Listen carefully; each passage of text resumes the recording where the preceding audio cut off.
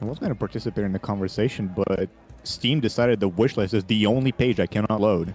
That's fun. Oh, yeah, it does that sometimes. This is the first time I've ever done that. Unironically, who's playing the rebirth of Worlds Adrift with me? Worlds Adrift. So I'm gonna play the fuck out of that. Wait, why does that sound... Hold on, why does that sound familiar? Because I played the fuck out of it in 2019, and then I cried about it because they shut the game down. Oh, It Worlds was- Adrift. it was- yeah. Yes, I remember seeing my friends play this. I had it because it was a free-to-play game. I couldn't figure out what to do, so I stopped playing it. Like, it was... I don't know... It was the best relaxed game that I've ever played in my life, and since they shut it down in the summer of 2019, I have still not found anything else. And the same company, since I think half a year ago, maybe they announced it. I don't remember.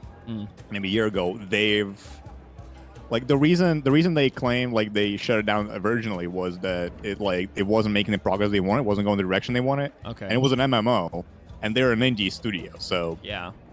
it's hard to make MMOs it. are hard even for AAA studios, let alone indie studios. It was like a sandbox free roam, basically, just kind Yeah. of chill explore kind of game. So it's a difficult concept to figure out.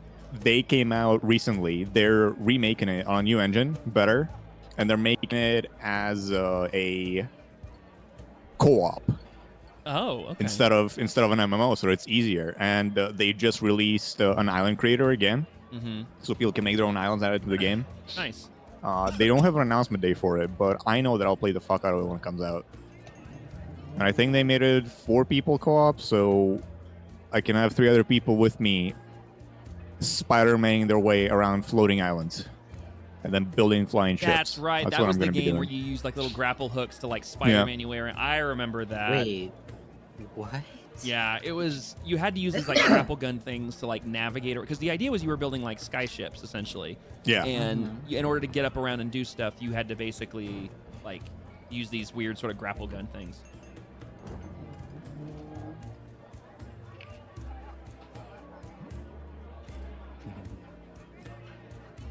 Okay.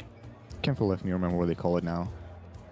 It'll come back to me. So let's see. Is everybody in? Let's see. Alexander, Othman, Basil, Grigor, and Talina. Yes, because we're only missing 1 player tonight. Here we go. Wait, what? No. Yeah, wait, yes. Yeah. 1, 2, 3, 4. Yeah, because there's 6 players and there's 5 of you right now. Yes. So. My brain was like 7 because we always have 7 people in Discord, but Yep. I forget that you count for the other 3. I do. Yeah, I wish there was a way to not have to have like Chrome open with the chat. Like there's supposed to be a way to do it, but it wasn't working for me, and I don't know why. It broke for some reason. Here you go. They're calling it Lost Skies now. Oh, okay. There was a game called something. I think it was called Icarus. I think is what it was called, and it was a sky. Guns of Icarus. Guns of Icarus. Yeah, and it was a sky ship. There was 2 games. Yes, there was it 2 was- games. There it was Guns was- of Icarus, the single-player story, and then there was the multiplayer one. And I played it for a while, and it's fun, Yeah. but it was dead. It was dead. Yeah, it was Yeah. Guns of Icarus It's and Guns of Icarus steampunk Alliance, airships. and Alliance was the new version, and it was supposed to be like a better. It looked awesome, and I thought it'd be so It's much fun. steampunk airships. Yeah, exactly. Yep, it was basically like Sea of Thieves if it was steampunk and airships, except minus the like exploration aspect. It's Okay. just combat. Let me make sure I've got. I mean, I think I've got all my stuff pulled. Oh, wait, where's my tablet? There it is. Make sure I've got my rule books here in case I need them. And obviously, I have my actual physical book. Actually, let me grab my physical books. Wait, shoot, where's my dice? Hold on, 1 second. The most important piece. I mean, I've been rolling on the table. Yes, the table. The foundry, that's the word. It says it at the top of your screen, Ty. Table. Because the virtual dice has been kind to me so far.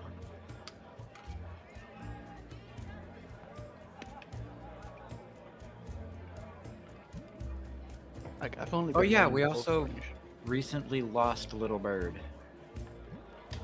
Yes, that was the very last thing that happened until Lena was yelling out. I saw you meant a pet or something. Fuck me. No, I remember never. what happened last session, but you just say that out of nowhere. I was like, about to offer my condolences and all that. Wait, who's dying? You are. Burp was all like, I'm gonna go away now. I Melon just brought zoned up out. the your character walked away, and The way I said it out of was, nowhere, Melon said, We What love would you- Little we- Bird. "Yeah." So Melon just says that out of nowhere, and my thoughts didn't go to you. My thoughts went, "Oh, Melon had a pet that died. Oh no." I'll be honest, this scenario of the bird walking away made me go, oh, why didn't I get a message instead of Blade Ward? I was gonna say I realized that was actually the session that I realized none of you have any way of like you don't have communication spells. Hmm. Like none of you guys have prepped for any sort of communication outside of verbal, which is like this could lead to some interesting situations. We've never had the issue before this of is the having first time, to talk yeah. to people when Mhm. we're split. It was meant to be a shot. Well, No Jesse's one like, thought "Listen, 5 you steps screwed ahead." us over because you said we were only gonna do one." Nobody prepared for this. Listen, 7 okay, months my ago. next character, I'm rolling Artificer. I'll invent telephones. Okay, good deal. I'll invent the phone. Walkie-talkies. Oh Yep, my pending gosh. stone.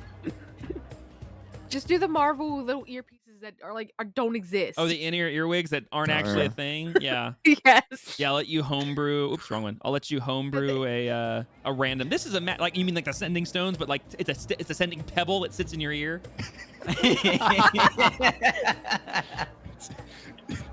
Good This isn't a grief. sending stone. It's a sending pebble. Talk about modern day players trying to play in a fantasy world. I can't live without my cell phone. I need a pebble that will do it for me. Let me just isekai myself into the fantasy world, Right? and I'll bring all my new stuff with me. Jeez. I mean, Spoiled They are players. I'm expensive. kidding. Hey, technology is so bad. They gave the player character a cell phone in Legends Arceus, the Pokemon game. Oh my gosh. You, You just went use back- you went Spitwick as a back. mini delivery man. He's gonna run back and forth delivering Oh messages. yeah, he'll love that. His short little legs. He'll just love being your guys' courier, I'm sure. All right. So, real quick, hello everybody who's watching. We are one player down tonight. Shadow will not be joining us tonight. So I think we're gonna. I think Jesse and Tyrope are gonna kind of handle her from that angle, and then for like combat, like a combat angle, and then we'll move forward however needed with roleplay angle. But yeah, it's good to be back after a 2-week break with the holiday. Let me go ahead and get the. Oops, that's not what I want. I want that window. Where is it? So many Neon breaking screens. things. What? Said new neon breaking things No, again. no. Just lost a screen. That's all. It was just I just lost a lot of windows. I lost a window. It's on your desk. Melon casually saying hi to himself.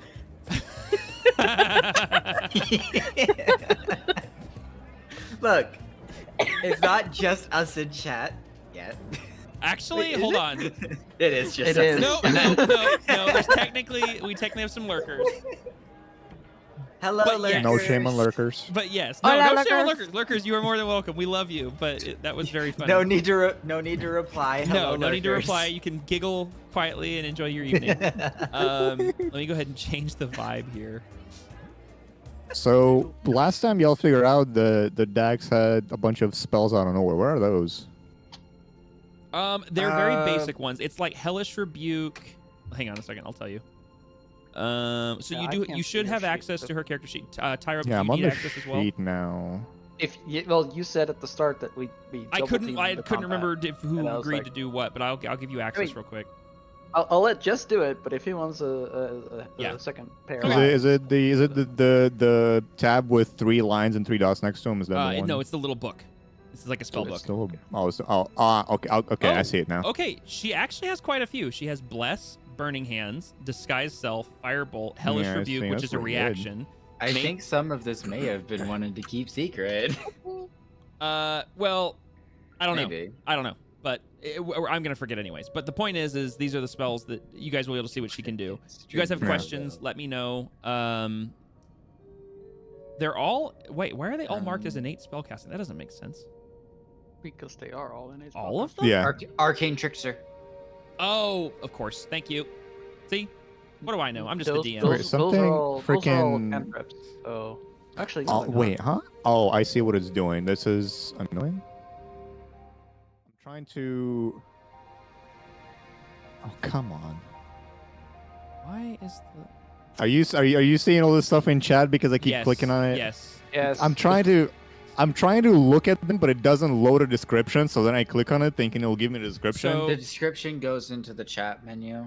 Yeah, I see that now. That's what You I can- don't you want. can, There's a if you thing that's hover not over them- loading with the description. Hover yeah, over it's them not and it'll- loading. Okay, then what you can do is you can also click the little bars to the right and to edit. If you go into edit mode, you can edit it and you can Oh, pull there it. we You can go. look at It it that works way. now. It doesn't even- load it when I pop them out, so that's frustrating. Oh, okay. if you're doing pop out, that's probably why. Yeah, that would probably be why. Yeah, I know. Okay, so I know my spells. I can have myself popped out. I know all my stuff because I've been playing this for Oh, don't a year. open 5M. No, stop. Oh, got it. I bumped the wrong button and now I'm opening 5M. No, stop downloading things. Just close. Yeah. no, Okay, so that's- this is that's where set up. you play co-op as usual, but where the voices in your head telling you to Yeah, do that things. sounds like a great idea. All right, I think I hold closed on, it. That's not set up right. Quick, make a U-turn. Turn left now. Yeah, right. Stab that I don't person. wanna- yeah, that. How to get fired in 12 seconds. All right, There's only 5 of us. right. Hmm. All right, I'm trying to make sure this is all working. Yeah, it shouldn't be innate spellcasting because she definitely has spell slots. Yeah, I know that's what was so weird. Is I'm like, Firebolt is not an innate spellcast. That's a standard spell. No, that's a cantrip. So that's. Oh, the Firebolt No, normal- is? yeah, Bur- these, Burning yeah. Hand. Oh, this can't. guy's Oh, all there. for Yeah, first yeah. levels. Oh yeah, Unless burning it's something to hands do is the with first level. tiefling. It could be because her character sheet's built for a rogue, not built for a spellcaster. But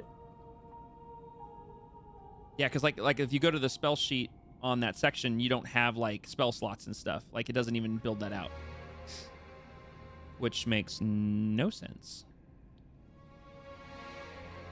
So you'll probably just need to track that. Oh. But she chose Phantom as a subclass?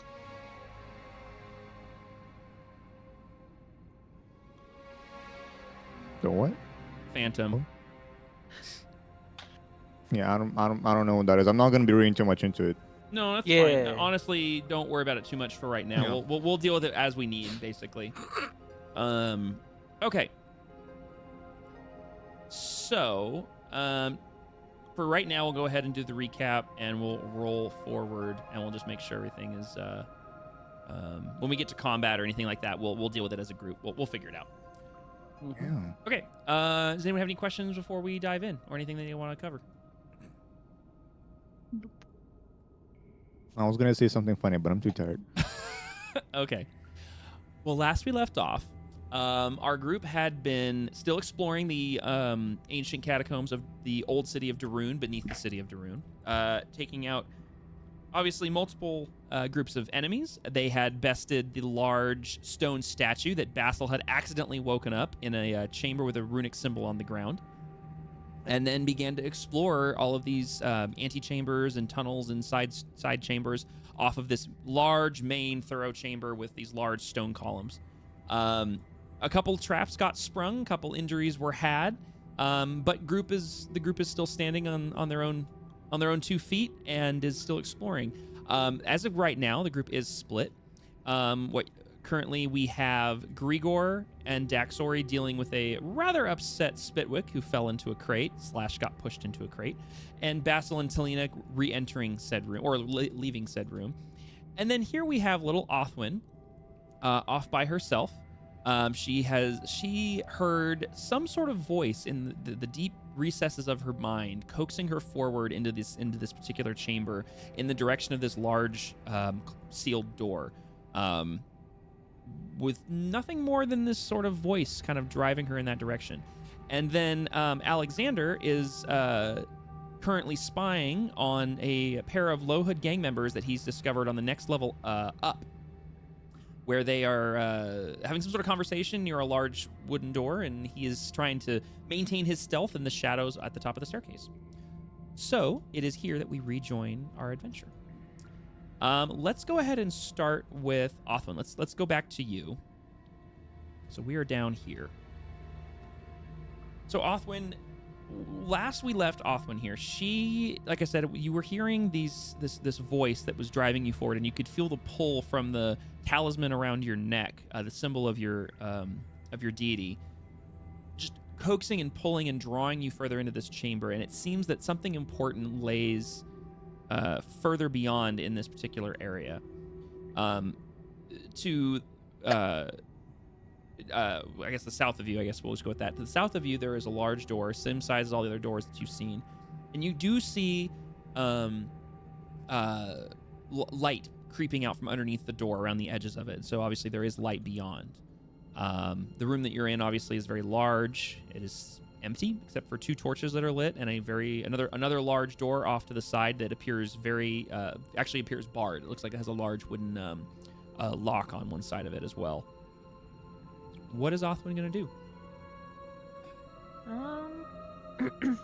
Going towards the door. Going towards the door? Okay. Nyum. Okay. So yeah, like I said, you can see light creeping from underneath the door frame as well as kind of through the cracks and the seams around the edge of the wooden door. So obviously it is you do know there is light beyond. There we go. I want to open the door. Okay. Let me in. Oh, that door. Oh, no. Oh, no. So as the door just and creaks open, light pours into the room you're currently standing in from a torch on the wall just ahead of you. Directly in front of you, illuminated by torchlight, is another large stone statue. Let me do this so people can see. It's another large stone statue, also illuminated by what appears to be 2, possibly 3 torches inside this room. It does not appear as a very big room. You can see the other side of the room from where you're standing, of which you can see there is another door beyond. The statue, the statue. That'd be great if I could actually see it. I have to walk in further. I know. Oh, it's the shadows. Sorry, I did the shadows. Yeah. I think. Is it like right under the statue? It is. It's literally just beyond. That's it. what I can't see because of the statue. It's the fog of war. Othwin would be able to see that there is a door beyond that statue. And honestly, actually, if you take a step to literally just have her move right, you could probably see it. Not that. Here, yeah, you can basically see it. Okay, I right see. there. Yeah, I can see it right It's there. just the way that the shadows are working. So, but yeah, you can tell that it is a small room. You can see that obviously the stone statue looks. I'm not even gonna make you roll for it. It looks as like an exact duplicate of the statue you saw Basil awake in the chamber earlier. Now, I will say this. Go ahead and roll me a. I guess, Tyra, when you want to have somebody for a recent, like to recall a recent memory. Is that a history check, or is that just like a perception check, or intelligence? I think that's intelligence. Intelligence is what I'm leaning towards. History is based off of intelligence, so you may. I would say something like wisdom, That because it's recent and it's not necessarily history. True. Yeah, history to me would be like more the history of the culture, of like the architecture and like how the city got here and stuff. But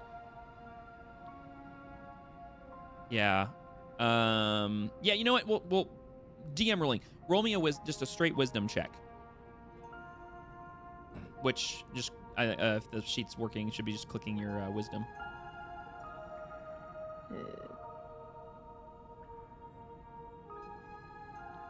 I think that is the check. Wow. Yep.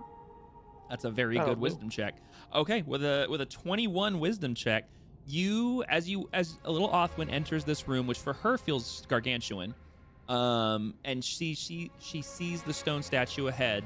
As I said, you immediately recognize it as almost a duplicate of the one you saw earlier. But something else that you remember is that when you weren't in the room when it happened, but you do remember Basil telling you and pointing out the carvings on the floor of a runic symbol of some sort, and that when he crossed it or stepped on it, that's when the statue awoke. So you do remember how it was triggered.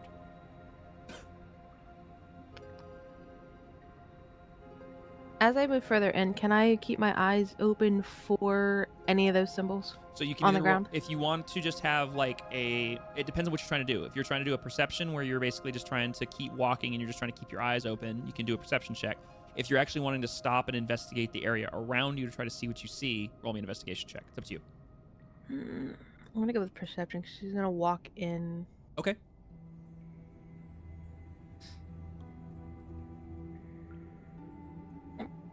Okay. And how far are you going to walk? I'm gonna walk to here. Okay. So Oh no. with that roll, it's not until you are standing on it that you see it. And you, as your little burb feet, your little click clacks of her little talons, as soon as it touches this dusty etching in the floor, is when you notice it. It's simultaneous, and I need you to roll me a stealth check. So go ahead and click that that little button.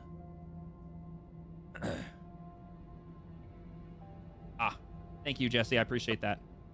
Good to know. You're Yep. Okay, so as you step forward and your little click clacks and you notice it and you feel your little stomach drop as soon as you see it, and as soon as you see it, you see a soft glow emit from it, just barely noticeable. Basil wouldn't have noticed it before, but you're looking for it and you see it illuminate, and the statue suddenly wakes and steps breaks itself loose from its stone base and doesn't move, but just sets itself there. If you would, I will say with the 17 that you rolled, it does not see you yet because you are small. You are a burb. It is awake, but it has not noticed you yet. And it's here as soon as this wakes that we're going to follow the sound. Basically, the sound of this statue echoes all the way through this cavern. Just this loud rumbling sound that kind of shakes the ground a bit. And it's here that we're going to rejoin. Basil and Talina specifically. Door. Yeah, sorry. As we follow the sound of this large behemoth waking up, you, Talina, hear, and Basil, you hear a very familiar sound of off in the distance, and you feel a slight rumble in the floor. You feel the pebbles on the ground shake a little bit, and you feel a little bit of dust falls from the ceiling. And both of you guys, Talina, you weren't there when it went off. You were close. You were in the hallway, so you definitely would have heard it. So both of you know what this sound is. Basil just looks straight at Talina. I'm assuming eyes meet, and it's just like, oh no. And remember, when we left you facial two, expressions. you were both looking for said burb. Yeah. Selena was yelling for Athwin, so she would be with her back towards you. And the moment she hears that, she just, instead of yelling Athwin, she just yells trouble and just starts heading towards that hallway that she presumes the sound comes from. Okay, you have an option. You can either run in the direction that you think Talina would know where it is, or you can roll me a perception check to know exactly, to try to figure out if she can pinpoint exactly where it is. And I'll give you advantage because you're an elf with very keen hearing. Yeah, well, I know that Talina knows this way is a dead end. Okay. And she's explored pretty much everywhere that way. Okay. So that leaves, this is the only option. And yep, rule of logic works for me. And then Basil, what were you doing? Also trying to pinpoint which location and where to run to. Okay. Now, Basil has explored this tunnel. Let me go ahead and do this. Basil has explored this tunnel because you were the one that almost fell in the pit. And then you know which direction you came from. So rule of logic would dictate that you would know where to go. So you can follow Talina. I'll move the lights. I would need to follow Talina because the lights. The lights trying to stay within. Yep, I'll move all of you guys if you as a want group. to see, come with me. Yep, I'm moving you guys as a group. So, okay. Yeah, she just dashed 60 feet. I don't know if you want to do this in like. No, we're not in combat, so you guys can just move reasonably. Right. I more so was wondering for the reactions of the people behind us. Gotcha. Now, with that, the case, you guys are starting to dash off in that direction. Up in the room that you guys were just in, Grigor, based on your distance, I do want you to roll me a perception check. I will give it to you at advantage because you've heard the sound before and because you were in the room when it happened.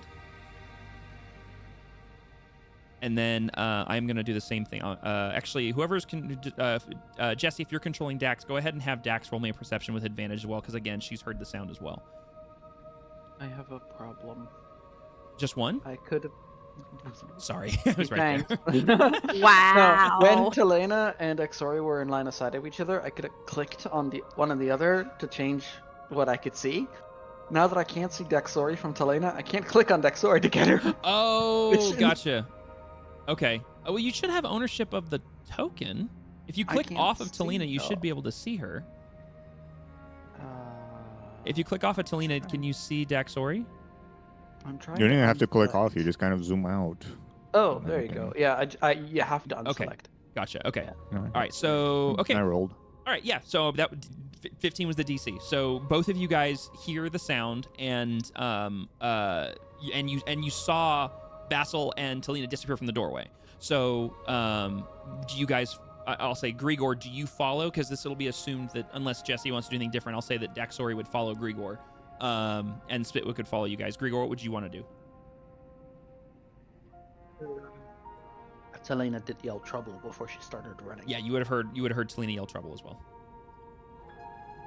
Grigor would say, "Oh, that's not good," and then run up the stairs to get Alexander. Okay. All right. So yeah. So Grigor, go ahead and you can run up the stairs, and Alexander, you would not have heard the rumble from the distance that you're at. If you want to roll me a perception check, I'll say it would be really high if you want to see if Alexander would have heard it. But if you would say that he's distracted and wouldn't have heard it, that's a player decision.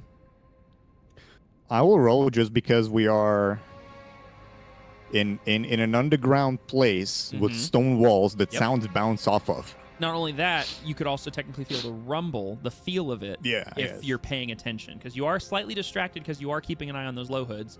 But I'll say if you roll pretty well on your Perception, what was it? perception, yeah. Also, just as a general rule thing, if ever the DM asks you to roll something and you want to fail, you are allowed to pick Yeah. a Yeah. fail. Yep. You could basically say you're roll like you could also say I want to roll at disadvantage because I'm distracted or whatever. You can 100% make that call. Yeah. Okay, with an 18, I would say you would feel the ground shudder a bit, and then you'd see Grigor running up next to you, like almost within seconds of each other, essentially. Would he see me though? Oh, Or that's is he about right. to bump That's into me? right. I would say that he would see your silhouette because you would be silhouetted by the torch behind you. No. So Grigor, basically, you can't see him. He's right here. He's literally right in front of you. So you would see his silhouette up against the wall because there's obviously that torchlight that's illuminating behind him.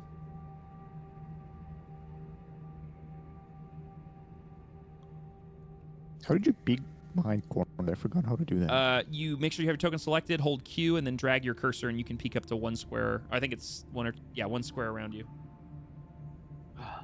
And then we get to spam neon with I'm peeking. Yeah, right. I'm peeking. Peeking. Oh. Never mind. I did things. Things are happening. How do I unselect the token? How do you unselect something? You should Yeah, just click off a of it, or token. you can like click. Oh and no, drag it. yeah. Yeah. Okay, cool. But yeah, Grigor, like I said, you. Q. There it is. Yeah. Grigor, like I said, you come up the stairs and you know where you left Alexander because you were just up here, and so you come up and you see his silhouette right where you would have left him, leaning up against the wall, kind of peeking around the corner.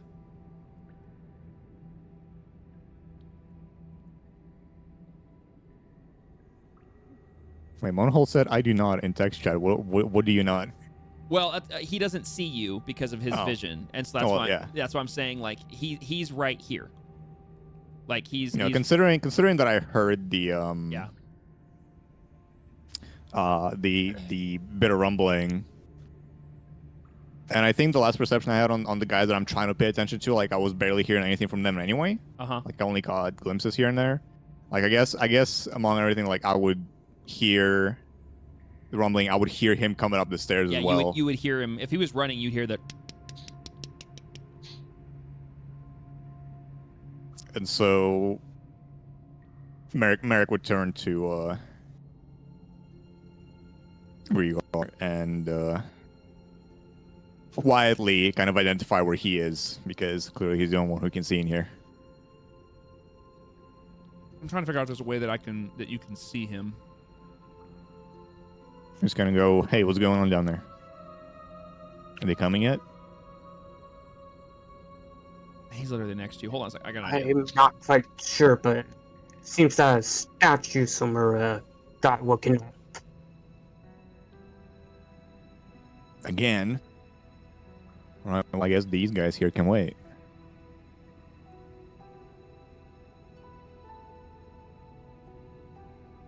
We can go down and see if they need help.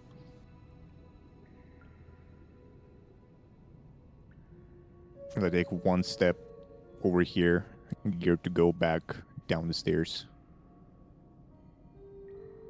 And then also I said it, Grigor. Basically, I gave you the ability to see immediately around you. I'm going to do the same thing to Basil in a minute as well. Even though you guys can't see in the dark, I feel like you'd at least be able to see who's next to you, like at least silhouettes and stuff. So, Yeah. Okay. So you guys head back down the stairs into the room, and Daxori and Grigor would, Daxori and Spitwick would be waiting for you guys. And they're kind of waiting over here. So, in the amount of time it takes for Grigor to run upstairs, find Alexander, and come back down, and for Dax and Spitwick to be waiting, I would say that Talina and Basil, you guys would already be making your way well down the tunnel.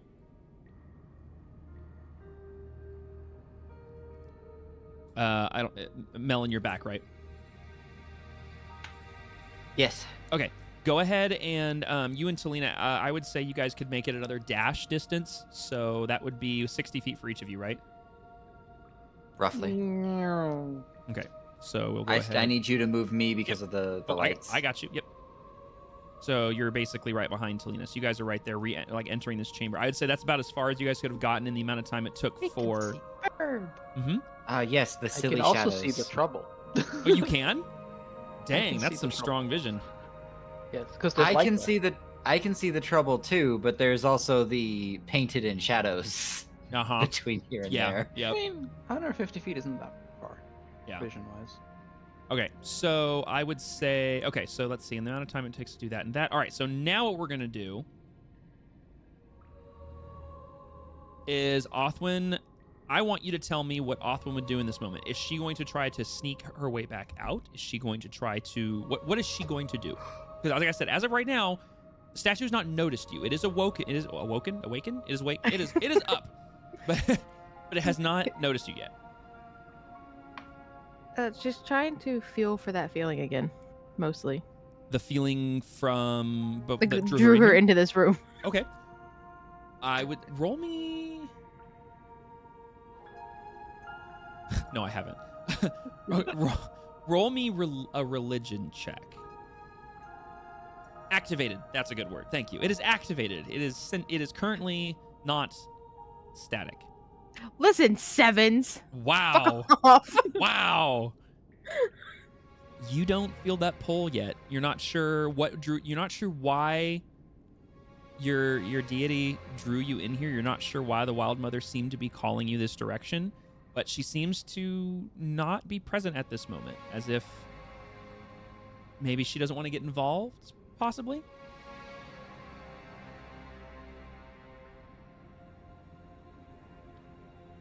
Othwin currently at this moment is torn between moving forward to find what her deity wanted her in here for, and turning around and running from the big scary statue.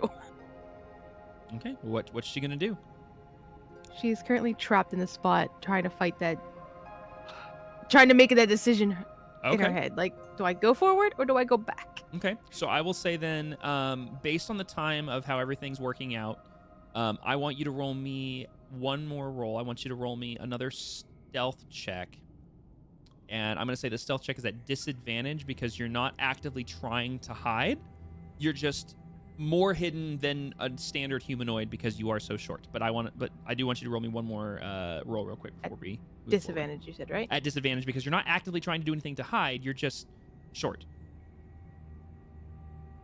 7? I'm going to murder you. Did you roll another 7? That's Holy shit, 3 you did. 7s in a row. Wait, you have +6 on your stealth? Yeah, I'm a stealthy burb, okay? Bro, I mean, it makes sense. Know but how. Dang. But I am. Okay, 13 on a 7 is not bad.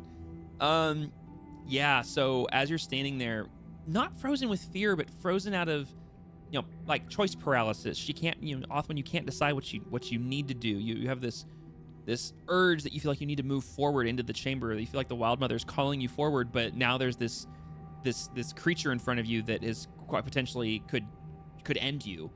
And I ADHD gridlock. Yeah. So as you're standing there, frozen with choice paralysis and unsure of what you need to be doing, what you're called to do, the statue steps forward, and then I'm not going to spin it because it looks weird, but turns and turns towards your direction, and you, as its head looks down in your direction, and the massive arms separate from the center of its chest, and one's holding the shield and one's holding the sword, just like before. And it just stands there and it just looks at you, and it obviously has its just cold, just hollow holes in the helmet where the eyes should be, and you can't. There's no emotion. There's no nothing. But you see the head kind of to the side just a little bit out of curiosity.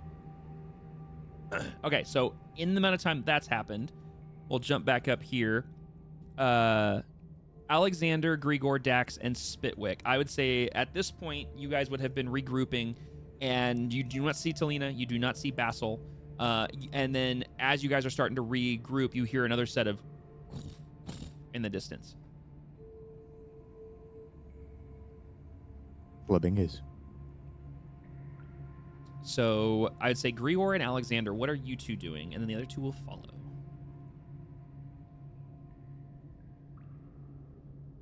Well, we gotta go find them.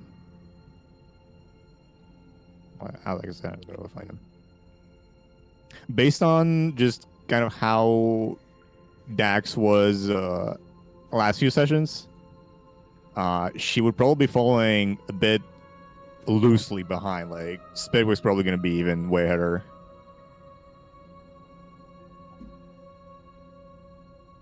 Okay. Yeah, Spitwick would basically be scurrying to keep up with you two, and then trying to keep Dax at a distance. So I would say, in the amount of time that's been going on, I'd say that you guys could easily get out here into the hallway if you guys were running. And let's see, Alexander, you went upstairs. You didn't explore the other two hallways. Yeah, I'm not gonna know where to go. Spitwick did. And Spitwick was in the hall, and Grigor was with. Actually, I can't remember. Grigor, did you go? Did you explore that southern tunnel down there that curved around and had the pit that Basil was exploring? I know that Daxori did. No. You did not. Okay. All right. So I would say in this particular instance, Daxori would actually like point in this direction and say that way, because she was down here and she would have known that it had to come from over here. All right. And move the camera there. Sorry. So yeah. So you guys would know to go that way. I'd say you guys could make it to the entrance of this tunnel. In the amount of time that this has been Attentive movement transpiring. collides with wall. Yeah, there's collide with you if you keep that up. Okay. So you guys make it, Damn. and I'd say you guys make it that far, and you guys can see at the end of the hall, and at this point, in conjunction with that movement, Talina, you would be able to make another dash, and then Basil, you'd also be able to basically make it here into the room, essentially. And you guys can see in the distance as you guys round the corner of that tunnel. You guys basically can look all the way down, and you guys see your two allies, one wreathed in blue light and the other just kind of faintly beyond, running further south towards a faint glow of an open doorway that you can see off on the other side of the room. And Othwin, it's at this point that after the statue turns and looks at you, you hear what sounds like distant footsteps approaching from behind. And now at this point, the statue looks up over the top of you through the doorway and sees Talina and Basil approaching, and you see him take a half step back, and he braces himself with one foot behind him and one in front of him and assumes a combat position. And I'm going to have everybody roll for initiative. Just to retcon just a tiny bit, Okay. real quick. Mhm. The dancing lights, Talina wouldn't have brought those that close because she would have seen Okay. the statue, so she would keep them in the top half of the room we're in, Okay. or potentially even dispel them if the combat actually starts. But that's not a. Do you want to dispel them, or you want to keep Or them there? that's the start of my turn, kind of thing. Well, no, I'm saying no. You could 100% do that, like as you're running into the room and see that. I wouldn't make you as part of your combat. If you wanted to dispel them, you. Oh, it's a 100% could. free action to dispel it, so it's fine. Okay. Apparently, There, Basil can't so see Talina. No. Hold on. So hang on. So I did this for you were gone, but I did this for Monhold. I'm gonna give you guys that don't have any sort of dark vision or anything. You guys can basically see the immediate spaces around you because it's not pitch black in here. And oh, you're giving them 5 feet dark vision so they can see next to them. yes, basically. Thank you. Yeah, so That makes sense. I'm gonna move you there, so because I moved you, you basically can. You're basically hugging Talina. You're like, "Don't leave me! I can't see." I mean, it's a little. Don't high, leave me. I'm Tensity's legally a little up. blind. Let me bring that down. Yeah, don't leave me.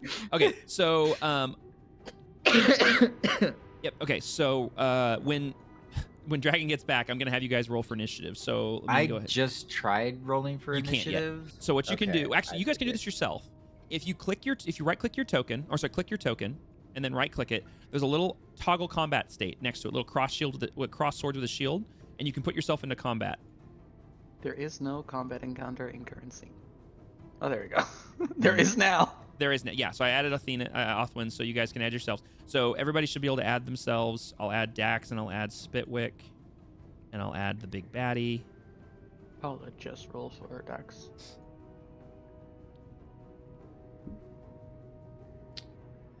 Talina used to go before me. Oh my god. Well, since I rolled a 1, so I that's rolled a good. 2 on the big baddies, and he has a negative on his initiative order. So I wanted him to roll a 1, so he's got a 0.08 in yeah, initiative. no, he's got a 1 right now. And let's see what Spitwick at. Okay. Holy balls, Merrick, okay. We see you. And then who wants to roll for Dax? Just gonna roll for him. Yeah, I'm gonna roll. All right, go ahead. I thought you said you were gonna do it, but you meant for the combat state, so difference. Yeah, Yeah. for combat, that would. Okay, pretty 10. That's pretty good. That's nice. And then when Austin gets back, you rolled a nat Back. 1 on your initiative. Oh my gosh, bro. Okay, go ahead and Othwin, if you want to go ahead and roll. I already have you in the combat order, so you just got to go ahead and click the button in the combat window, and we can get your initiative figured out. You know, if you're gonna roll in that 1 in combat, it may as well be initiative. It really was. I mean, and hey, that wasn't a 7. That was a 2. So it's not a 7. Progress? Okay. I bet this better not be a friggin' critical role moment where That- it's 9s, but instead 7s. You guys are now the mighty 7. That All right. 23 right there is the reason I go for alert, bro. Yeah. Okay. So top of the initiative round, what I'm gonna say here is we're just gonna jump straight in. There's no surprise round or anything. Because that would have basically been the monster or the statue noticing Othwin and kind of seeing each other and not sure if there was a threat until seeing the two approach in the room from a distance and recognizing that more were coming. And so it's just gonna be a straight initiative order. So Alexander, you're first, and then Spitbook will be up next. Is that another dancing lights? You can see the dancing lights floating in the room ahead of you. Okay, I was trying to figure like is that like a monster I need to be aware of or something? I was like, okay. No, those are the lights. Yeah, I'm gonna dash, which I believe doubles my movement speed, that's correct. right? Yep. But it uses And your then- action to do it. Yes, and then I can go 60 for Okay. that. Ow. When you do that, just hit Freaking- space. Yeah, okay. just hit space bar when you do that. Space bar. Uh-huh. Oop, that's 55, so you can move one more. You Yeah. can also use your arrow keys if you want. Sure. Freaking. You could move to diagonal. There we go. Yep. Okay. All right. That is my anything for your turn. bonus action? That's an amazing question. I thought so. I thought it was a pretty intelligent question. Unfortunately, no. Yeah. Okay. Cool. Boink and turn. Okay. All right. So Spitwick, he's also going to dash, but he can only go 50 feet because he's got short little legs. Short game. Yeah. So he's going to go right there. Who am I kidding? The amount of times he's got bunted, he's not And- a king. And as he runs in, he actually gets winded, and you can hear behind you. And that's all he can do. That's his turn. All right, Talina, you're up. Basil, you're up on deck. Weak. How far am I from Probble? 90 feet. 90. Oh, I can do things at 90 feet. Stand by. Oh, can you now? May or may not have. Here, I'm going to do this. I'm going to mess with the camera again so I can zoom out so that chat can see. Apologies. That's fine. Well, okay, I lied. I can't do things at 90 feet, but I can walk 30 feet. And then do things at 60 feet. And then do things at 60 feet. You got it. Yep, I Yeah. got you. Hey, I have a spell slot at 2nd level left, so I can do one of these. Oh, are you gonna do what I think you're doing? Yeah, as she Make sure he's grabs targeted. her- Make sure he's targeted. If you guys want to all target him, since he's the only baddie in combat, I would suggest it so you guys don't lose targeting. So she grabs her lyre and plays the loudest note that she can possibly do at the highest pitch Oh dear string. lord. Right You're gonna cast Shatter there. again? Oh man. This went really well last time, so okay, so I'm gonna go ahead and get you that Constitution saving throw. Actually, hold. And it has disadvantage It because does- it's yes. made of inorganic material. Yep. So he's rolling at disadvantage. Even with a disadvantage, he rolled a nat 13 for a 15, so he does succeed on the saving throw. So you take half damage. Okay. We don't get lucky enough to get But the here, fight it's over funny. with It's half immediately. damage, but he's also vulnerable to it. So even it's with just half, 19. so even with so it's still a straight 19 damage. So yeah, so he takes you guys for those of you who are in the dark or can't see, you just all of a sudden hear this ear-piercing sound just ring through the halls, and this strikes in the room with where the sentinel is. And immediately you hear the stone on him crack and crumble a bit in certain places. And Othwin, from your position, you see one of the pauldrons on his shoulder actually crumbles like the other one did in the other room. And I'll get rid of that marker, don't worry. I'm gonna use that note to say something inspirational to the burb. Okay. I need to target the burb for this, and then give her bardic inspiration. Okay. Oh my goodness, that music. It actually has a little effect. So you now have oh, hold on. I screwed up. I gave it to the sentinel. Please hold. Don't give the sentinel my bardic inspiration. Hold on. Please hold. Weren't you just the one preaching about? Yes, I targeting was, but I property? forgot. I forgot to select Othwin. I need to. Hold on? Is it still in her sheet? It's not. I can Okay. just cast it again Yeah. without using the Yeah. thing. Please do. Yeah. I'll 'cause I have to apply the effect, which is.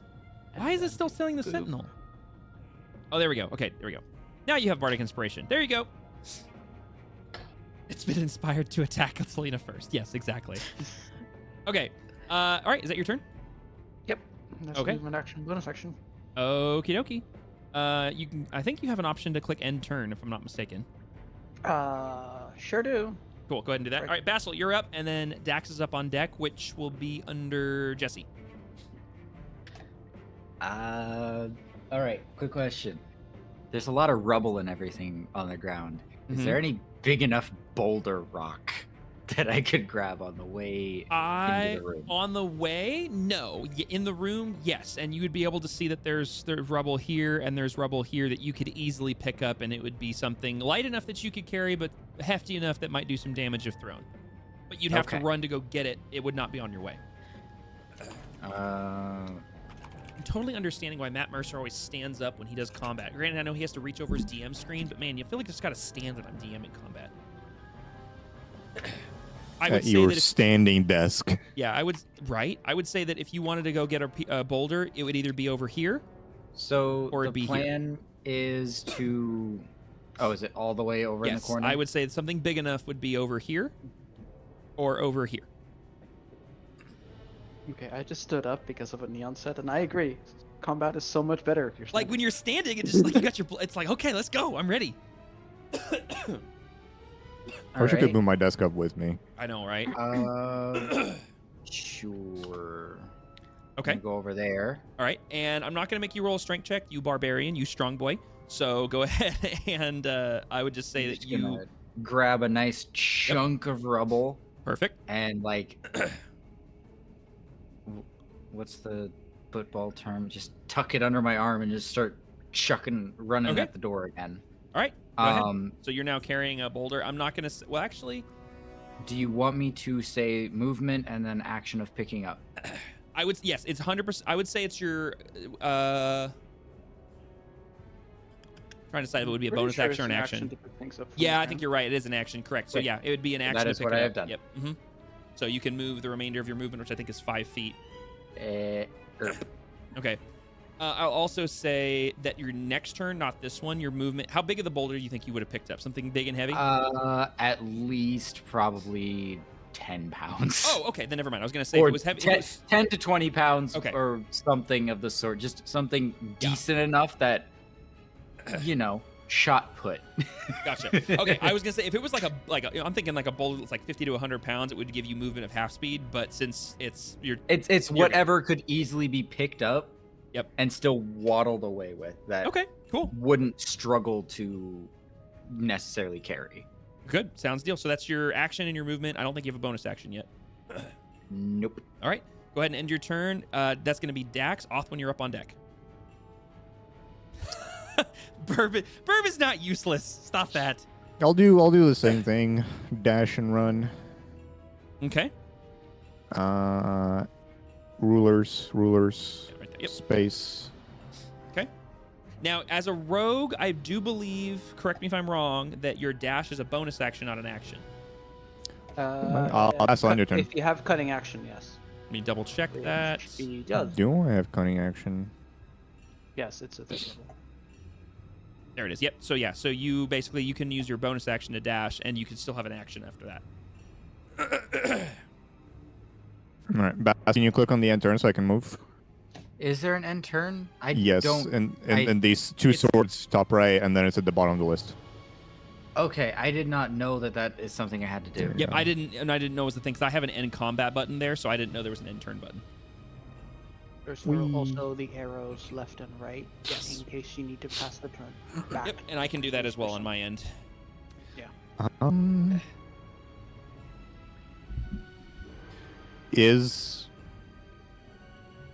Am I also able to spend a regular action to dash even more? No, because you can only move. You only have 2 forms of movement. You can use your movement and then an action or a bonus action, which in your case qualifies as a bonus action. So you can do anything that you would do with a normal action, but you can't keep moving. Or actually, hold on. No, cutting action dash and regular dash are compatible with each other. Then never mind. You Yeah. can move 90 feet, but you can't do literally anything else. Yeah, you literally can just Cool. move. So Then we'll go like towards here to the corner, okay. kind of. Yeah, that is it. Cool. And turn. All right. So Othwin, you're up. Grigor, you're up on deck, and then it'll be the baddie's turn. Yeah, that's the entire point of cutting action, so that orcs get more movement. Yeah, I was like, as I said that, I was like, wait a minute, like. No, don't nerf the dirt. No, don't nerf the perks. Yeah, right? Yeah, please, if I'm saying something that is just inherently wrong, please correct me. You guys know I'm still learning. Yeah, where the fuck did they go? There are. This. That's all I gotta I miss Overwatch 1. I need to play Overwatch again at some point. But I miss when it was fun. Yeah, Yeah, that's what I meant. I definitely miss that. What's the burb gonna do? You do have Now bardic we just have League inspiration, of for what Legends it's worth. instead. Why would you torture yourself with League? Because it's fun. I'm the only one on my team who I think doesn't you give a misspelled- shit. I think you misspelled toxic, but that's okay. I understand. No, that's the thing. Once you don't care about what your teammates think, the game is suddenly fun. Fair. I got 2 spells I could use. Come on, baby burb. Bonk stick. I gotta get close to it. Oh my gosh, Tyro. Oh, come on, I can't have been the only one who had that song playing in their head. No, the I do moment now, said though. You have a stick.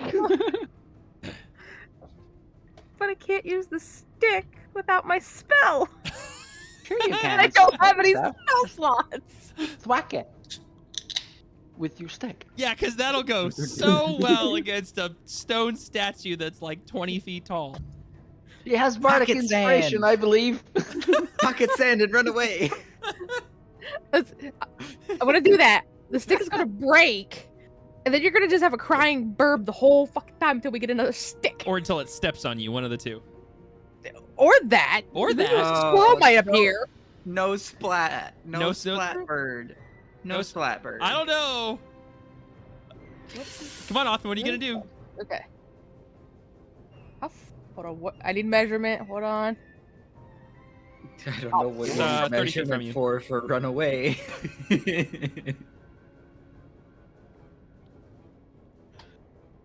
Burb's gonna fire.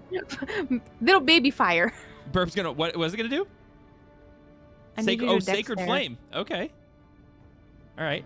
So let's see. I need to survive a DC 12 Dexterity saving throw. Oh my gosh, You that son was of- almost a nat 1. It was like right there and it fell over. Yeah, 18. It survived. So you cast Sacred Flame and you watch as the ceiling high above the head of the statue starts to glow hot red orangish color, and it's almost as if it can hear it, and without breaking eye contact with you in the group, it just half sidesteps right. It like moves its legs around, and the flame comes straight out of the roof and goes straight to the ground right to the left of it and just dissipates, not striking him at all. Right to the left. Dumb This question. is where you fall back. What's the dumb question? Is it on a pedestal? Is that what is? Yes, is the it's square about thing? it's about the equivalent Is of it about. taller than the burb? No, it's I would say it's about the height of the burb. I'd say like the top of your head is where his feet are. What about right here? That's about it's about a foot off the ground, maybe give or take. It's halfway the burp. Oh my gosh, Melon, that's the greatest gift selection ever.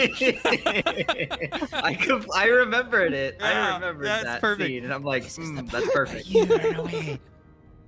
I need to watch Shrek again. I do, yeah. Let's do that again. Come. Oh, you're. Press Oh, against she's the wall. gonna rush the sentinel. Okay. We're- Oh Opposite no! of what I said. Okay. So, And she- so She's that's pressed against the wall, like as close as she physically can, like smushed how tall is she against again? the wall. She what? 3 feet tall? 2. Oh, she's 2 feet tall. Oh. She's a little tiny Okay, bit. so over then there. yes, the statue is above you. I thought she was 3 feet tall. So okay. So yeah, you are basically you're pressed against it, and pretty much all about your head or so is exposed, unless you're gonna try to like crouch down but not behind it. Are you trying to take cover? She's trying to like be like, you can't see me, you can't see me, you can't see me. Okay. Well, is she like ducking down to take cover? That's my question. No, No, she's she not. didn't think that far. Okay, then you have half cover, which I can actually give you. So there you go. You have half cover. All right, is that your turn? I Yes. love the fact that cover rules are implemented. There are, yeah, they're implemented. It's actually a status effects. All right, go ahead and end your turn. Grigor, it's going to be you as soon as she clicks the button, and then it will be the big baddie's turn. Where's the button? The bottom of the kind of finish. Oh, I found it. There's a button there. I wish you could pop it out because I want to see the chat and the combat order at the same time. I just hold on a second. I just realized You he doesn't can. have his health. Give me a second. There we You go. right click. Right click My what? man. Oh, Yeah, my guy. you're welcome. You the best. Wait, what did you right click? What? If you want to, you can pop a chat and comment and all of that by right clicking the tab at the top. Nice. And then you can pop it out further out of the browser by clicking the pop-up button. All right, so Grigor, it is your turn. You are also a rogue, and I do believe you also have cunning action. So if you'd like, you can literally get all the way up to where Daxori is if you just want to use your whole turn moving. Sorry, I'm clicking buttons to check things. How dare you? Yeah, you can zoomies. Yeah, if you want, you can zoomies right up, basically smack dab in the middle of that room. Sorry, I'm checking if my fists can do enough damage to this massive stone statue. All the spellcasters are like, well, we can spit on him. That's about all we got.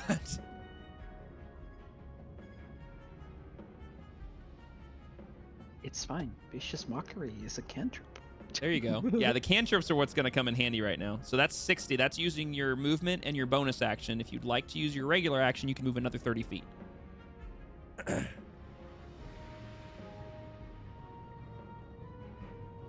I just realized something, but I'll explain it when we get back to my turn on the order. Okay. Or I can DM to you real Yeah, quick. DM me if you got some. Because we can retcon little things, because it's been a little bit since we played, and obviously, things happen. You share with the class, I'm curious. This is what I get for picking mending, by the way, for a clan trip. Are you trying to move Monhold and it's just it's not cooperating? Is that what you're running into? No, he's I good. was probably getting stuck on the wall Oh, there. yeah, that may have happened. Yeah. So basically, I think it's like right there, if I'm not mistaken. Because you were right Pretty here. sure he started there. Right so here. it would Right be- right here is where you want to go. That's another 30. Or basically anywhere right here is 30 feet. Okay, cool. All right, so that is your turn. Go ahead and end your turn, and it will be the Sentinel. All right. So after taking a bit of a kick in the chest from the shatter, and having the rubble kind of around him and everything, he's gonna go ahead and what is his movement speed again? It is 25. So he's gonna sidestep a bit. So 1, 2, 3, and that's basically because he's climbing down. That's about as far as he's going to be able to get, I think, because it's difficult terrain's half speed, which is For any tile involved. Any tile of difficult terrain you enter costs double movement. Yeah. So that's about as far as he can get, because the 25 and half, because you have to round down, I believe. Yes. So it's like 10. So that's about as far as he can get. So basically, he just kind of steps down the steps, and he looks over towards the direction of Athwin, and he just takes a swipe with his sword. Rude. Yeah. Remember, you can roll a D8, D6 to lower it if he rolls high.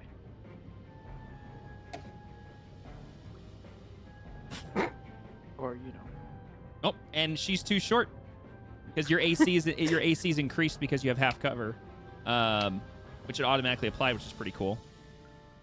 Or wait, is your AC normally 17 or is it 7? No, yeah, because you have So actually, it's really cool.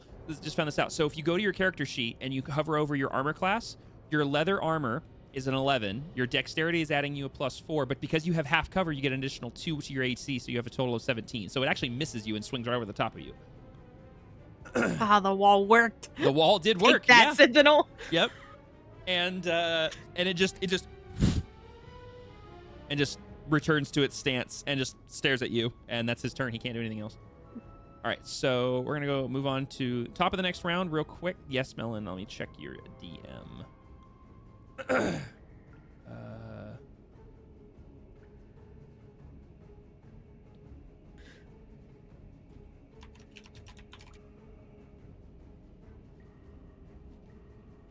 All right, sorry, it's a thing for Melon's one of Melon's feats. So Alexander, you are up with Spitwick right behind you.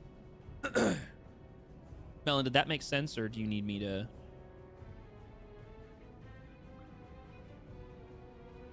Sorry, I had other DMs I was going through and I muted so you didn't hear click clacks. You're good. Does that make sense, or do you think, or do you need my help? Give me some time to try and play around with it. Okay, let me pull it up just in case. You said it was Tavern Brawler. Yeah. Wait, Tavern Brawler the feat, Tavern Brawler strike, or Tavern Brawler grapple? The Tavern Brawler strike is gonna be the it's gonna be how Basil throws the weapon. Gotcha. Throws this okay. makeshift weapon. DM, this thing is considered a creature, right? For rules? It's not a object? This is I would considered say a construct. Yeah, which is a subtype of creature. Got it. Oh, then Thank yes. you. Sorry. Yeah.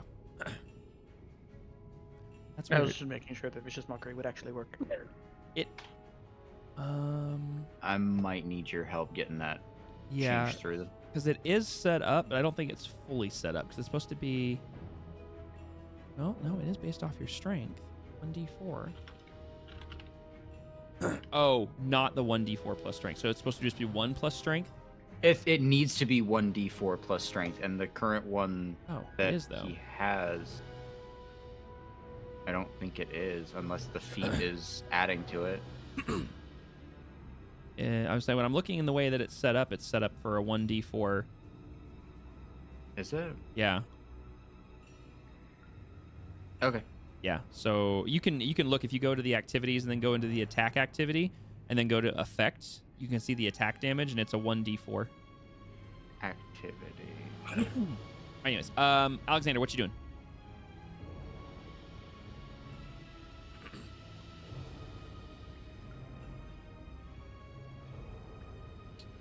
From over here, I'm gonna do this. So I have the thing selected. Let's hope I can actually like roll the attack. Do I just click on the spell, right? Because I don't forgot how to do all this. What did Yeah, you you do? just Sorry. click on the spell and it should give you a cast. Oh yeah, it'll put it into chat, and as Oh, long as there you we have the target selected as, or excuse me, the target it's targeted, you should be able to just click the buttons in chat to do the attack. Makes it pretty easy. There you go. Ooh, chaos hold. Okay. All right, so we're rolling a normal 14. Does that hit? 14 does hit. Okay. So go ahead and roll for damage. Roll that damage for normal. Well, no, you do it. You click it. Yeah. I'm learning. Okay. Oh, Sure. gotcha. I thought you were telling me to do it. And then we have a 5 and a 2. Lightning or cold? I don't know. Random, because why not? Sure, lightning. So that's 8 lightning damage. Okay. 8 damage. Oh shoot! Hold on a second. I just realized I accidentally reset his health without doing it on purpose. So hang on a second. Because that shatter took 19 of his HP. Yes. I had to. As Merrick runs up, just a bit in front of Dax and Rigor, makes a. Oh, what was that? The hand movement and There we then go. says some weird stuff as that bolt flies out, dealing lightning damage to the thing, and then Merrick takes a bit of a pause after that and after it's hit, and looks at his hands a bit confused, and that is where I end my turn. Okay. Did you move at all? Yes, Okay. Where'd you move to? I didn't see you move. Or did to you where move I'm standing to where right you're now. at? Oh, okay. That's weird. Oh, you're Yeah, I ahead of just Green right moved now. 30 Never mind. feet. Yep, Yeah. sorry. Okay. Cool. Okay, yeah. So you guys just basically see this sparkling and crackling ball of energy fly through the room, illuminating with this bluish white look until it strikes him, and it strikes him in the chest and ripples throughout all the cracks in his body, and it hits him. It does some damage, but nothing super crazy. All right, cool. All right. Spitwick's turn. He is going. Where is? Oh, he's back here because he can't do much. Now, he's basically useless right now. He's just gonna use his full movement to get up there, and then he gets winded again, and that's his turn. Oh, Right. damn. Yeah, right. Selena, you're up with Basil on deck. Sorry, I was just reading Chaos Bolt, and if you roll the same number on the d8s, Yeah, it it's pretty good. changes. It's Oh, really? insane, yeah. Do you know? Do you want to know something I realized just now? What? I have a meta magic. So basically, the way the spell works is you roll 2d8s, and so you choose any of the 2d8s. Whichever number it is, there's a table that corresponds which type of damage it actually deals. Yeah, it's if So you, for example, yeah. it looks- So it's- what I it's- realized Uh-huh. is I have meta magic that allows me to re-roll damage die. So if I don't like the ones I got, I can just re-roll it too. Oh, that's it's cool. It's probably going to be less of a damage. There's a chance it's going to be worse Yeah. damage, Well, especially but with it might rolling turn into a beneficial type of damage. I like that. That's cool.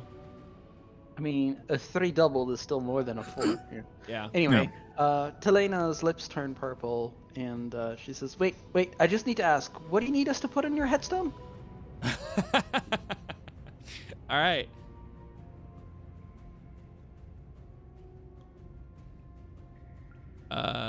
Yeah, because he has a -3 to his wisdom, so he rolls an 11.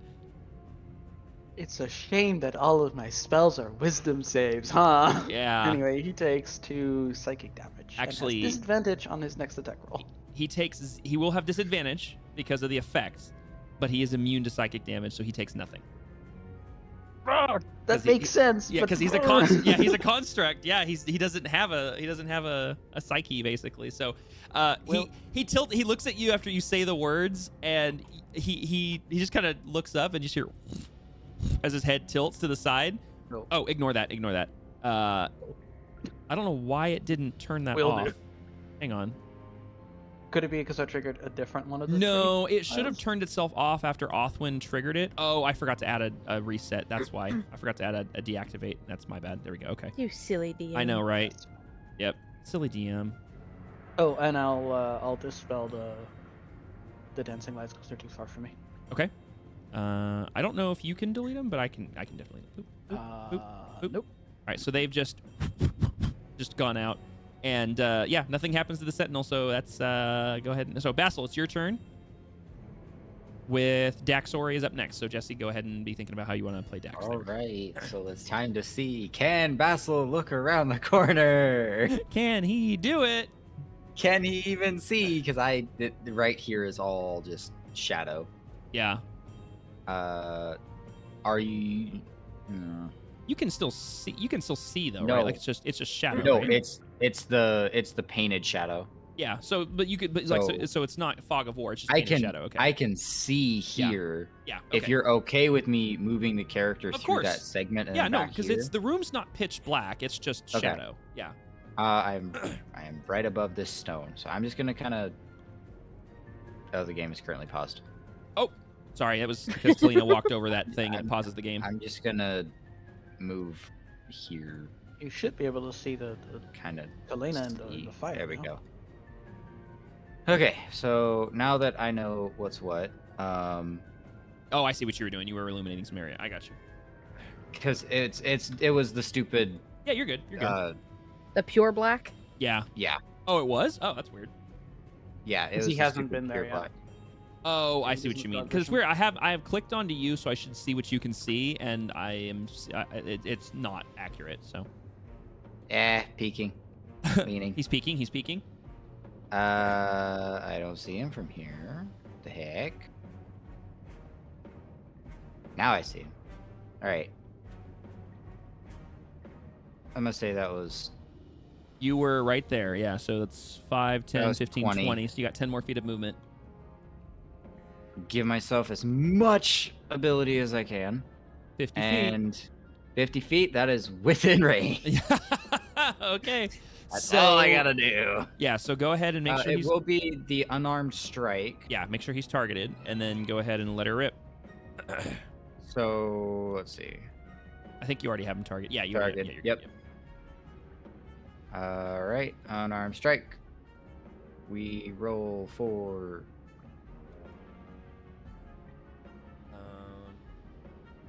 Yes. Why is not- this formula? I'm not raging, am I? No, you haven't told me that No. you've raged yet. No. I'm just trying to make sure everything is correct. Yeah. Because it's the first time using the Tavern Brawler strike in Foundry. Mm-hmm. All right, so attack. Roll. Throwing rock. Okay. So you rolled a 17. That definitely hits. Because let's see Throwing this. weapons are 2060 range, so you should be rolling with disadvantage for that range, unless you have a thing that doesn't. I think Tavern Brawler strike, as it sits, is to use improvised weaponry. And I'm using this improvised throwing weapon Okay. of Yeah. rock. But But thrown weapons are 2060 range, so beyond 20 range, you roll the disadvantage. yeah, unless it says somewhere that it gives you 60-foot range. I'm not seeing where it says that. I know it's not set up 100% in here, but Yeah, let me go back to Beyond quick and just double check how that worked. yeah, go for it. Because yeah, some of this stuff 'Cause- didn't transfer over perfectly, so we have to kind of hone it in as we find it. I don't know why my connection decided to be so crap today. No worries. I'll pull it up on my end as well. I just need to find your character sheet in this list of character sheets. Action, my characters. Apparently not all thrown things are 2060. javelins are 3,120, but I guess that's because they're, designed to Yeah. be thrown. Where are So, you? Where did you find that, Ty? Tavern Brawler Strike. Oh, it's player handbook, page 149, the table of weapons. All of the thrown weapons there are ranged 20-60. So I just What was that page? I'm extrapolated sorry. from there. 149. Thank you. I guess maybe I misunderstood No, you're fine. I'll take a how look this real was quick. supposed to work. If there's something comparable to a 10-pound boulder, then we'll roll with it. I mean, dagger, hand axe, light hammer, they're all 20-60. They're all Spear, 20-60? 20-60. All right. So Tavern Brawler, as I was rolling with it, proficient with all improvised weapons. Okay. Unarmed strikes are a D4 plus strength for the damage. Okay. Which I believe And it's set up then- correctly. The additional stuff is that when you hit a creature with an unarmed strike or improvised weapon on turn, you can use a bonus attack to attempt to grapple the target. There is no way to attempt to grapple on the target. No. Yeah, that only applies for melee, I presume. Correct. I would possibly argue about the sling, but that's still a 30-20 for Yeah, range. that's still that one's not going to be the right range. You So could you're argue So- 50 feet. so, I yeah. don't think you I can guess- argue much more. I never understood the ranges then. So basically what it the is first one is the Is a- unaffected, but afterwards it's at disadvantage. correct. Anything Okay, over I the can- anything over the small range. So basically anything up to the small range is a straight roll. Anything Okay. over the small range and between that range and the larger range is at disadvantage, and your max cannot shoot farther than that is the big number. So if it's like 30-120, 0 to 30 is regular, definitely- and 30 to I can 120 is definitely disadvantage. roll a second die because I didn't roll with disadvantage. I can definitely roll a second die and we'll take that result since Yeah. I had the 17. Yeah, that's fine. So if you roll smaller than an 11, it'll be that roll. I got All better. that- So- all that so, yeah, discussion either- from you. But 17. hey-oh. Yeah, there you All go. of that's rebuked. Then the damage does not. So I don't think it's set up correctly because I don't have a damage result. So let me just. Well, improvised weapon damage is dependent on what the DM thinks. yeah. So, well, in this case, that's a good point. Yeah, 'cause it's a stone. Okay. So let's do. I mean, you have a table of weapons right there to look at inspiration from. Yeah, Cannonball. Yeah, actually, if there was, that'd be great. 149. I just had it in front of me, and I just closed it. I can't believe I did that. 'Cause I'm actually Control using a Shift real T. book. Can you believe that? I actually Oh, have a real never book. mind. Yeah, that I doesn't work on You physical said books. you said you just closed it. I assumed it was on the webpage, so I'm like no, Control no, Shift no, T. no, no. No, Nope. I actually Okay. have a physical thing up in front of me. Well, these are all physical weapons, not like. I mean, Like, it's bigger than a The sling. impact of something hitting, like, Yeah, be- let's go So- with Mace, where maybe? is the there's a here, we're gonna go with a mace because it'd be about the same size as a mace. So we're gonna do a 1d6 bludgeoning. So there you go, roll a 1d6. 1d6 Yep, 1d6 plus my other thing. So Yes, plus your where- plus how your do other I- stuff. So how the do I base just is roll 1d6. a regular die. Okay. with the little digital dice tray in the lower left-hand Yeah, corner. 1d6 and Uh-huh. then any additional stuff to do. So strength modifier. yeah, your strength modifier. No, so just wait, add. not for ranged weapons.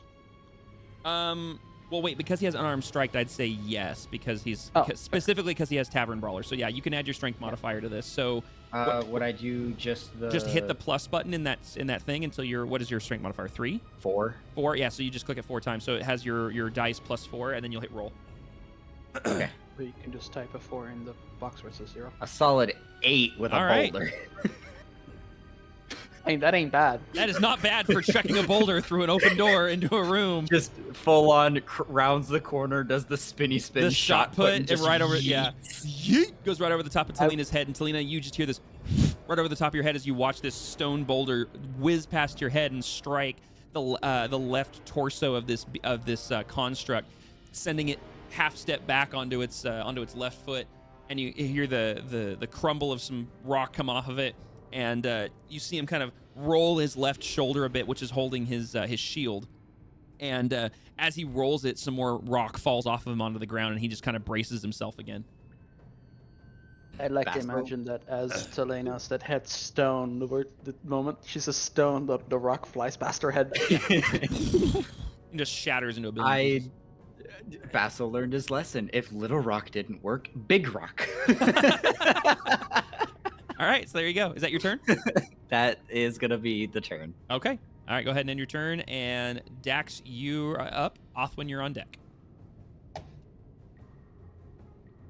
right, so she sprints into the room. Moving there, drawing sword. That is it. Okay. Okay, that's your Kind all of turn. hiding from the Okay. big angry rock monster. Jesse's like, I am not gonna get another PC's character killed while they're gone. All right, Does Dax have a bow?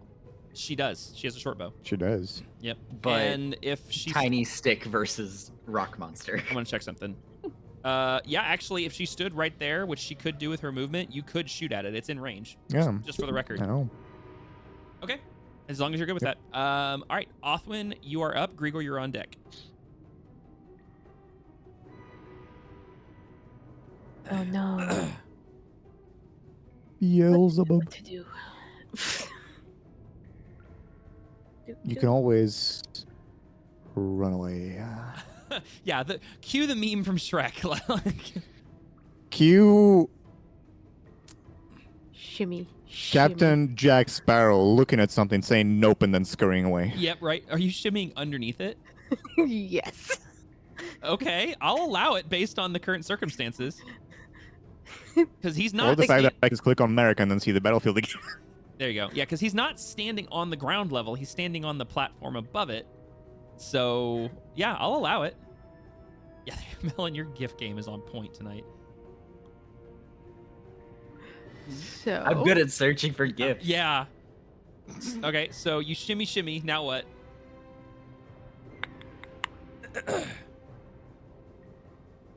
we're gonna see if this works. Oh, no. What are you doing? I don't know why I Wait, said, what? oh, no. Like I should be concerned. I have 2 freaking spells. It's This, one of the 2. this is the bird. Of course the answer is, oh no. I forgot how to use this spell. What spell? Toll the dead. Oh, just make sure he's targeted, and then you just click it to cast it, and it'll pop into Yeah, chat. It gives me 2 different things. Save D12 damage. Oh, I don't remember what that was. you're doing... Hold on. Dead. I remember we looked into this last time. Bring out your Um, dad. Would it be the D12 because it's lost health already? Is that what that one means? the target If must it's below a certain amount. Yeah, if the target is missing any of its hit points, which it is, it instead takes 1d12. So you're gonna roll the d12 version because he's taken damage. All right. Yay. Wisdom saving throw. Oh, nat 5 minus Whoa. 3 for a roll How of about 2. no? Watch her off this thing with a cantrip toll the dead. So waddles underneath it. Yeah, shimmy Looks shimmy. up. Points finger gun. Yeah. All right, go ahead and roll that damage. Not bad. 5. Okay. It does something else, doesn't it? No, it just does the damage. No. Yeah, it just does necrotic damage, which he is not immune or resistant to, or vulnerable to. Okay, so you cast it, and you guys all hear this ethereal, spooky bell just chime through the entire room, and you watch this greenish, purplish energy emit from inside the cracks on the exoskeleton of this construct. And it just glows this soft green that fades to purple. And the sockets in where the eyes would be on the helmet actually glow green for a second. And you watch it, like, as that all happens, you watch as it tenses up and throws its head back for a second. Its arms go out.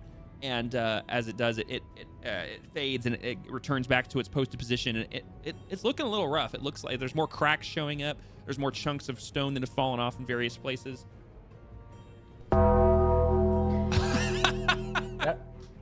That tone was really late. Was that I a need Discord that thing? tone because I can tie it to the spell. I need to find that. Okay. So Othman, is that your turn? You still have movement. You got a bonus action, I believe. I don't think I have anything bonusy. How do I figure out what bonus actions I have? Your spells will say BA instead. Yeah, of A. any spells would be a bonus action, or they would be a feat. Then I'm gonna say no because I have no spell slots. Yeah, you used all your slots. Okay. I have I will a say, spell Neon, slot. if you're looking for that bell toll, Uh-huh. look up Hell's Bells opening or The Undertaker. Okay, I'll have to find it because I want to have a tone associated with that. I just didn't have one on hand. So, okay, go ahead and end your turn, and it'll be Grigor's turn. I'm just gonna say where she's at is Mhm. technically not where she's at. She's like dead center of where his legs Yes, are. yeah, no, you're not occupying the same. You're under him technically. Well, no, I don't want to be like under one of his feet because step down on her. No, She's no. in Like, between. yeah, because he's standing up on. Oh, I see what you mean. Okay, yeah, he's standing up on the ledge, and if he was to step, you would basically be in between his legs. Yes. A Taco Bell bong there. Okay, I kind of like that better. I might have to do that. All right, so Grigor, it is Hey, your Omar, turn. How many gifted subs to see an owl punted? Listen, it doesn't need subs. It's close No, no, enough. Subathon is later. not now. Subathon is in Hold 2 your- days. Hold on to your money. Yeah. All right, Grigor, you're up, buddy. What are you gonna do?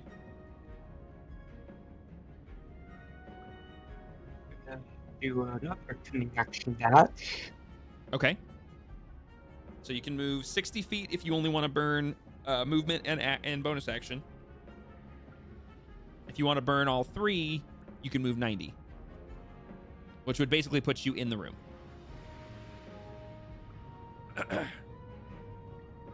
Yeah, at 60 feet, you'll be within 40-foot range. You'll be at the door. So if you want, basically, you can just move Grigor up to that door frame. That first line of spaces right there is exactly 60 feet. And that's your movement and your bonus action.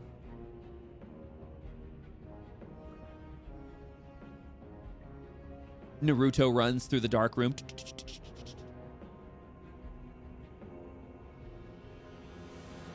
One more is 60. There you go. All right, so you still have your attack action if you'd like. I'm gonna use my short bow on the no.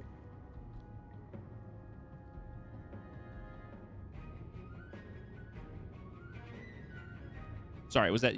I want to make sure. You said you. Oh, you are. Okay, cool. All right. Go ahead and roll an attack.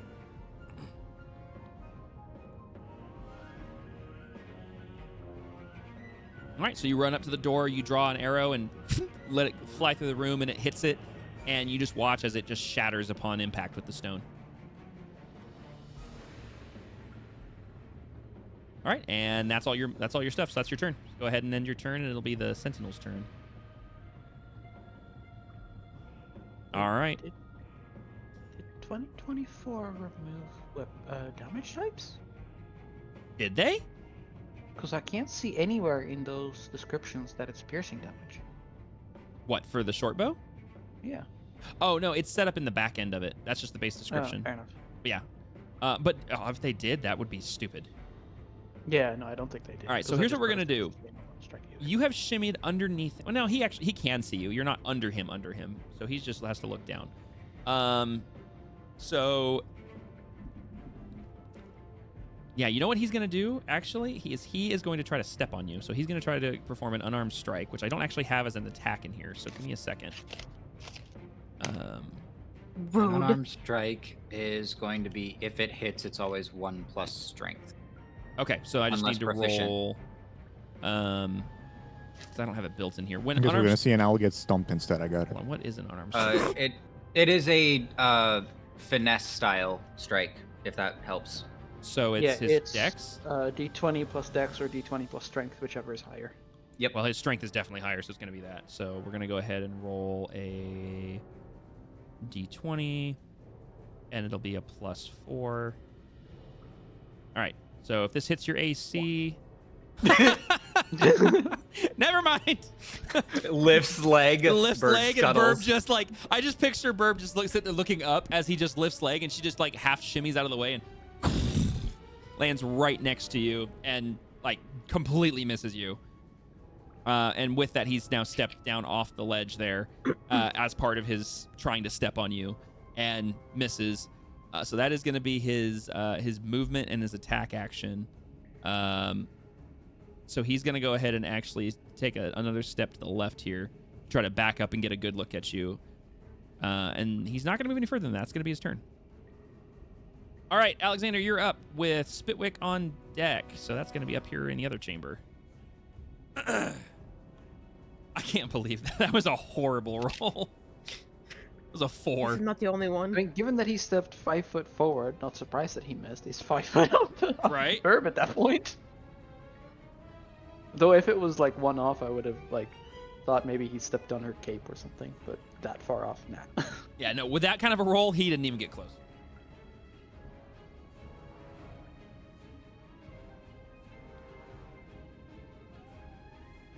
And Alexander, from this distance, you do see a lot of cracks and chunks of him. Either, like, as he moves, you watch small pieces of him fall off and fall to the ground. You may want to move the camera, by the way. Thank you. There we go. Okay, so you fire a That magic needs to be missile. rolled 2 more times, and it annoys me. I'm sorry, you need to roll 2 more times, you said? Yeah, Yeah, because it's it is balls that fire out, but it doesn't do it on its own. Okay, so just go ahead and roll. Go ahead and roll 2 in the digital dice thing. Do 2d4 plus 2, and yeah, just go ahead and just roll it that way.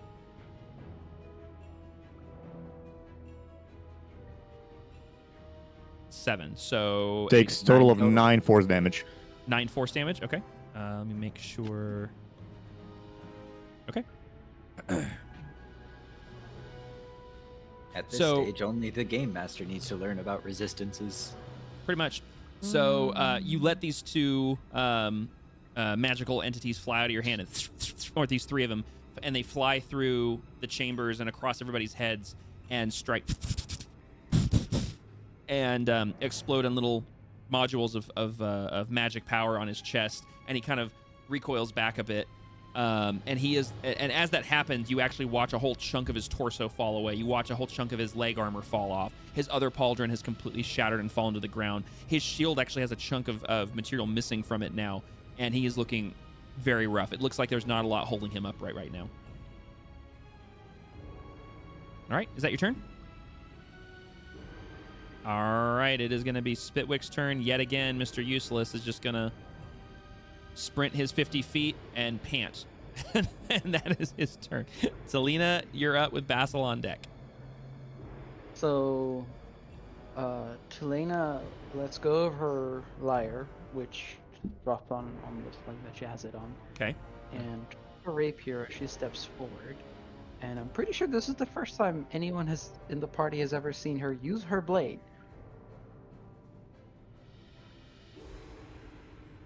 Chink. Okay, go ahead and roll damage. Damage. And that's piercing damage in case it doesn't say. Even with the resistance, how do you want to do this? So she knows it doesn't have a heart because it's a statue. But Telena's gonna stab right between where the torso and the sword arm meet, Mm-hmm.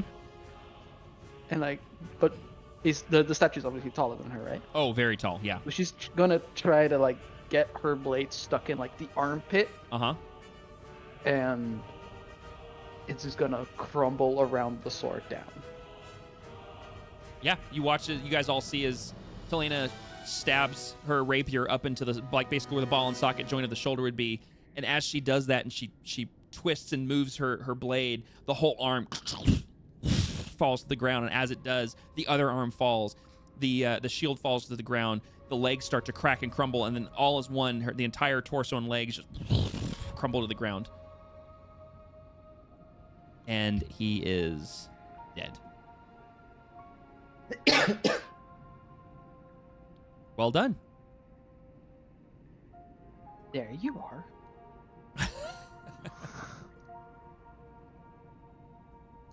I have one very dumb, important question. Oh no. Did the statue's sword disintegrate this time? Let's find out. All right, here we go. All right, I'm going to tell you guys. I'm rolling a d20. 1 through 10, or sorry, 1 through 10 is it disintegrated. 11 through 20, it is fine. Sword is a bit beat up, and it's a stone sword, so I mean it fell to the ground. It's in one piece. But from your distance, you definitely don't know how like if you pick it up, if it's going to crumble and fall apart, or if it's going to hold its rigidity. Are we out of combat? We are out of combat. Yes. Basil will want to approach and see if the sword can be picked up. Oh, hold on. I'm Would gonna you stop it? hang on. I get it. Yeah. Mm-hmm. Yep. Hello. Triggering 20, 17, 17. What the heck? Wow. Okay. Well, Those rolls. it should now be off though, so it shouldn't do that for anybody Okay. else. And Just use it. Avoid that square. Yeah. It was the trigger. It was the trigger basically. So. Okay. I'm just curious to be silly about it. Okay. I would like to check if that blade disintegrates or breaks apart if Basil tries to pick it up, if he can even pick it up. Okay. So it is a very large stone. Oh, it is a different image. That's really weird. Huh, I'll have to look into that. Okay, so you go to look at the sword, and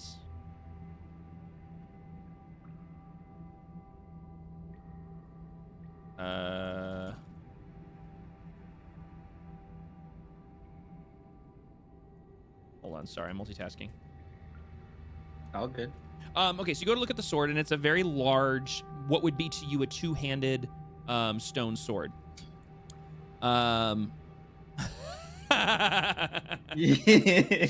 So as you approach the sword, you hear off to your left this tirade of a very upset Talina momming baby Burb, and as this is happening, I will do that in here in a second. You bend over and you look at this large stone sword. It basically what is to you would be a two-handed long sword made of stone. It appears it's taken some damage. It looks a little battle worn, not obviously from anything going on here, but it looks like at some point or another it's dealt damage.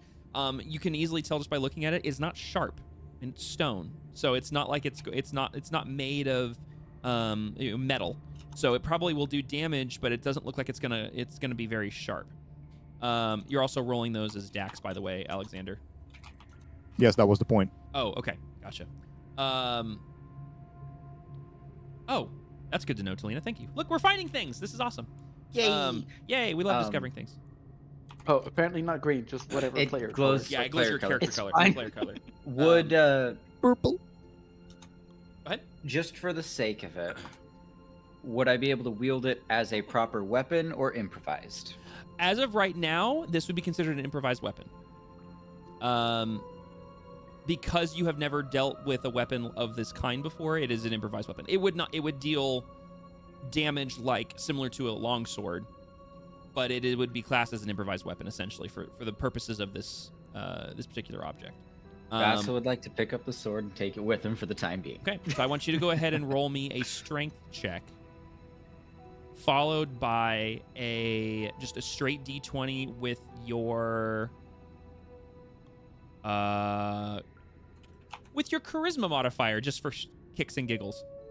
Well, turns out the sword doesn't want to get picked up. No. in the first You can place. pick it up. Basil's no weakling. He just is Okay. struggling, and he has to use both hands to pick it up. And you recognize how heavy this thing is. It is not like it is far heavier than what you envisioned just by looking at it. And You what are was the charisma thing again? you need to roll a D20 plus your charisma modifier. So that would have been a flat one as well. So you said strength first and then charisma. Mm-hmm. Yes, please. Well, he Okay. It does not fall Is- apart. I was picking I was trying to pick a stat just for fun. It doesn't crumble into a billion pieces. It maintains its Awesome. rigidity. It was literally basically a DC of 10 if it was going to break or not. got it. So you now have a improvised stone sword that used to belong to the Sentinel, but it is extremely heavy, and you recognize that you're having trouble getting the tip of the blade off the ground.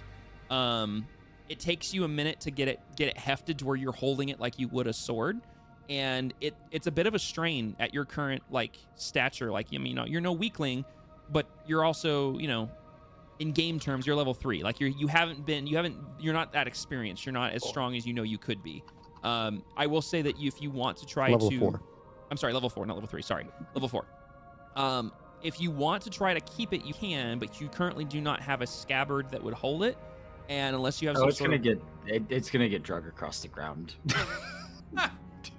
Okay. This is your sword 101.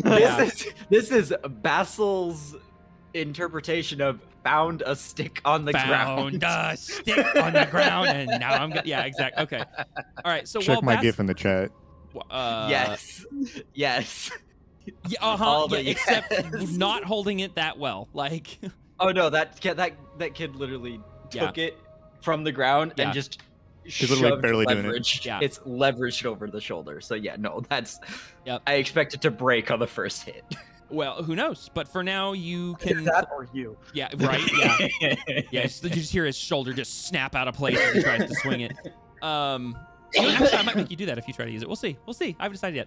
We'll see what happens. So as you're doing that, add it to the inventory. Dexori runs into the room and gives a very quick scan of the room, and is just using her powerful dark vision, her tiefling eyes to investigate every corner of the room. And no, there are not any chests in this room. There is nothing of value in this room. It is an empty room with 3 torches, 2 behind the statue's podium, 1 in front of, and then on the far side there is a sealed door, but no chests. Talina, you start momming the Burb, and like, what are you doing? Why are you?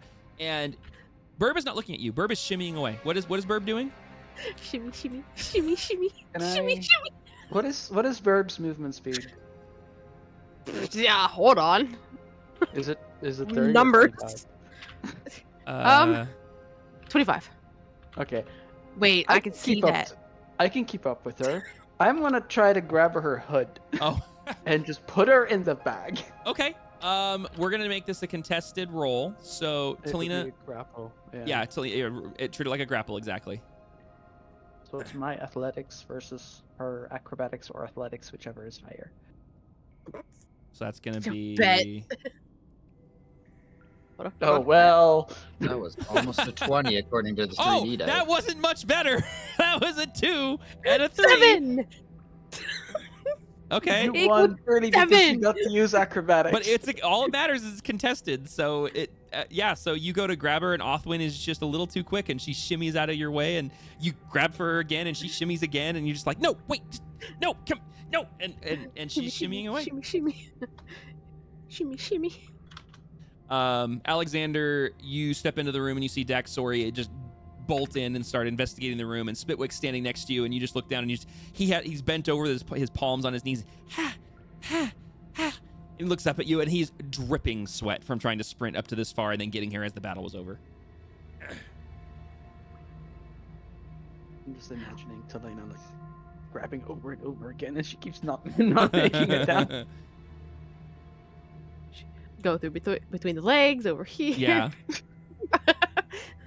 One at the door. I like how this has just evolved into GIF games in the Discord chat. Like, it's just constant GIFs happening right now. Yeah, there you go, Basil. That's a great way to do it for now. DM real quick. How heavy would you say it is? I would say the sword is. Oh my god. I would say it probably weighs 120 pounds. Holy. I looked away from the screen for 2 gifts, and like 4 other people got in front of the door that Dax was about to check out. Oh, they flocked to that door. I'm telling you, man. To be fair, Athwin was already trying to get there. That's true. Othwin was. Yeah. already She was also dodging somebody trying to grab her. Yeah, it's true. She's also shimmying out of the way of Talina. I don't know if you heard me, Jesse. I was telling you that. Alex, yes, you did? that Okay. I came in and I was seeing things happen that are funny. Hold up there, But Basil. what I'm gonna do. I'm mostly doing this to clear up the weird fog. Oh, the okay. drawn-in fog. I'll let you do that. That's fine. That's okay. all I'm doing, Okay. really. Yep, that's fine. I was like, hold up, you're carrying a 120-pound sword. You are zipping through this room. Yeah. Okay. So I'm gonna go back. And now I'll rejoin the people Okay. as I go. So as Also, Basil, oh, go ahead. I'm gonna just check here. I see the carry weights. I can carry 270 pounds. What do you But that mean? Like includes that's how all the much you rest can of your totally gear. carry? That is all my gear. So Yeah. as currently, Basil's gear is 173.7 pounds.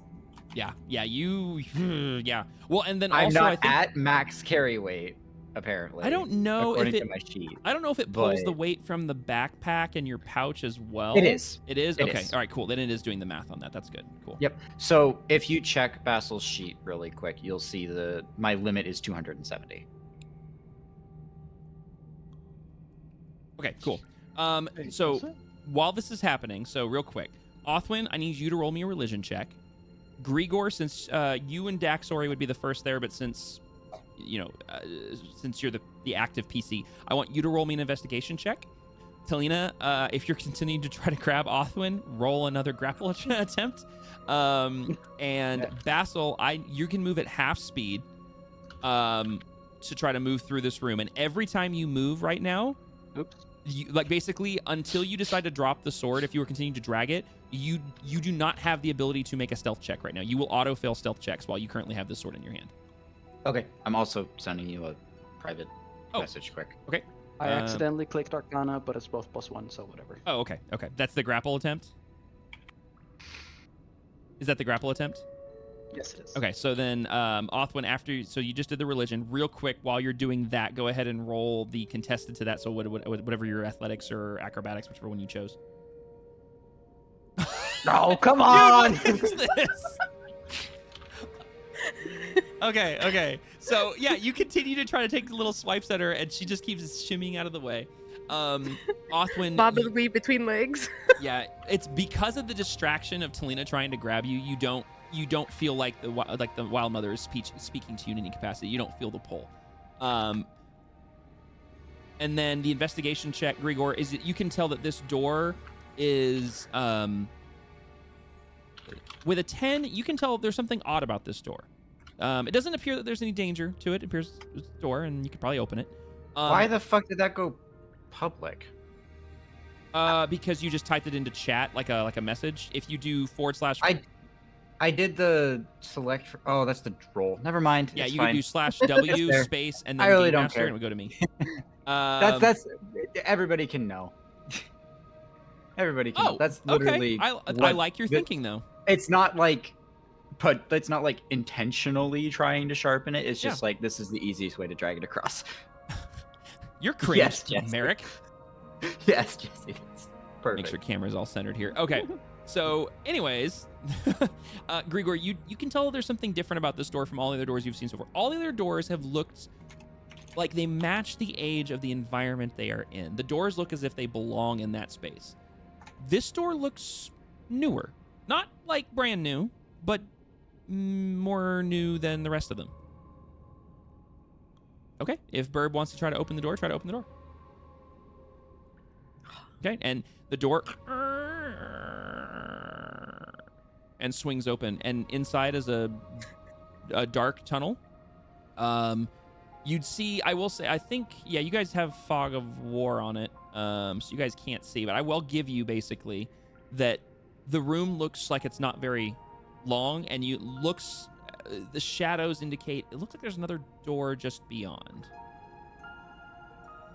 Yeah, everybody would only see the dark. And I think only Talina. I see the room. Yeah, you see the. Wait, what do you mean you see the room? Yeah, we all have dark. I see the vision. room. Oh yeah. Well, yeah. Grigor doesn't, and Basil doesn't. So. Oh, I thought you meant the people by the door. Yeah, sorry. Oh, Grigor is by the door. Never mind, I'm dumb. So the door swings open. Grigor, it's just darkness to you. There's no light of any kind. There's a little bit of flickering light that's coming in from the room you're standing in that's illuminating like a couple of feet in. But beyond that, it's just pitch black.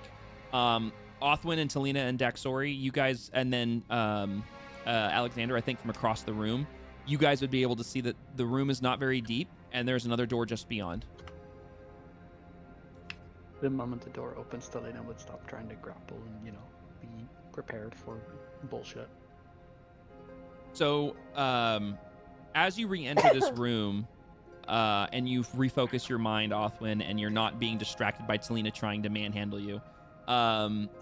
You subtly start to feel that pull, that tug, gently again. You feel the warmth of your talisman in your little feathered fingered hands, and it feels like it's pulling you to continue forward. To press on, even though it's darkness and it's confusing.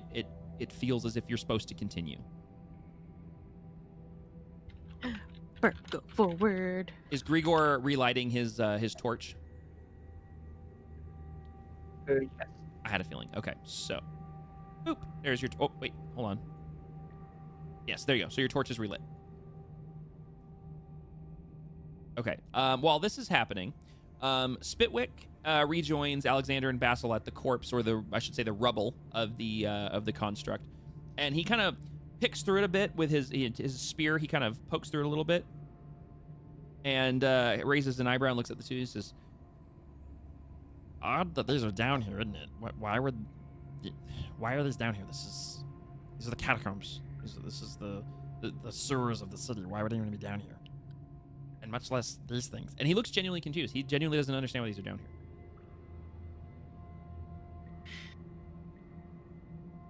Your guess is as good as mine, as Basil's trying to figure out how to hold the sword. And Spitwick looks at you and just has that look of, "Are you serious?" on his face. Stone cold expression right back to him. Neo and I have DM'd you things. I'm sorry. I tried to read this 3 times and kept getting distracted. That's okay. I forgive you. And I will respond to Spitwick as well, but just so that we. Oh, of course. Yes, if you would like, and you can just pipe up and ask me these things for sure. But in that case, honestly, if you want to pick one of those, depending on what you're trying, what are you trying to deduce? Because I can tell you which one to roll. Is it the second part of that where you're asking what kind of magic is being used? I guess it's on the broader spectrum, because Merrick is not trying to figure out just one thing. He's basically trying to collect as much information in general as he can, as to answer Spitwick question, but it's a question he has on his own. It's why are these things here? What kind of magic is it? What's going on? Then I'll tell you what. In general, you pick either Arcana, History, or Religion. Actually, yeah, you either pick Arcana, History, or Religion, and then depending on that will depend on what sort of information you'll get. You can pick one of those 3 to roll and try to figure out. Okay. not terrible. No, not terrible at all. Okay, so as you hear the words from Spitwick, ask the question of why these are here. It's at the same time that you're looking over this rubble and you're trying to determine the same answer to the same question that was already in your mind of why these are here and what these are. And as you start to think back on what you've read and what you've heard and what you've experienced, it's clear that this sort of guardian, this sort of warden of an area, is not unheard of. Animated statues as guardians are actually quite common throughout the land. They're used in various capacities. So this isn't new. This isn't unique. It's just oddly placed. And based on that role, you feel pretty confident in your thinking that this is probably leftovers from whatever was here in the past. Whether this was a chamber that was part of a cathedral, or part of a royal residence, or part of a castle or a mansion of some sort where the royals may have resided. This is probably a historical remnant from the old city of Darun from centuries ago. For what purpose, you're not sure. There's no markings that could be deduced from the rubble. There's no, the armor didn't look unique in any sort of way when you were looking at it. It matched the armor from before. It was just kind of very generic knight-like armor. It's a statue. It wasn't designed to be, specific. It was just designed to serve a purpose. And Mary didn't see the first one because it crumbled before you got there. But yeah. But what I mean is the leftovers would have looked the same. Like there was nothing unique between the two. So yeah, So you feel pretty confident in that line of thinking. Kind of as an answer to Spitwick's question, which Merrick doesn't necessarily look at him in like a conversational way. He's still kind of observing the rubble. But he says, from my experience, these tend to be left in tombs because dead don't like to be disturbed. But considering where we are, best guess they're just held by the powerful magic of whatever city this used to be. Remnants of that time. And as you say this, he reaches his free hand up and strokes his little pointed beard. Oh, I hadn't thought about that. And he looks it over a bit, and he pokes a stone, and it turns over a bit. Yeah, this is probably from the ancient city. That would make sense. There was a lot of magic use in the city back then. Odds are this isn't even the worst we're going to come across if we keep going deeper. He looks up at you, and he actually his face kind of is a mixture of sudden understanding and fear. You're probably right. I don't come down here too often, and when I do, I'm taking side tunnels and whatnot to go to the other side of the city. I haven't gone this way ever. Well, I mean, safe to say if you come here again, it's going to be safe. Well, at least from these things. Yeah, more than likely, no one's going to be putting these things back together. And he kind of kicks over a stone. Says, not this one anyway. I wouldn't even know anyone who's capable of it. But who knows? Yeah. So as you guys are having this conversation... Sorry, I haven't finished dinner yet. Bon appetit. Thank you. We go back down here to the small foyer, if you want to call it that, or causeway. And often as you approach, and the light starts to illuminate from behind you as Grigor walks up behind you with his torch, illuminating this very small room. And yeah, I mean, it's a room that's barely 15 feet across. Or sorry, barely 20 feet across. It's not that big. And there's another door in front of you. And this door looks similar to the one you just came through. It's newer. It's not an older door that looked like the other doors in this entire catacombs that you've been traversing. This door looks like it's been placed here more recently. It looks a little bit more sturdy.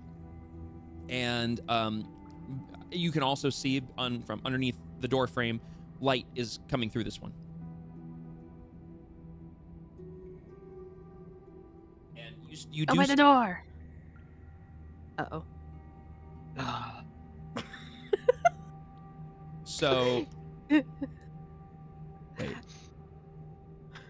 Iced. You know we don't have spell slots, right? Yeah.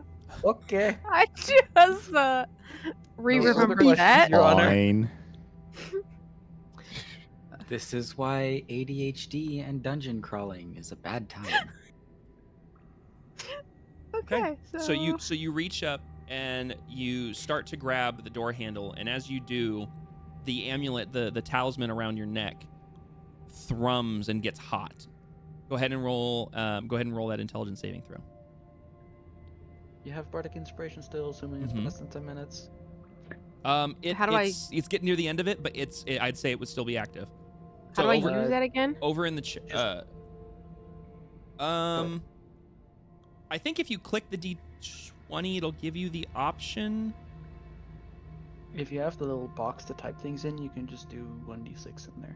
Well, yeah. Say, wouldn't it be on the roll in the game chat? You do want to go off the roll in the game chat. I believe that you'll have the ability to add a modifier to it. Because it gives me the situational bonus. Which that's right there. That's so the that's one. yeah. So you'll Okay, you'll do so- plus, what is it, D6? 1d6, yes. Yeah. So you'll do plus 1d6, or just don't even do plus. Just do 1d6. And make sure that there's no spaces in there so that it'll do the math properly. Hypothetically, an extra plus or space shouldn't affect the thing. Big oof. Ouch. Oh. So Ow. yeah. So as you watch, and I'll say that from this distance, Talina, I want you also to roll me an intelligence check, not a saving throw. I want you to roll me an intelligence check. And Grigor, I want you to roll one as well, actually, since you're right behind her.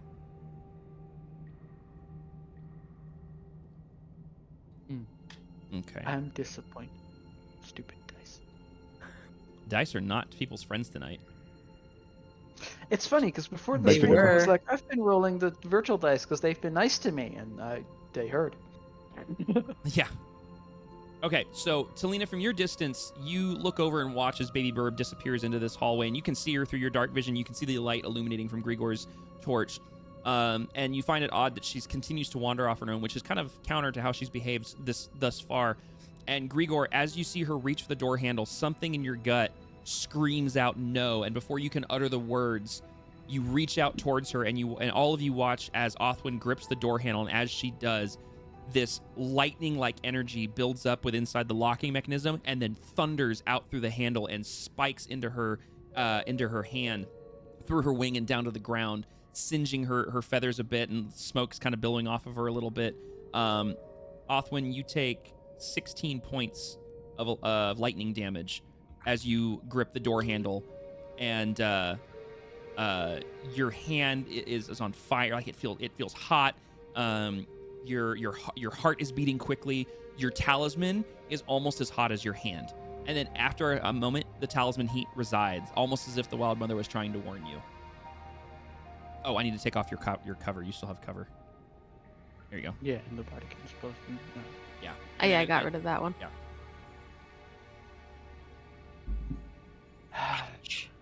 Do I see that whatever's happening is injuring the burb?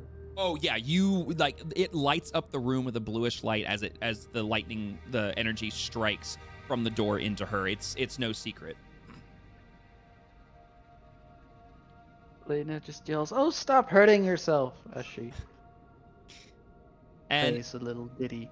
no sooner does the lightning course through you and burn you and cause immense pain, and your ears are ringing and everything feels hot, and then you start to feel a bit of reprieve, and you get 6 points of HP back as your hand no longer is hurting, your heart has slowed down, and you feel your breath return to you, and you're still not feeling great, but you're not the immediate pain seems to have subsided. For the record, that was my last spell slot. Little Burb, after getting electrocuted, takes her stick and just starts beating the door like, bad door. Bad, stupid door. You know what I'm picturing right now? Yoda beating R2 with his stick in episode 5. Except, not an actual robot that Yeah. is smart. Uh-huh. It's a door. Yep. Oh god, it's the door. It's the pain of everyone. Yep. Every Pain of every campaign's- Dungeons and Dragons player's existence is the door. Exhibit GIF in chat. Yeah, exactly. Yep. Mm-hmm. Yep. You guys have, yep. Listen. You guys haven't had to deal with one bad door since we started playing. I had to give you one. the door that it was leading me to. Mm-hmm. See, this is what Athwin was trying to do. Get electrocuted, apparently.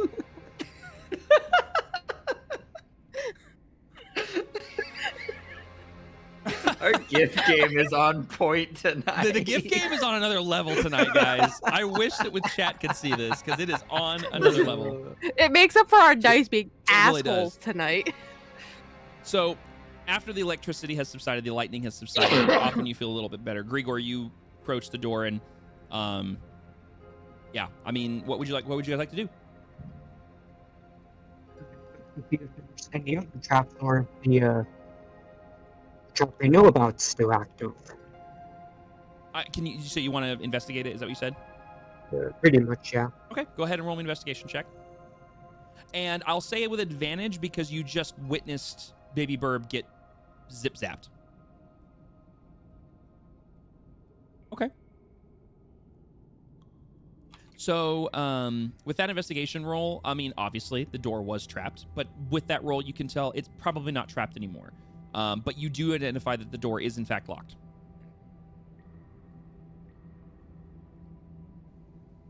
Without my lockpicking tools.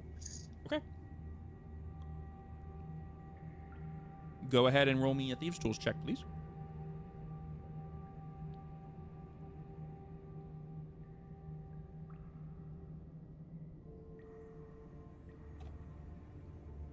That is a beautiful roll. That just redeemed a whole lot of bad rolls. The dice like him today, okay? Yeah, they do. Just him. Uh-huh. The dice tell stories. They do. They do. wanted to and burp to even be the digital electrocuted. dice. Even the digital dice tell stories. So Othwin, as you're kind of rubbing your palm that you just tried to grip the door handle with, you watch as Grigor gently scoots next to you, pulls out his tools quietly, leans himself against the door, putting his ear to it, and starts fiddling with the lock. And you half expect him to get zapped, but nothing happens to him because you already took the brunt of it. And he starts fiddling with the lock, and I mean, within seconds. I mean, there's almost no time that it takes Grigor to just just deftly move, and the door unlocks.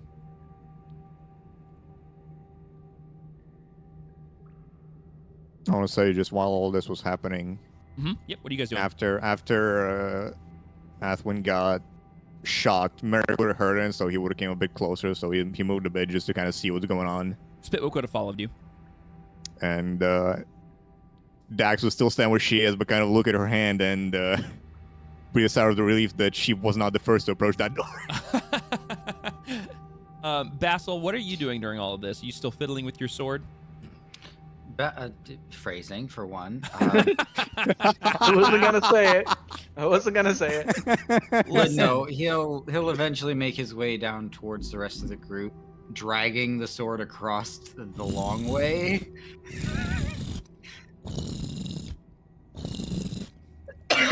And you guys hear this every time he moves. Like, I'm waiting for the dirty looks just to over the shoulder. Yeah, all of you would hear this. There is no what's the word I'm looking for? There is no finesse in his movements. It is just abrupt and loud, and you can hear it everywhere. Thank you, Dragon. Yeah, a little bit more loud than that, but yes. Good grief, man! You guys' gift game is on another level today. Yeah, I was thinking the same thing, Monhole, to be honest with you. Okay, so as you guys can start to kind of regroup a little bit over here near this door, you guys that are nearby hear that as the lock gives way to Grigor's movements, and he retreats from the door.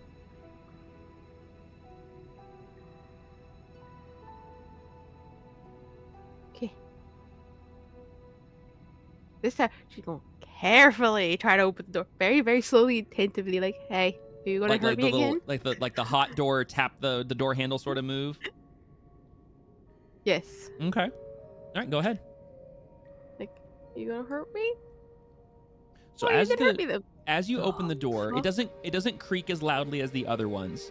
And you realize this must not only be a little bit newer, but might also be slightly maintained, which is weird. The door opens and swings open, and as it does, soft, warm light pours into the room that you're currently standing in.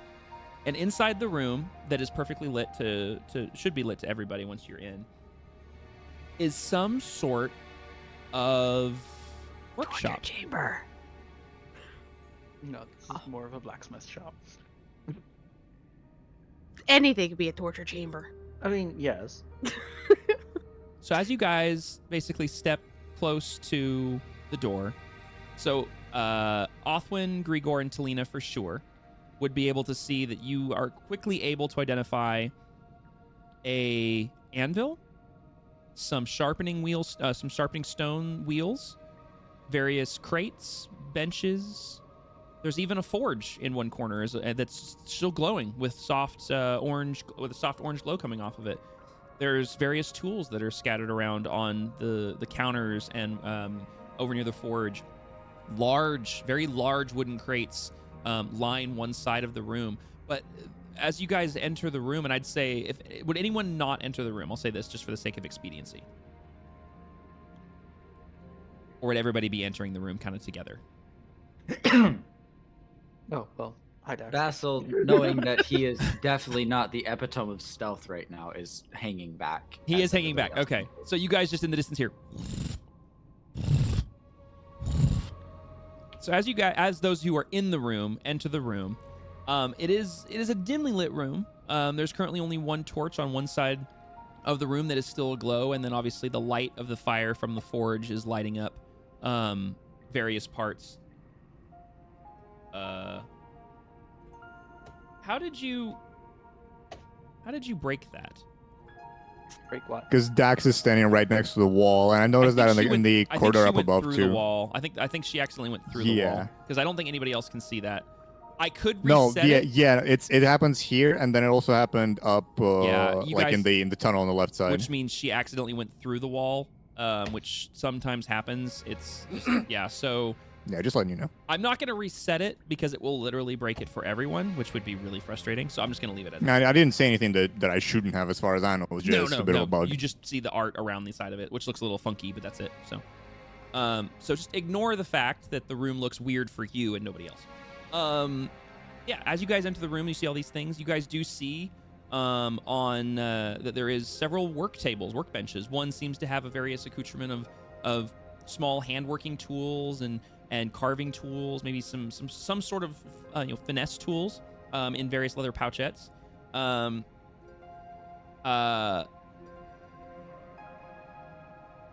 on one second. Somebody sent me a message. Okay. So Basil, as you've been walking along with the sword, you start to notice that sparks are actually coming off the edge of the sword on the ground as you walk. I do need you to roll me a perception check, please.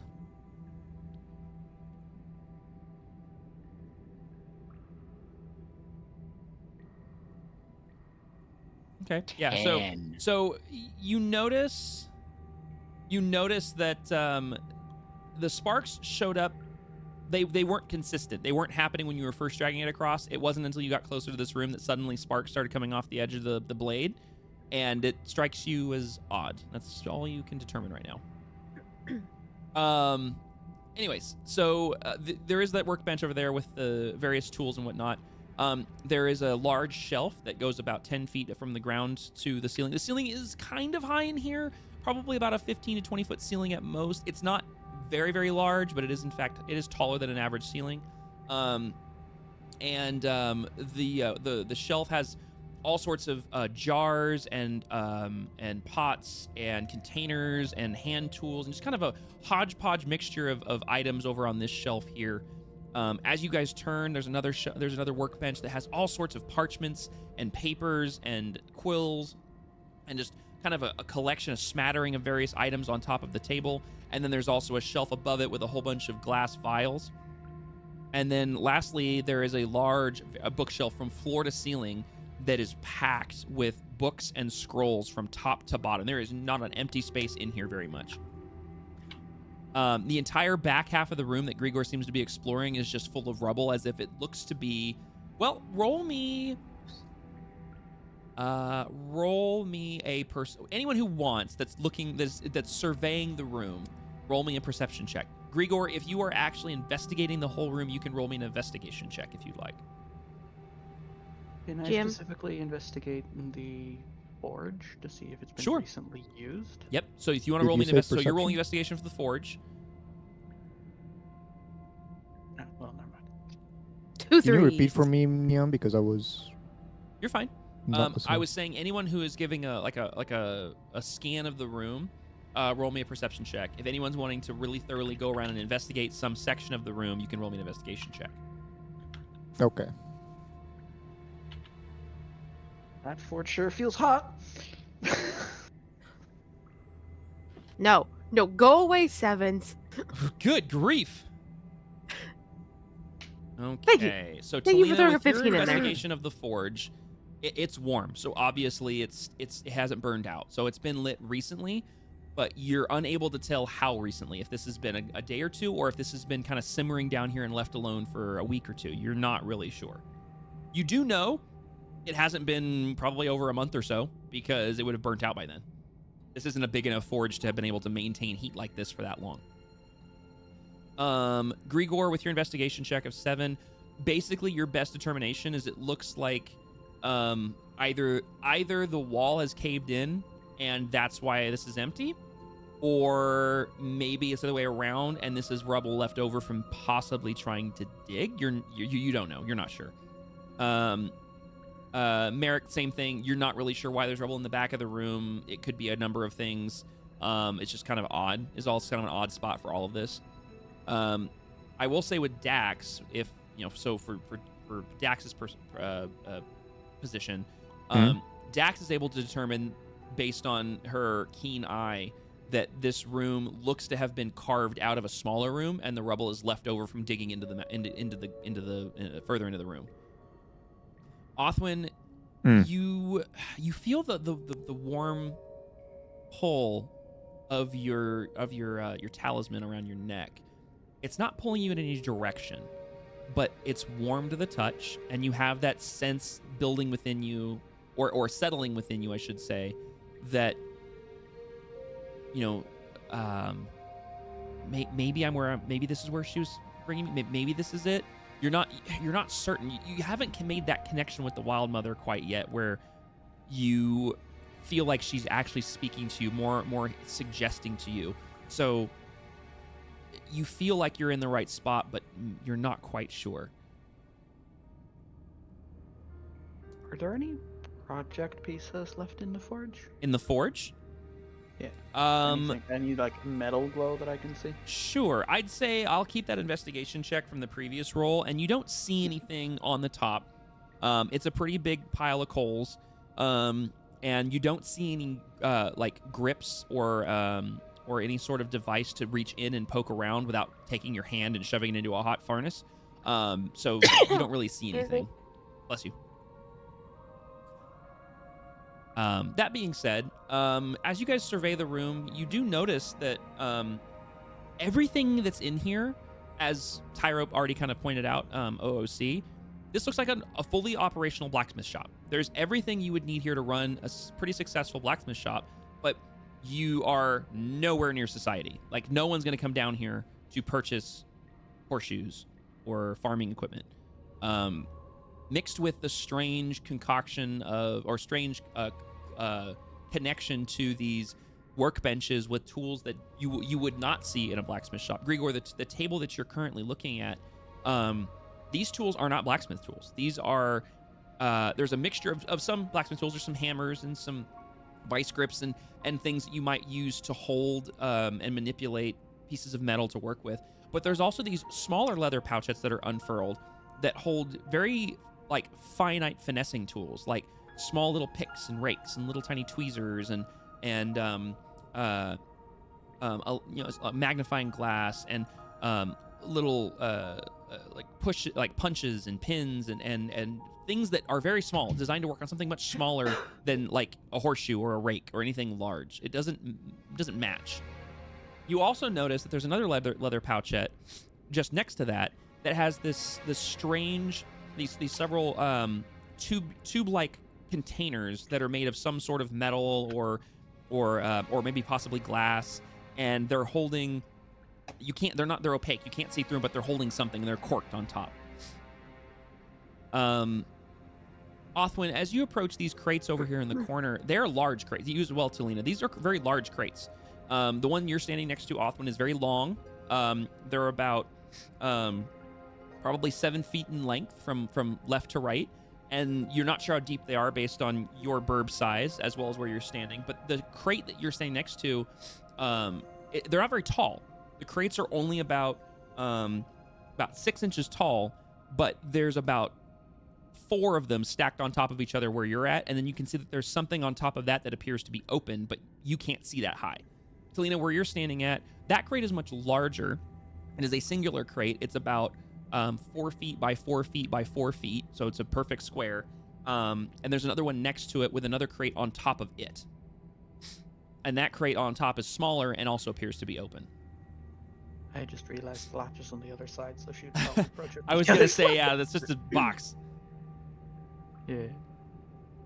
Oh, that's apparently a wall. I can't stand there. Yeah, it was for the lighting. If you want, I can just do this for you. She's investigating the box. That Okay. Box, yeah. So, if you're investigating that box, I need another investigation check from you. Well, she's just glancing. Is there a padlock on it? There is not a padlock on it.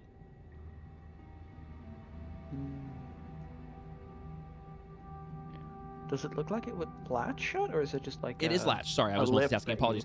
There is a latch. There is a simple metal hinge latch on top, but there's no lock currently on it. I see.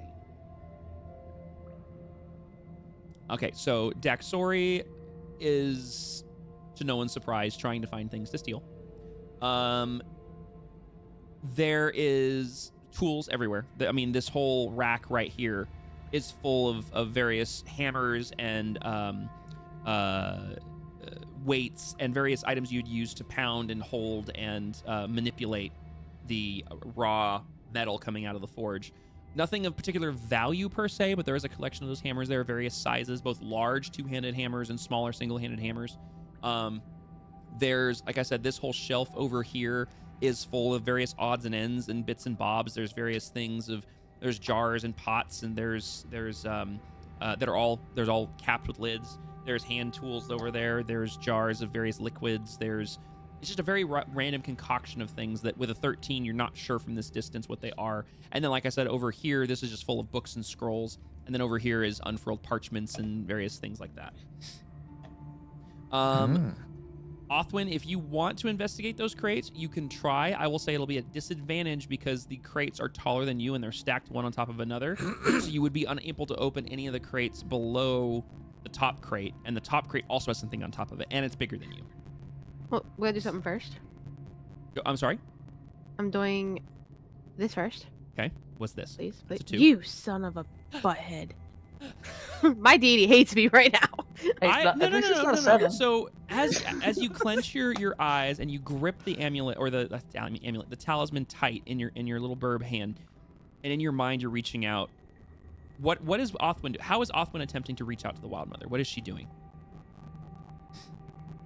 She's trying to, like in her head, like as she grips, trying to talk to her deity and the Wild Mother and be like, I need to know why you sent me here. What am I looking for? Is it these? Is it something else? Okay. So as you reach, you grip your eyes tight and you clench the talisman and you reach out to the Wild Mother and you quietly and softly speak to yourself and to her. You do feel a pull, but you're unsure of where it's pulling you.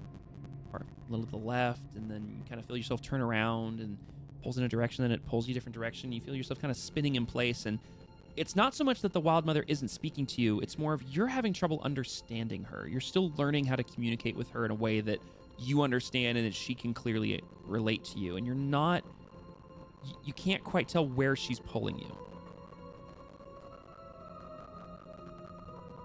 As you're doing this, all of a sudden you hear it. And as you look over, Talina has thrown open the box lid of this 4x4x4 crate, and it opens, it flops to the back, slams to the back of the wood behind it, and you see her holding her rapier in towards the box. Nothing. Inside is large iron ingots stacked in a perfect pattern, and it's just a bunch of iron ore. Our disappointment can be sensed throughout the room. Yeah, the iron was very dangerous. What is it? Let's see. So that covers a couple of you guys. Grigor, you've moved across the room. What are you doing over there? In the apartment to find like information about the table. Okay. Sorry, you cut out there a little bit. So you're trying to take a look over the table and figure out any information that you can? Yeah, the information I can from the parchment and paper. Okay. So as you, just for kicks and giggles, so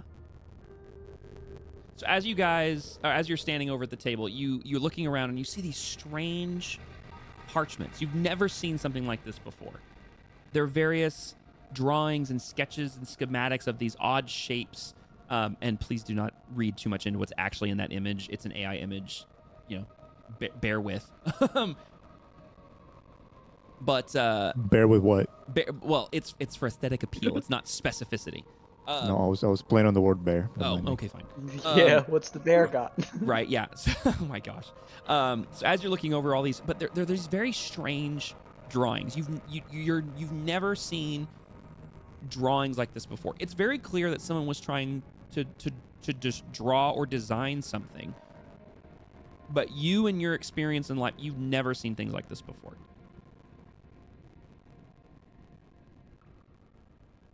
However, I will say there's no names, there's no specifics. The only things if you want to go ahead and roll me a what would the check be? I don't want to just say another investigation, but I mean that's the only thing I can think of.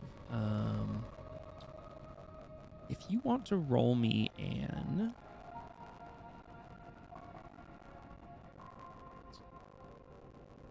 I will say if you want to roll me an investigation to just look the paper over and try to glean anything from it, you can. That's fine. But I can't really think of a better way to do it. Oh, it's up there. Yes, he's standing at this table up here. Yeah, I had Selena selected, so I couldn't see him. Mhm. But I deselected him, and due to backstory, I cannot see. So as you look over these documents, they're very confusing. Like nothing really makes sense. They don't seem like anything you've ever seen before. And the words on here don't make sense to you. They're written in a language you don't understand. At least I don't think you do. Let me double check your languages here. No, it's written in a language you don't understand.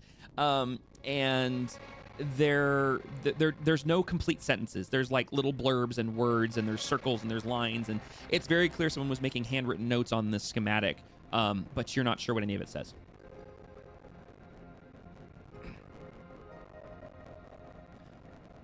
If the bird would like to try to climb the boxes, yeah, you can give it a shot. Roll me athletics, I believe is how that would work. Yeah, it Yes. depends on how she's climbing it, if she's jumping it, or... Well, based on what this Or is, using arms. yeah, she doesn't get an acrobatics for this because it's literally a straight climb up. There's nowhere to be acrobatic here. It's literally just a straight climb up. Oh, man. That epic fail. So as Selena, as you turn around from noticing these iron ingots and being disappointed at the fact that there's no enemy for you to vanquish, you see the little burb is trying to climb up the crates. And Othwin, as you're gripping in between the gaps in these crates, you feel your little burb hand reach the top crate, and you start to pull, and your foot slips, then your hand slips, and you fall to your butt on the cobblestone floor. I blame injury for being electrocuted. I mean, honestly, as you do that, you hit and you rub your hand and realize that the hand you had instinctively just gripped up to pull yourself with is the same hand you just got zapped in. And even though Talina helped take the pain away with her healing word, your hand still is a little not quite back to normal yet. Alexander and Basil, what are you two up to?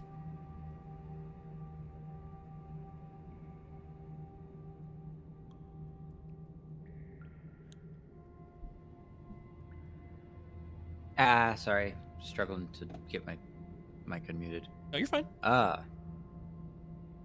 Basil has entered the room and kind of paying attention to how the sword is sparking. Is the sword still sparking? Is it?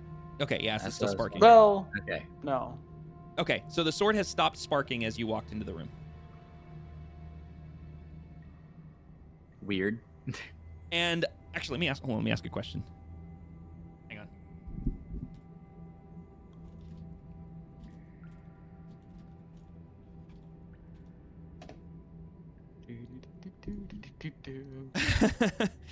Alexander. Good question. Yeah. Alexander, as you're looking over the shelf here, you are noticing the items on this shelf, even with that roll, you are no stranger to some of these things. You notice that some of the concoctions here are liquids associated with various potions and spells that require items. You notice this basically the items on some of the, not all, but some of the items on these shelves are tied to arcane use, but some of these items are clearly tied to blacksmithing. Like wouldn't know what they are. You're not a blacksmith yourself, but you're like, well, that's a hammer, and that's a leather apron used for by blacksmiths. But then right next to it is like some random items that might be used for a component of a spell. There's a couple of liquids that you're pretty sure may be used to help one enhance their arcane abilities and such. I mean, technically, I don't need components because my component, like the focus, fills in that gap. But I'm gonna yoink those. Okay. So for the purposes of yoinking them, you're just gonna go ahead and put, because you don't they're not labeled, so you Yeah. recognize them, but you don't know what they are. Just go ahead and add to your inventory. Just go ahead and add 3. What are you just grabbing the liquids? Yeah. Okay. So go The ahead ones and, that look like they're useful for magic stuff. Yep. So go ahead and grab 3, and you can just say unidentified arcane liquid. And then if you want, I'll say, because you're a spellcaster that sometimes requires items. Would it be a consumable? Huh? Would it be a consumable? These would be Adding a new consumables, item? yes. These would be Okay. consumables. And actually, 1 second here, because I actually can roll on a table for this. Because some of the items would be associated with, like components required for spellcasting. I just need to know. I just don't remember what some of those items are. So give me a second here. I don't know if the DM can see whispers between players. I cannot. No. No. Identified Nope. No, he can't. Nope. Oh, excellent. Lovely. That's Okay, how many of concerning. those did I grab? Huh? How many of those did I You grab? got 3 And how much do unidentified they weigh? arcane liquids is how you can put it in. And this is 3. not loading, which is that's concerning. I don't see how to change its name. Like the name? In your inventory. Yeah. So you basically just hit the 3 dots on the right to edit, and then you just change the item into edit mode, and then where it says new item, it'll be a text box, and you can change it. Ah, there we go. It has It to be was in the edit edit mode. button. Okay. Yeah. Yep. That's not fun. I can't open my loot table that I normally would open. It's just spinning. Does rarity matter? Not really. You can just 'Cause do. we don't know yet? Just do uncommon for now because they're Probably arcane. Uncommon. Okay. Yeah, uncommon's fine because it's arcane liquids, but you're also not sure what they are. So Yeah. yeah, that's fine. And you have 3 of Nope, those. I did not mean to. We'll help you figure out some of the items that you would have found for spellcasting abilities. Because I'm thinking things like, oh, I need a certain kind of feather and things like that. I just can't figure out what they are right off the top of my Yeah. head. So, but there are spell components over there. Talina, you were helping lift Burb up. Oh, and then Basil, as you walked into the room, as you notice the sparks are gone. They're no longer emitting from the end of your blade. It's still across the stone. It's making a different sound now because you're on a different kind of floor. This is a very clear cobblestone floor, but that's it.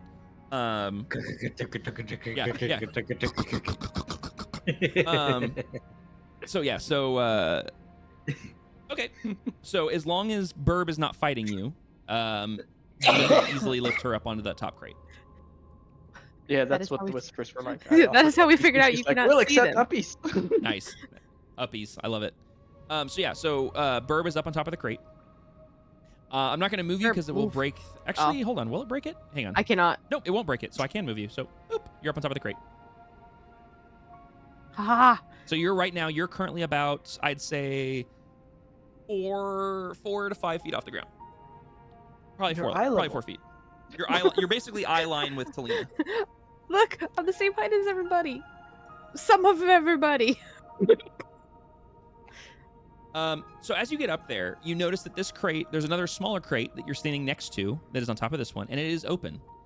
And when you look inside, go ahead and I want you to roll me a intelligence check. No, not intelligence. Wait, shoot. I always forget the difference between intelligence and wisdom.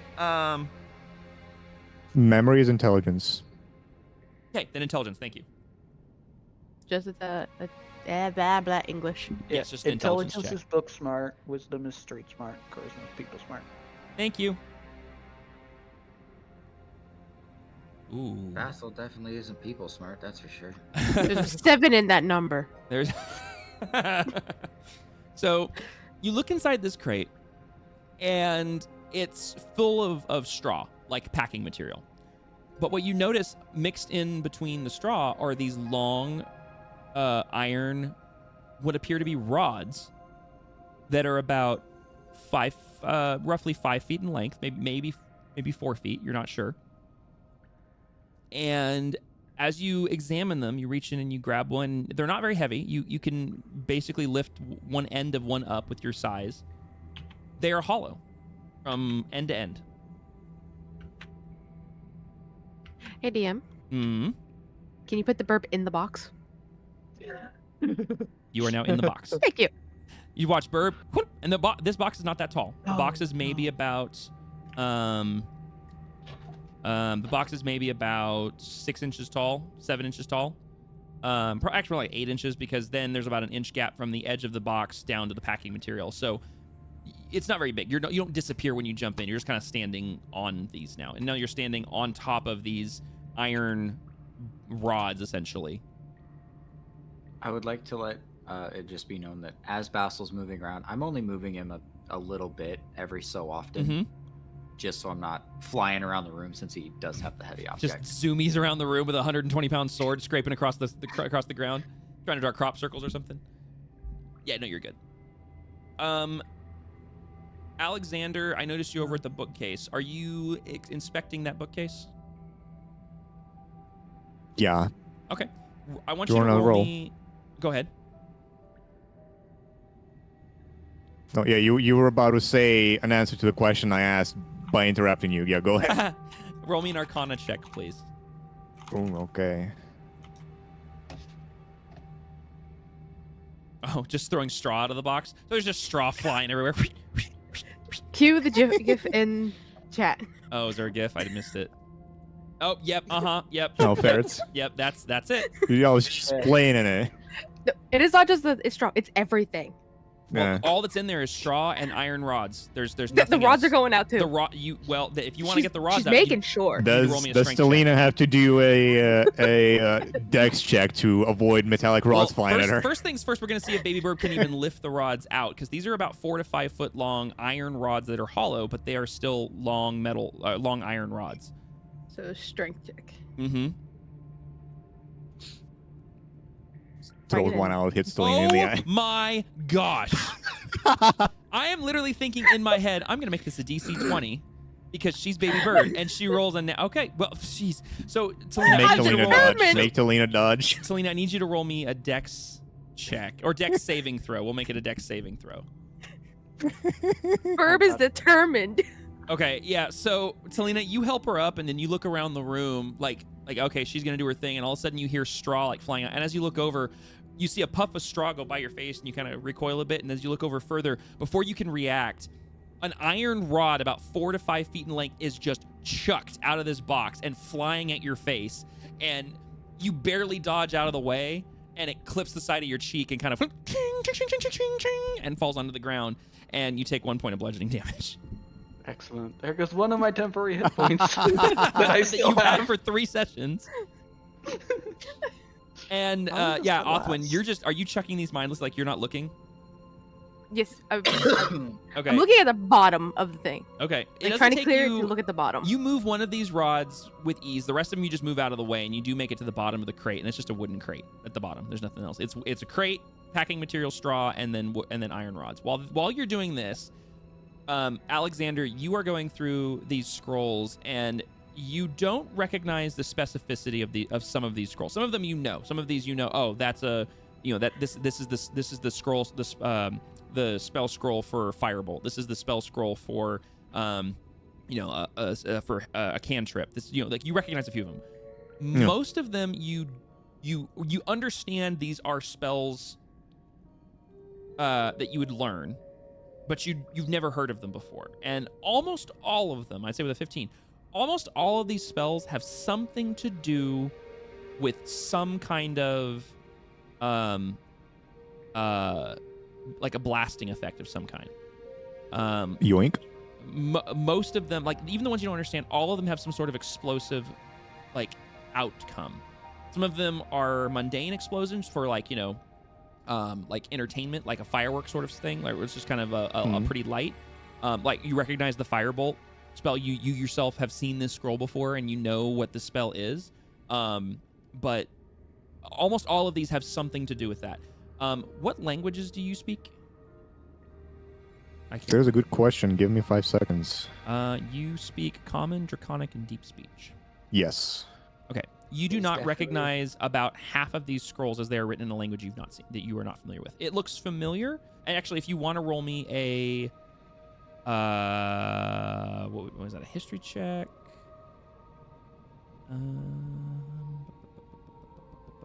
What was book? Who said what was book smart? It was wisdom. Intelligence. It's intelligence. Intelligence. Okay, roll me an intelligence check. Oh, straight intelligence. Okay. By the way, just on the topic of languages, Basil's finally strolled over to Grigor at the desk Okay. and was going to take a peek at what was on the table. Okay. Just a quick glance. Okay. I was hearing languages. I was hearing things were Mhm. in unknowns. I figured Basil, with Okay. his very odd languages, would be able to give it a shot. Okay, Alexander. Real quick, we'll get to that. Alexander, it looks vaguely familiar. Like you feel like you may have seen it somewhere before, but you can't read in this. You're not 100% sure. While this is happening, you do hear the ting, ting, ting, and you look over and you watch the iron rod fly out of the box, hit Talene in the face, and land on the ground. And you turn back to looking at scrolls. As this is happening, Basil, you hear the clanging of the rod, and as you turn, and that's when you get to the desk and you look over Grigor's shoulder, and you do recognize this, and you see that the notes are in Sylvan.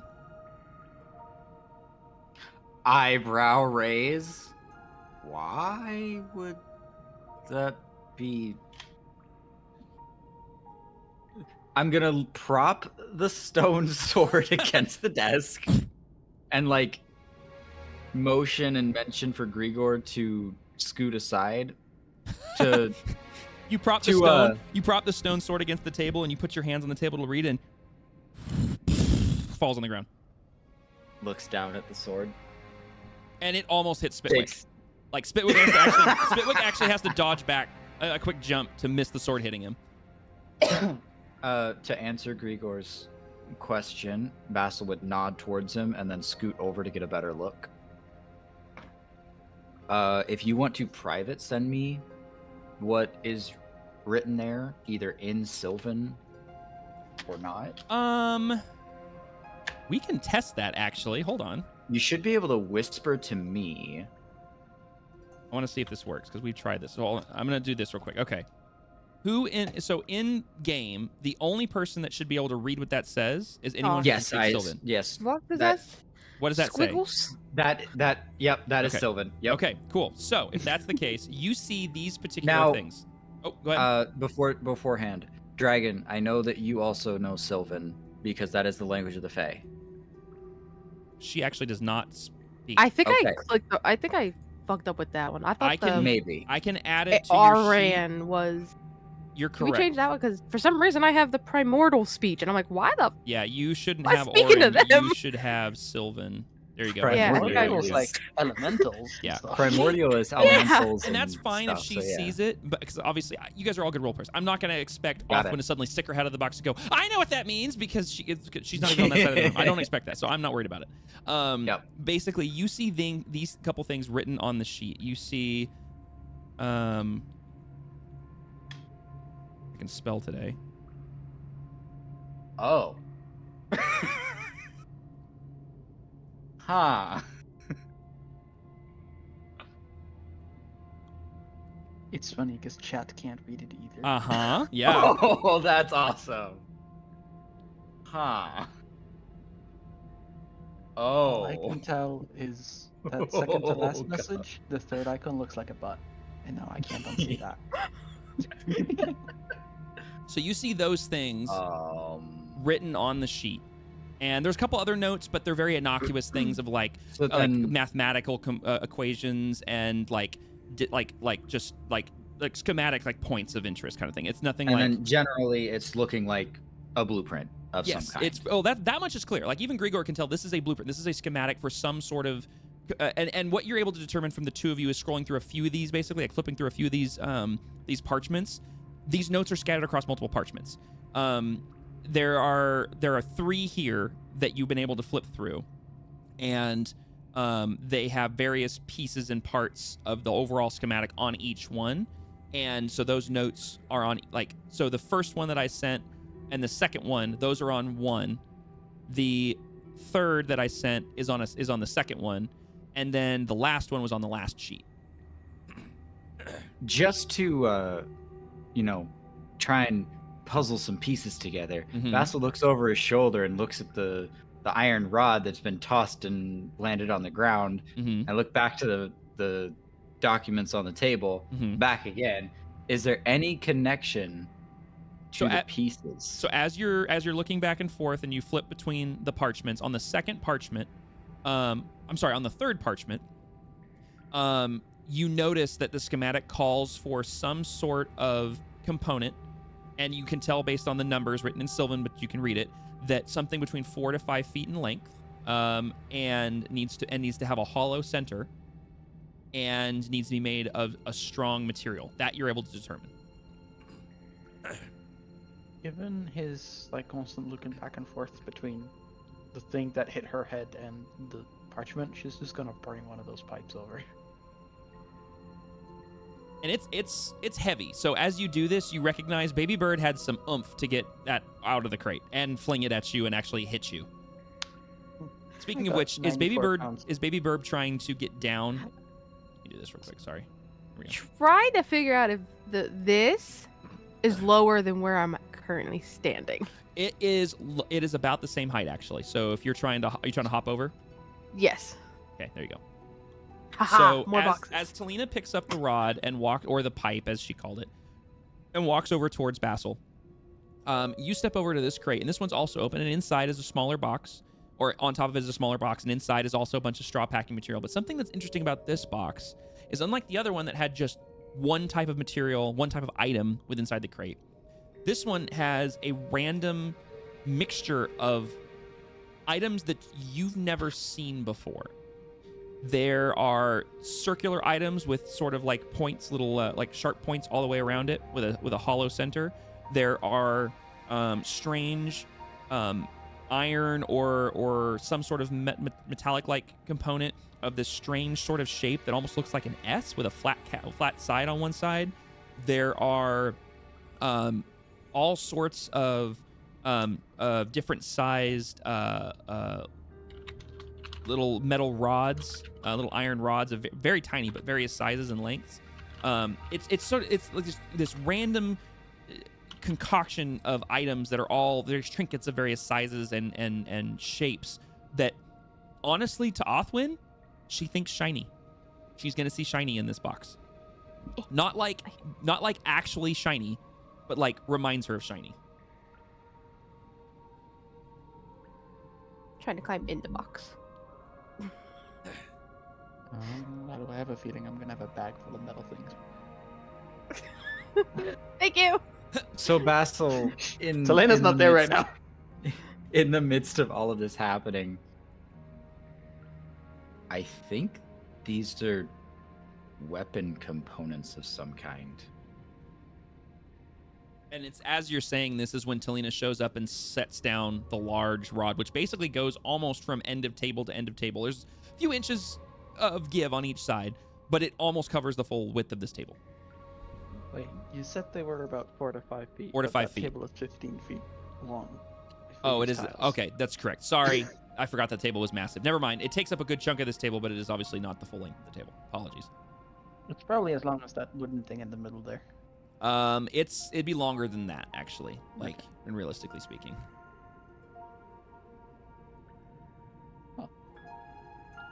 Basil points to the third document that includes that for the rod. Mm-hmm. I think that's supposed to be the projectile,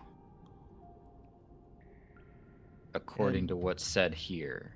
Okay, so for clarification purposes, the note for projectile was not pointing at the rod. It was on the same page as the rod. The note. Oh, was I know that.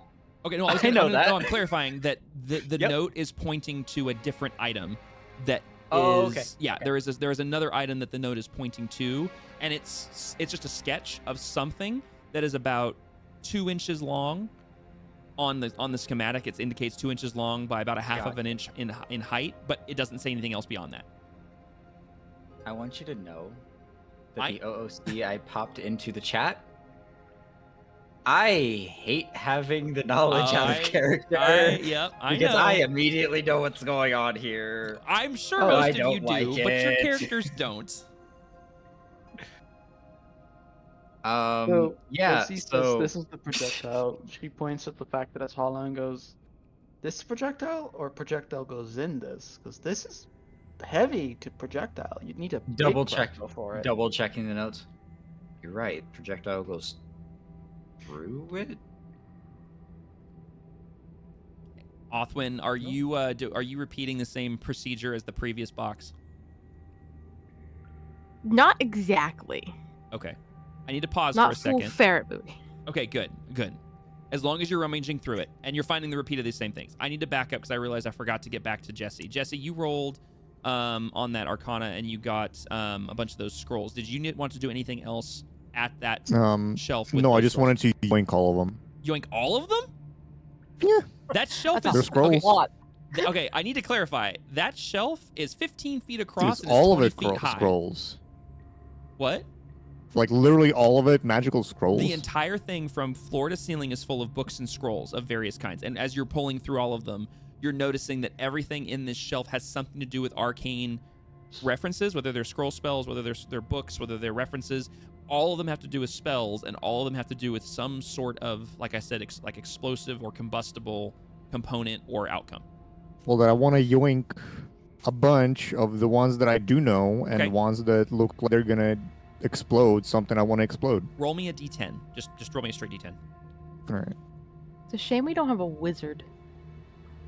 I know, right? Oh yeah, transcribe scrolls. Okay, so Uh-huh. I'll say that you grab 7 of the scrolls, Lit. and you're not sure. Are you grabbing anything? Are you grabbing the 7 scrolls that you don't recognize, or are you grabbing 7 scrolls that you do recognize? Halfsies. Okay, so go ahead and add. For now, go ahead and add 7 unidentified scrolls to your list. You're just grabbing them quickly, and then Alright. you and I can get together and identify what some more later. All right. Because scroll spells or spell scrolls are kind of powerful. So Yeah.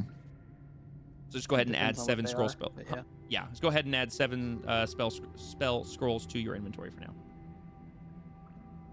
now. Okay, so now that sorry, I forgot to get back to that. My apologies. Grigor, you're watching as Basil and Talina are starting to connect some of these dots, and obviously you can't read Sylvan, so you don't understand what is being written on these sheets. But you're starting to see the schematic kind of take shape from what they're talking about. Othwin, you said you were doing something different in the box? Yes. Okay, what were you doing that was different? So the hay just gets flung out. That's the same. All of it, or just kind of like chunks of it? As she goes. Okay, okay, fair enough. She's grabbing each of the items, Mm-hmm. kind of looking at it, like trying to figure out what it's useful for, Okay, and then throwing it okay, behind And- her because she's facing towards this direction. So she's kind of okay, sitting. okay. It's like a toddler would almost, sit Yep. down and Mhm. play, and then tries to throw it behind her. Like, you're boring. Never mind. So little by little, you guys start to hear ting, ting, ting, ting, ting, like all these little random bits and bobs flying out from the crate and landing on the cobblestone. And Grigor, as you approach, you get flicked in the head by one of them, and it falls on the ground.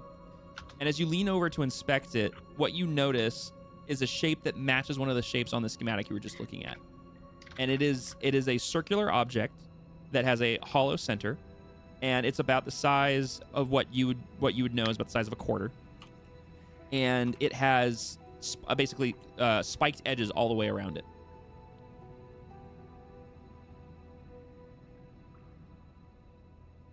OOC, it's a gear. Like if you didn't pick up on that. That's interesting. Apparently, Elven and Sylvan share a script.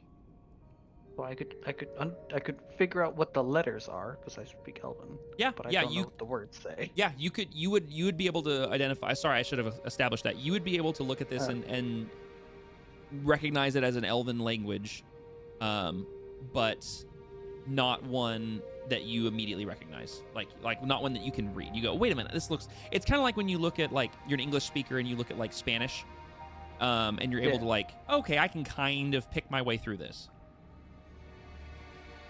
The funny part is knowing this is the language of the Fae, and knowing what this is, OOC, I am now questioning why the Fae are doing what they're doing.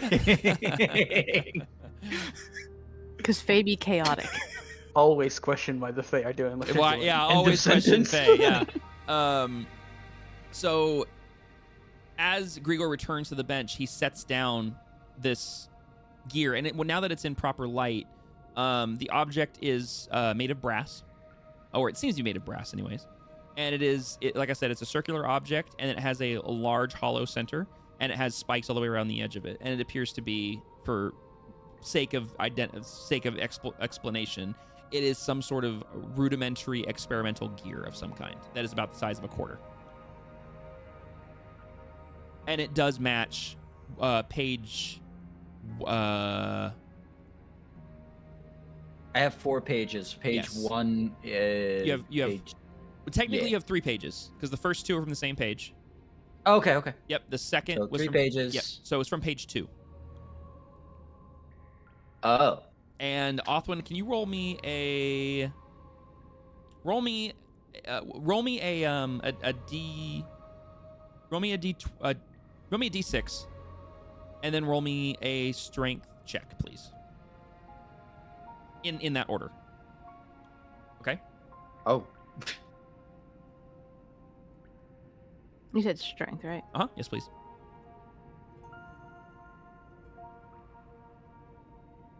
You bitch! That was an 18. Yeah, that would have been nice.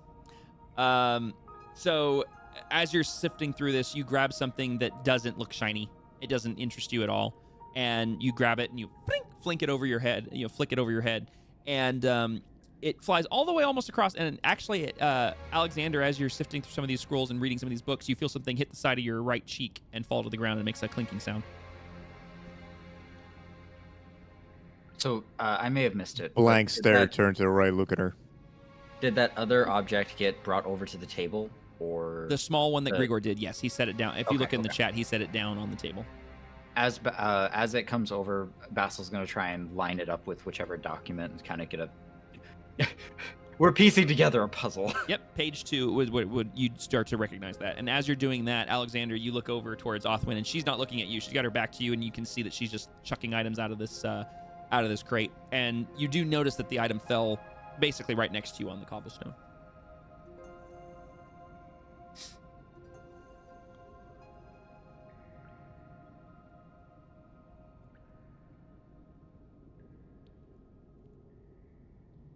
Does Alexander do anything about the object, or does he leave it there?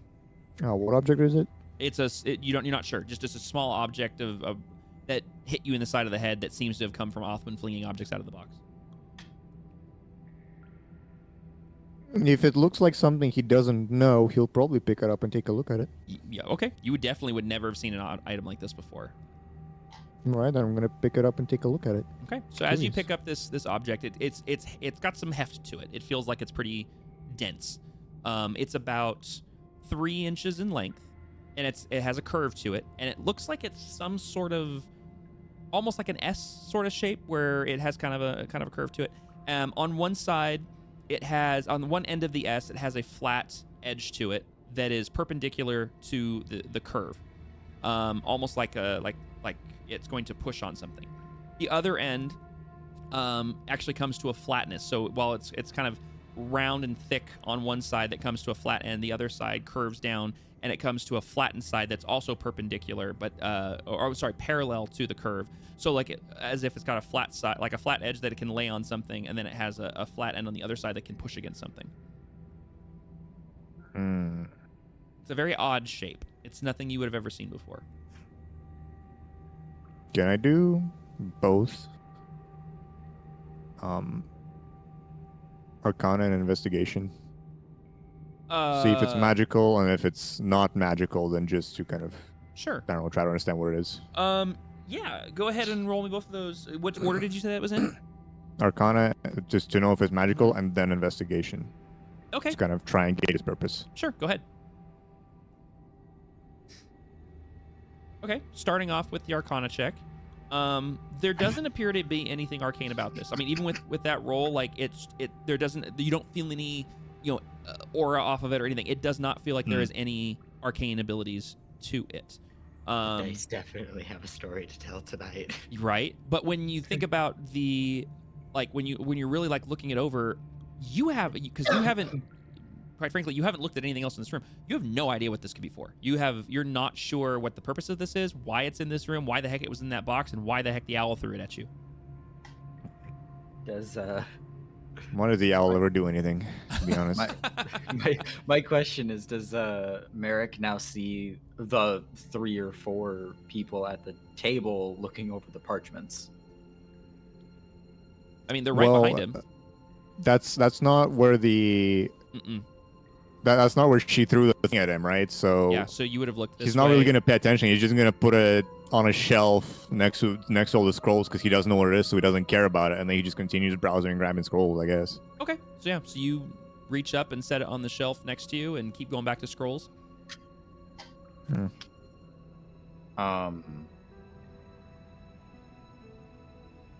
Yeah.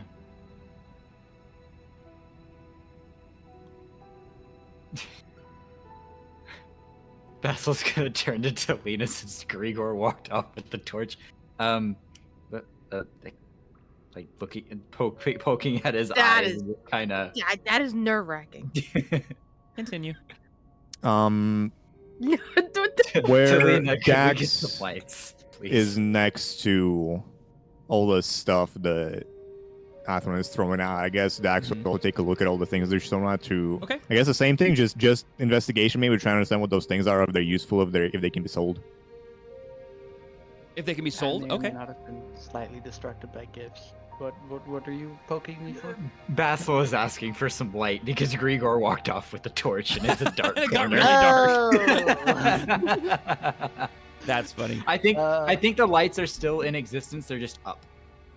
No, the lights are gone. No. I mean, like the asset itself is up, like up the map. No, they're gone. Unless you deleted them. Yeah, You they're deleted gone them, because the okay. dancing I'm lights gonna were make it dispelled. one vaguely humanoid form of medium size, specifically Basil size, and I'm gonna put it where Basil was. Or where Grigor was. Or Grigor was, sorry, yes. Here you go. Grigor, vaguely Thank you. Grigor shaped, where Grigor was. We go. There you go. Basil, going big brain mode for some reason, is going to leave the table and then go check the shelf over here with Merrick. Okay. And do I see any more of that language? Roll me. Are you just taking a quick glance at what's he's already just been kind kind of of- fiddled with? I'm going over basically left to right, up and down.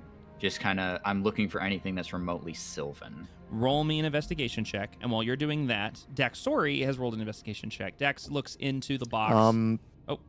Intermission. I think, like, I don't know if you want to give him advantage or something, but I think if Merrick's found like language that he doesn't understand, he would also kind of point. Oh, then yes. Whoever absolutely, you came can roll over to those him up. to Then it, yes. just kind of With like, advantage. hey, I don't know what that is. You know what that is. Absolutely can roll that at advantage. Yep. Because So you're assisting investigation him. with advantage. So you can roll one more time. I'll roll one more. So as you're doing that, I'm taking the 16. Gee, I wonder why. I'm so surprised. So while that's happening, Dax is over here, and she's looking into the crate, and she's noticing. I mean, not a lot. I mean, she doesn't recognize any of these objects. She's never seen them before. And anything that she has seen maybe before, this is just a hodgepodge mixture of components and trinkets. There is nothing to suggest that these go together, that they're a part of anything. That there's just a hodgepodge collection of things. So she pockets a couple of the brass looking objects that look like they may be of some value. So if you want to add to her inventory that she's got, I'd say let's say 2. Actually, let's just do this. Let me just roll a d10. She grabs 8 random little trinkets. I'd say just 8 iron components. Just let's say that, or 8 metal components, not iron, because they're not specifically iron.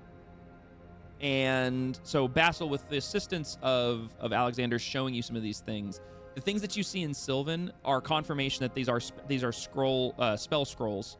And you as not a spellcaster, you don't understand them. You can basically you can read them, but that doesn't really like make sense to you. Basically, if I read them off and translate to common, okay. Would any of that make sense to Merrick for understanding? Basically, Merrick, what you'd be able to determine from him translating these, that all of these scrolls, even the ones in Sylvan, are all spells that have a blasting and explosive, some sort of combustion component, outcome, or triggering effect. Every single thing on this shelf is consistent with that feature. Nothing on this shelf in written form is pertaining to any other sort of spell or evocation that would have anything to do with other than trying to cause an explosion of some kind. Whether it's lightning explosion, electricity, whether it's fire, cold. I mean, there's all different kinds here, but all of them are an AoE of some kind, essentially. Well, first things first, Merrick would definitely just comment, partially impressed on the fact that Basil even knows the language.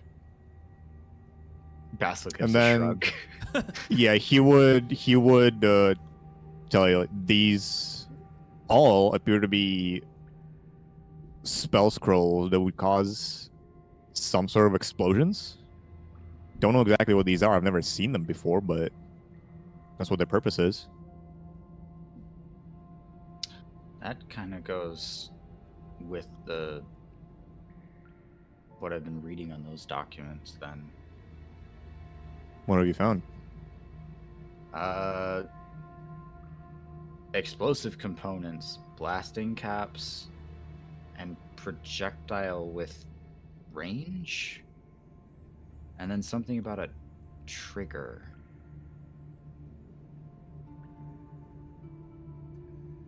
Are they making weapons using magic? I'm wondering I mean, if that plenty of is, but spells who that make things is? go boom. But why put them in a tube? There's something scratching at the back of Basil's head. He's going to turn back to Spitwick. Keep an eye on the door. He nods quietly and scurries off into the darkness. To clarify on the lower part of the entire thing, is this a world currently without guns? That is correct. As to your Okay, guys' cool. knowledge, firearms in any sort of existence do not exist. Now, I will say specifically Grigor and Basil, you two will would have seen naval-based cannons before. That is the only form of a firearm that even close to it that you guys have ever witnessed before. So Grigor, with that sort of understanding, Basil's going to make the comment. It's almost like they're trying to bring a ship's cannon into their hands. Somehow. This doesn't look at all like a ballista. He looks at the blueprints and is like trying to figure out where the bowstring is for the ballista that they're talking about. But the ballista is siege equipment. A cannon uses powder and boom.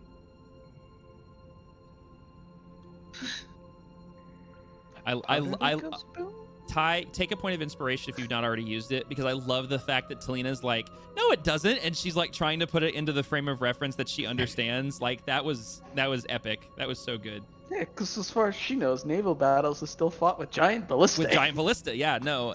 For world lore building, so just for clarification for the entire party, as like I said, handheld firearms do not exist in this world, as far as you're aware. Naval and sometimes land-based cannons do exist. They are not the most common. They are obviously, it's rare to, the projectiles are easy. They're just big balls of metal, but the powder is difficult to come across. Very few alchemists can actually create it. They still rely heavily on arcane manufacture of gunpowder. They don't have a way, most cities and entities do not have a way to manufacture gunpowder on their own outside of arcane involvement. So it's more commonly seen in naval vessels that belong to like militaries, like the Italian City naval forces that Grigor would have bumped into in his time in Italian City. They have naval cannons. Pirates that would be raiding the coasts of the islands where you're from, Basil, they would have been commonly seen to occasionally have a ship or two with cannons. Not all the ships would have cannons.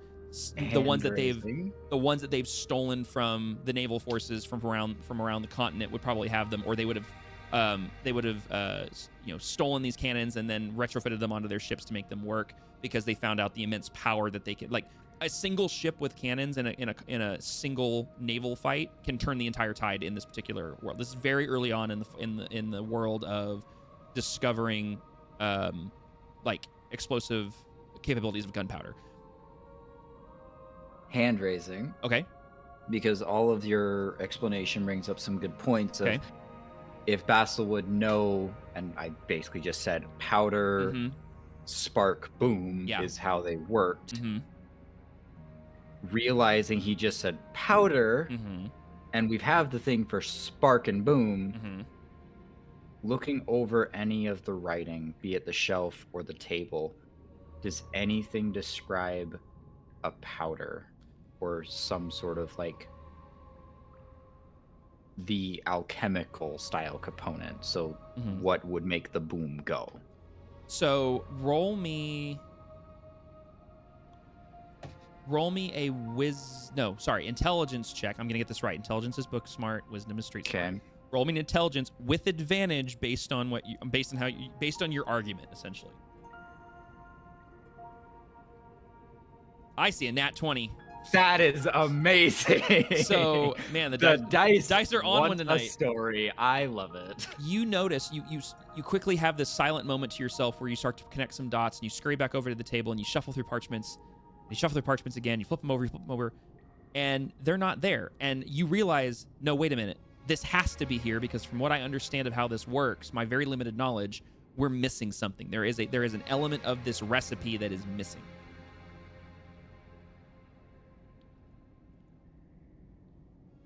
Speaking of powder, there should be something here for that, but it's not. Grigor, you would hear him say this, and you remembered seeing something on the other table.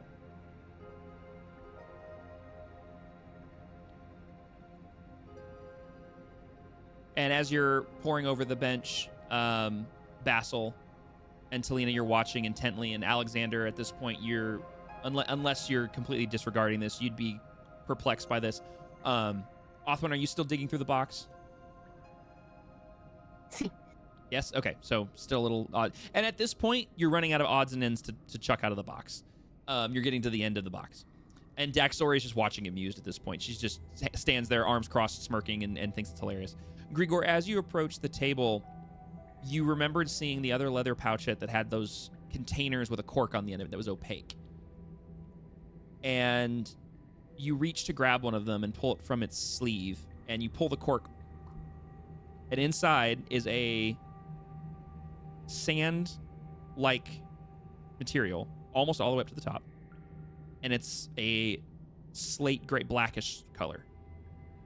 And the granules are much larger than sand, but it is basically full from the bottom of this tube-like container, like this file, that's about the size of a $50.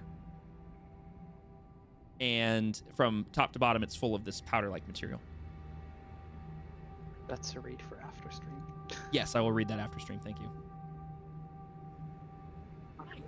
Grab the other file You said from the sleeve. you said you opened the second one as well?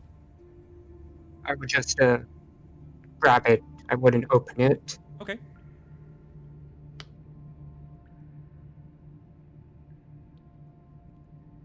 Okay. You have fun. Good. And I'll take it over to the table. Okay. So you grab both of the files, cork them, and bring them across the room. And as he approaches, guys, you notice that he has these two opaque containers in his hands. These files with a large cork on the top.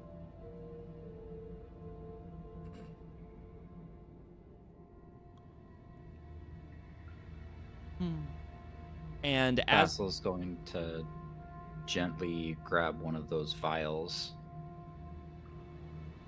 and just take a peek. Would he recognize? yes, he would. It'd be exactly what he thinks it is.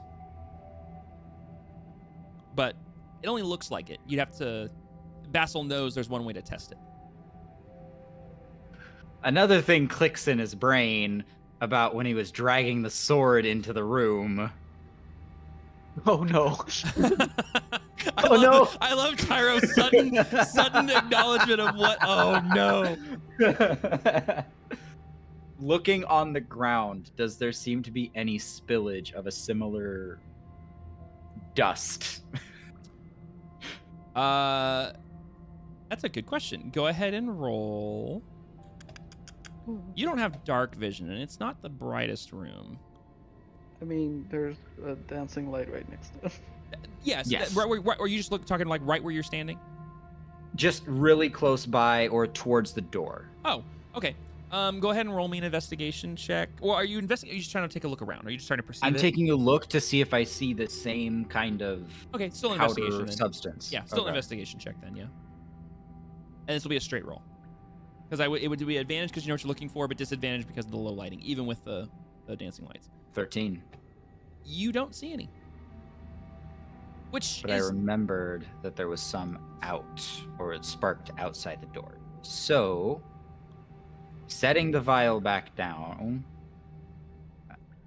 moving towards this area, because I'm assuming I would have noticed the light of the torch going back and forth from that table. Okay. Checking outside the door, grabbing like the hand axe. And just kind of scraping across the floor, seeing if there's any spark or any similar powder that ignites a little bit.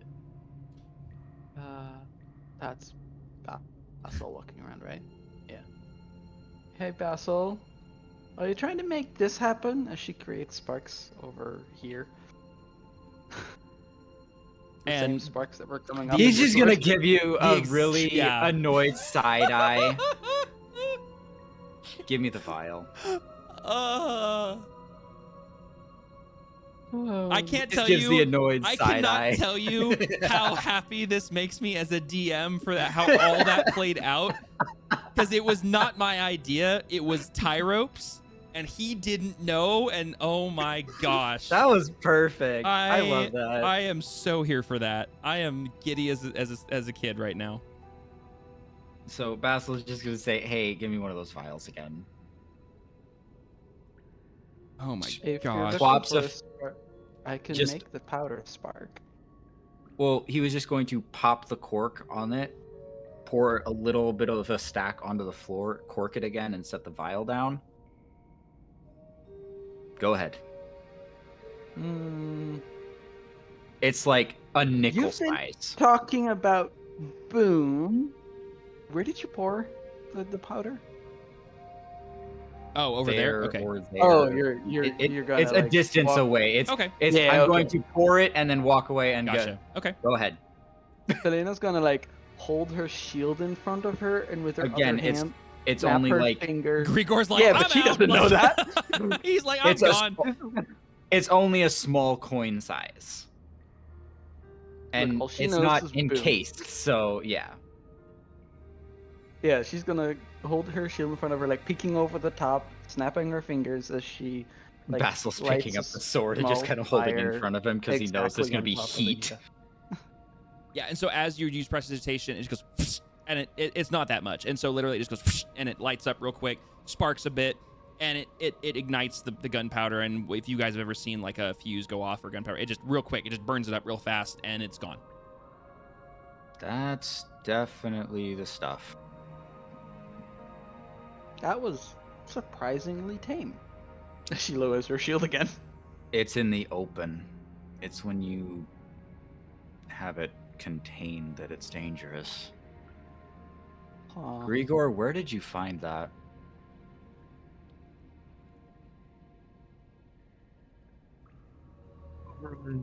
Tape over there by the forge.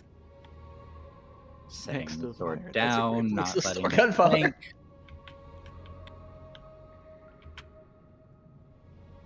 Basil's now looking for any parchment or other details nearby this table. That one I'm like not even gonna make you roll for it because you can there's no other parchments or details on that table. It's all tools. And the leather pouchette that is sitting basically right there that would have had the files in it of gunpowder is now there's nothing left. It's just two little loops basically where they would have been slipped into, and they're empty. Oh, by the way, the dancing light would just be quote unquote walking behind him as he moves around. So that he's never in. Following Basil. Yeah. Okay. I'd move it, but I can't. So yeah.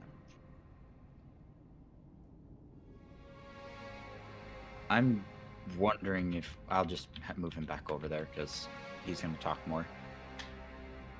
Othwin, so Grigor, you're back down in this area. What is Grigor doing while we take a beat off of that? Picking up any opponents Gregor hasn't seen. Well, all of them are on the ground, thanks to the burb. So you would very you would very easily see all of the components that she's chucked out of the box. You would see more of those gear-like shapes that you found before, of various sizes, some much smaller, some a little bit bigger, some of different kinds of shapes, but all of them very similar in overall design. You'd see a similar shape to what I described to Merrick, which, by the way, backing up for a split second, Basil, when you approached the shelf and were looking over some of those writings, you would have seen the shape that Merrick set on the shelf of that S-like shape. You would have noticed that. Okay. But I'll get to that here in a second. So you notice a couple of those. Actually, you notice several of those, Grigor. You also notice small. Best way to describe it would be springs. Very thin pieces of metal that have been wound into a spiral shape that are flung across the ground. You don't, obviously, for the sake of you don't know that they are a spring where they can recoil back on themselves. They just look like a strange object that's just a little like spiral shape. You notice curved pieces of iron that are about 1.5 inches, maybe 2 inches total in length, and they basically have a crescent moon shape to them with a straight piece up on top and 2 little bars on either side. You notice. You do notice something that catches your eye that you haven't seen amongst the rest of this, and it's a small little how do I describe this? Hold on a second. Let me 1 second. Where is my stuff?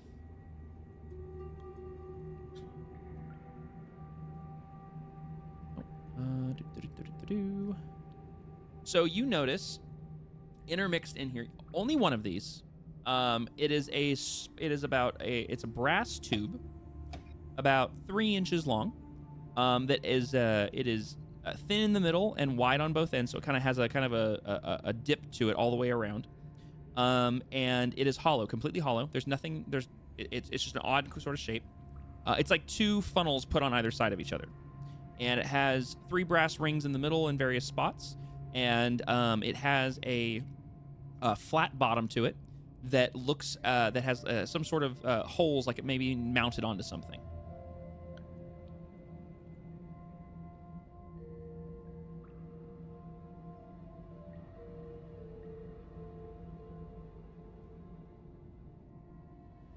Yeah, everyone with all the others. Say that again. I'm sorry, you broke up a little bit. Gregor would pick it up along with all the other components. Okay. If you want to go ahead and put in your inventory assorted mechanical components, you can go ahead and do that.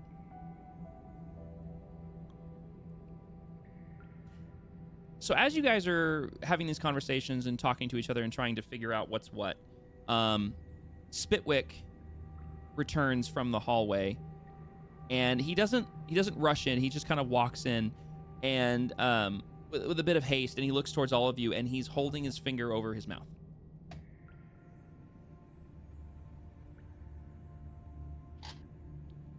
And obviously he's looking at all of you. You guys, I would say by default, Basil and Talina, you probably notice him. Merrick, do you have your back to the door? Are you looking over the shelf, or are you talking with the other 2?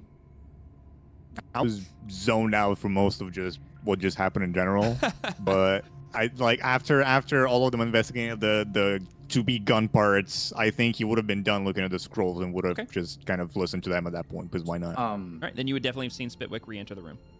Yeah. To react with that, Basil's going to basically motion towards the light and ask Talina to cut it. Not my fingers, but my mic didn't catch it. But yes. Okay. Oh. And then turning towards Spitwick again and motioning basically a "can you shut the door?" Roll me a performance check if you're motioning. See if Spitwick can understand what you're trying to do. Motioning and then mouthing the words, but yes. Yeah. Performance check. Yep. Let's go. Well, those dice are on one tonight. That's It story. is not gonna work. No. It's not that you can't do it. It's that he doesn't understand you for the first couple of times you do it. You're having to sit there and do remember the scene from Pirates of the Caribbean where Jack is trying to tilt his head to point towards Will, and Mr. Gibbs isn't getting it. And he's having to do it like 6 or 7 times, and he's like having to get really aggressive with it. That's kind of what you're doing. You're having to really like get into it. And finally, he gets it, and he turns around, and just as the door closes, in the distance, you hear voices. And you can't make out any details of the voices. Oh, we made splody. We made noise. You made lots of noise.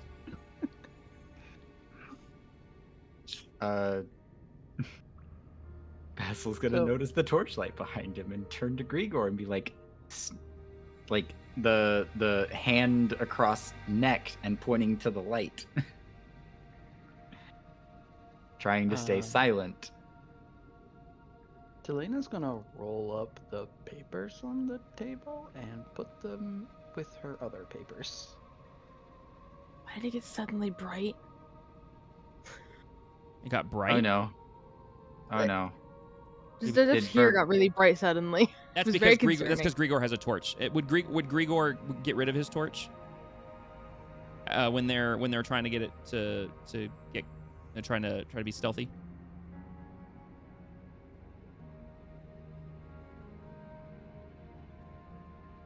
Oh, Tyrup lost power. Give him a second. Oh no. Uh-oh. Grigor, would you douse the torch based on their conversation, or would you keep it up? I would have Lena put out the torch. Okay. Okay. So I'll go ahead and say that it went out. Boop.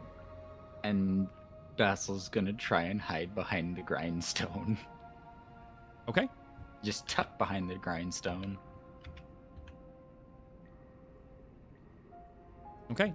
Spitwick sees what you guys are doing, and he actually scurries underneath the table because he's short enough, and he gets underneath the table. What were the bad guys called? Which Before? ones? 'Cause I keep forgetting. Well, the fucking having a The- strong cup here. the thugs criminals. or- Yeah, the thugs? Okay. They're called the low The hood low gang. hoods. Low hoods. Yeah. Freaking angry. It's around that time when someone's clearly coming and the door's starting to close.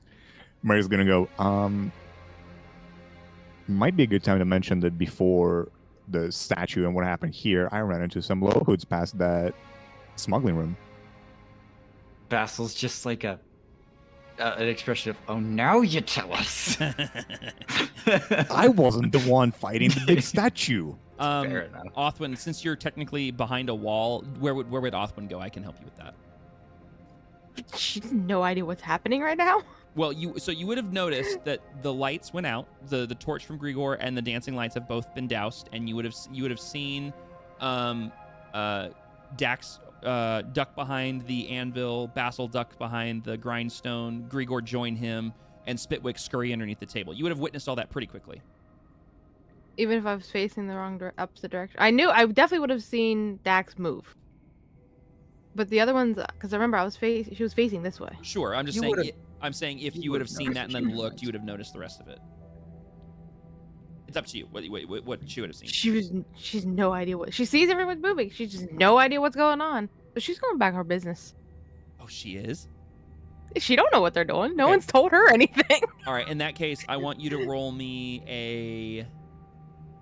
Just do this. Roll me a d20. Just straight d20, because it's not really a check or a saving throw. It's just I want you to roll. Welcome back. Welcome back. Not quite back yet. Oh, Burb. Oh, baby Burb. Ooh. Okay, so Othwin goes back to what she's doing. So She didn't Tyrups, wanna for know what clarity she for was you. planning. Yeah. So Tyrup, for clarity for you, Spitwick has scurried underneath the table. Basil, Grigor have both ducked behind one of the grindstones, and Daxor has ducked behind the anvil near the forge.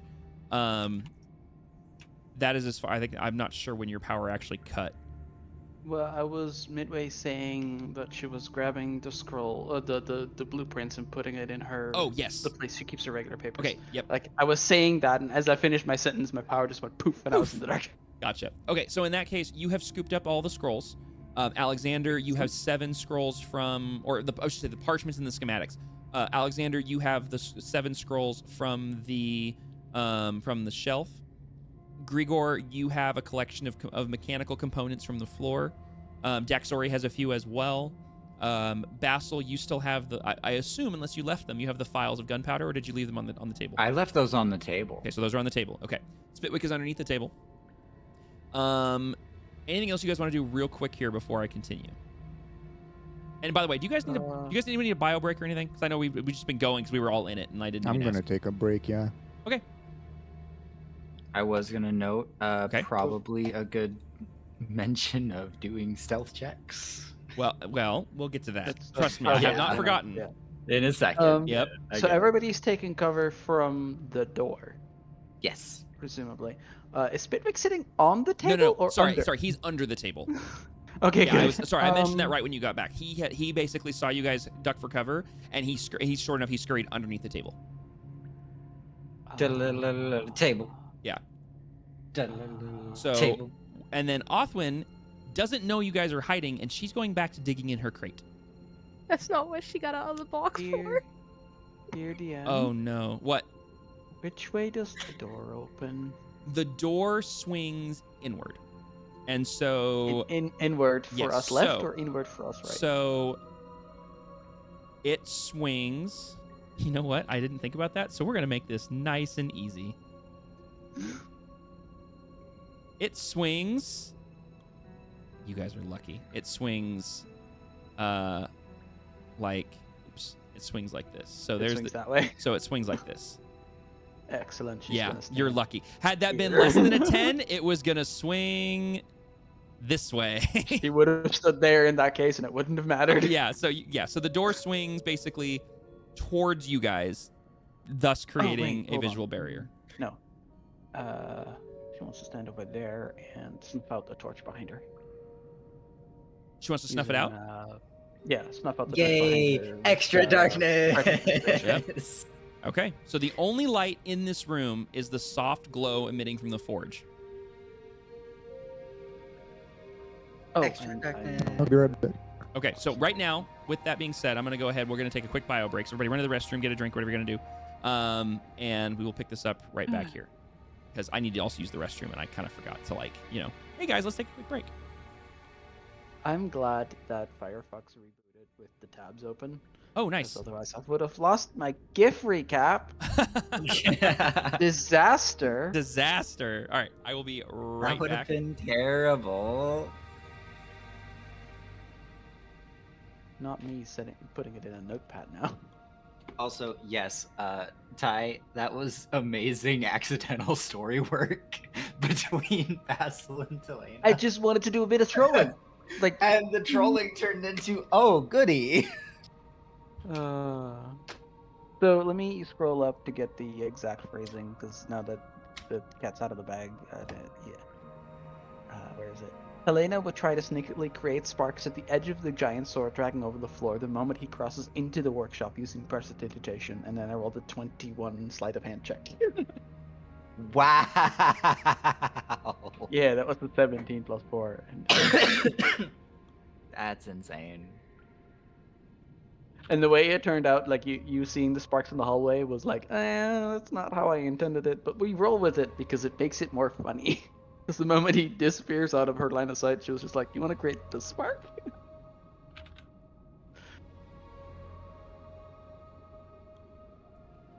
I should ask how far the door opens, because if they swing it all the way open, she's going to get hit by the door.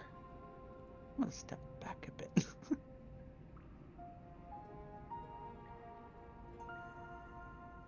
I'm out of spells, so I'm gonna try to surprise stab in the back. This might- Basil's stone sword is behind the door swing. Oh yeah, the door opens that way, to the right. So, Yeah, I can't stand here. That's fine. remind me when GM gets back that we mentioned the sword is still in this area. Yes. Wait, can we?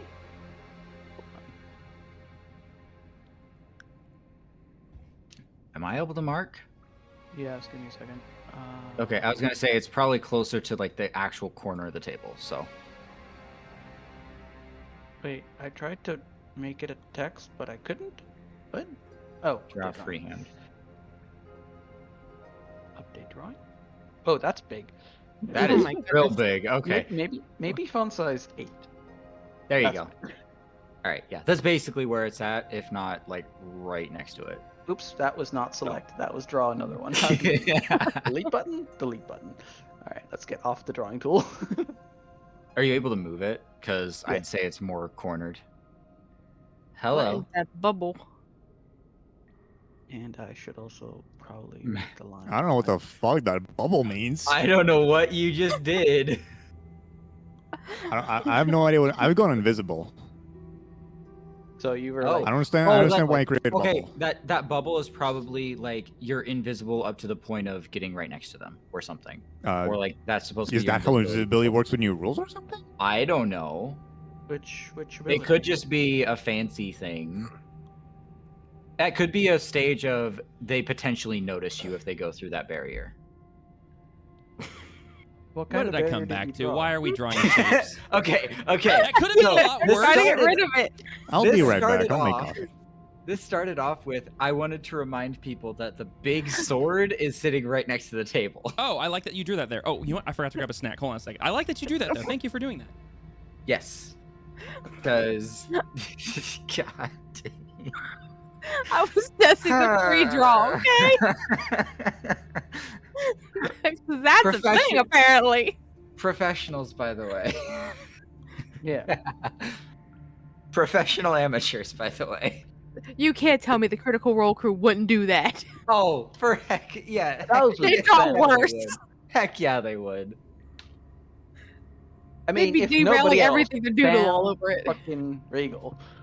I- Actually, It- doodling it'd is more be- Laura. No, Sam, Travis, probably Taliesin will all be doodling random shit, trying to talk to each other on the screen. Random hieroglyphics. You'll just see. Hi. Well, and if it's Laura, it's just gonna be random dick drawings. Stream appropriate. Mm-hmm. Mention of it is fine. I can mention it. You're not drawing it on my Yeah. stream. No. Okay. Now that I'm back with Kofefe, Um, I have a free use of an invisibility spell, and so since everyone's gone hiding, Merrick did a funny hand gesture and whispered something, and then he just disappeared. and then And the And I'm bubble concentration on happens. it. And for some reason, I have a bubble around me now, so I don't know what the bubble does. There is no rules mention of a bubble Why- or hold on, why anything do you with have a bubble? invisibility having to do a radius around me. He activated the invisibility and the bubble went loudly. Yeah, I assigned me an invisibility status effect, and that happened. Huh. I'm wondering What if if I that's remove it? supposed to be Yeah, just freaking like I removed it, and now the bubble's gone. my opinion. That's supposed to be the like if you're moving past someone or somebody moves within that range, that it triggers some sort of There I isn't think- anything in the rules about Chance. it. No. Ignore the animation. That's a goof on my part. okay. It's when I was programming the spell to do that with the animation. It's goofed. Is it meant to be just around me, not around like a radius that big? Yeah, it's just meant to like indicate that you're invisible. That's it. God, okay, cool. So I'm concentrating. I'm invisible, and then I'm just gonna stand in the corner here, like I'm not gonna say what I was about to say, but I'm just standing in the corner. Like a creep. He's brooding like Think, Batman. think worse, but yeah, sure, Yeah. Batman. Let's do with that. Okay. All so, right. Is everybody back? Yes, I think so. I was robot-y for a bit. So, dragon.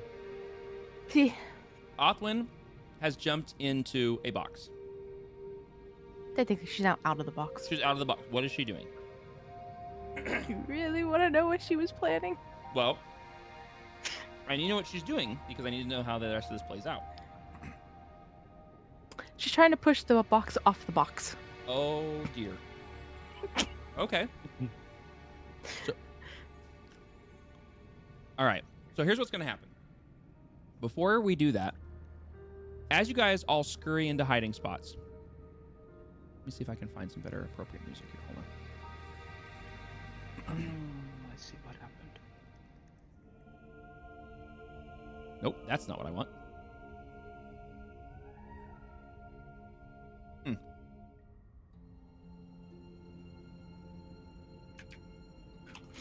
Huh. All right, well, whatever. So, as you guys scurry into your spots and the door closes from Spitwick, the room gets quiet. And you guys can hear through the door, the other door being open, because only one of the two doors was closed. You hear in the distance a cacophony of footsteps echoing through the stone chamber off the walls and off the ceiling. You hear what sounds like murmuring voices of people talking to each other. No distinguishable words, no conversation you can pull from it, just the sound of voices. And it sounds like they're getting a little bit closer. The sounds seem to reach a point where they no longer are getting closer. They're not getting quieter, so they're not going farther away, but they are definitely closer. It sounds, for those of you that can hear it, so that would be pretty much anybody who's trying to tune in and listen. It sounds like they're in the chamber where the stone statue was. And I will say, Tyro, if you want to roll me a perception check with a, I won't say advantage, because it would be a disadvantage based on the circumstances, but because of your elven ears, you would probably be able to hear this a little better than other people. So if anybody else wants to roll perception check, you can at disadvantage, with exception to Tyro rolling it as a straight roll. What do your elven ears hear? Yeah, Not exactly. much. Not much else from Basil.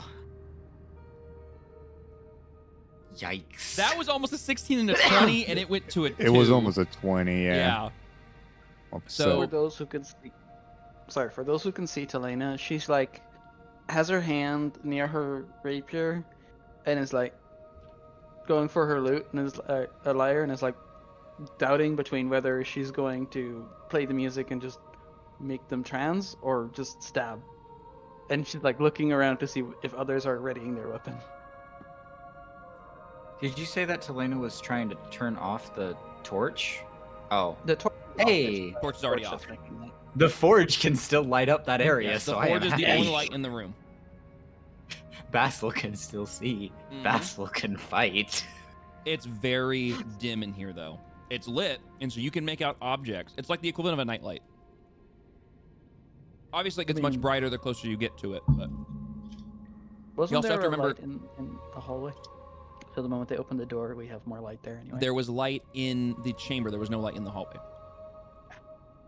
Also, as a reminder, for the sake of clarity, the light coming out of the forge is shooting up because it is a bed of coals.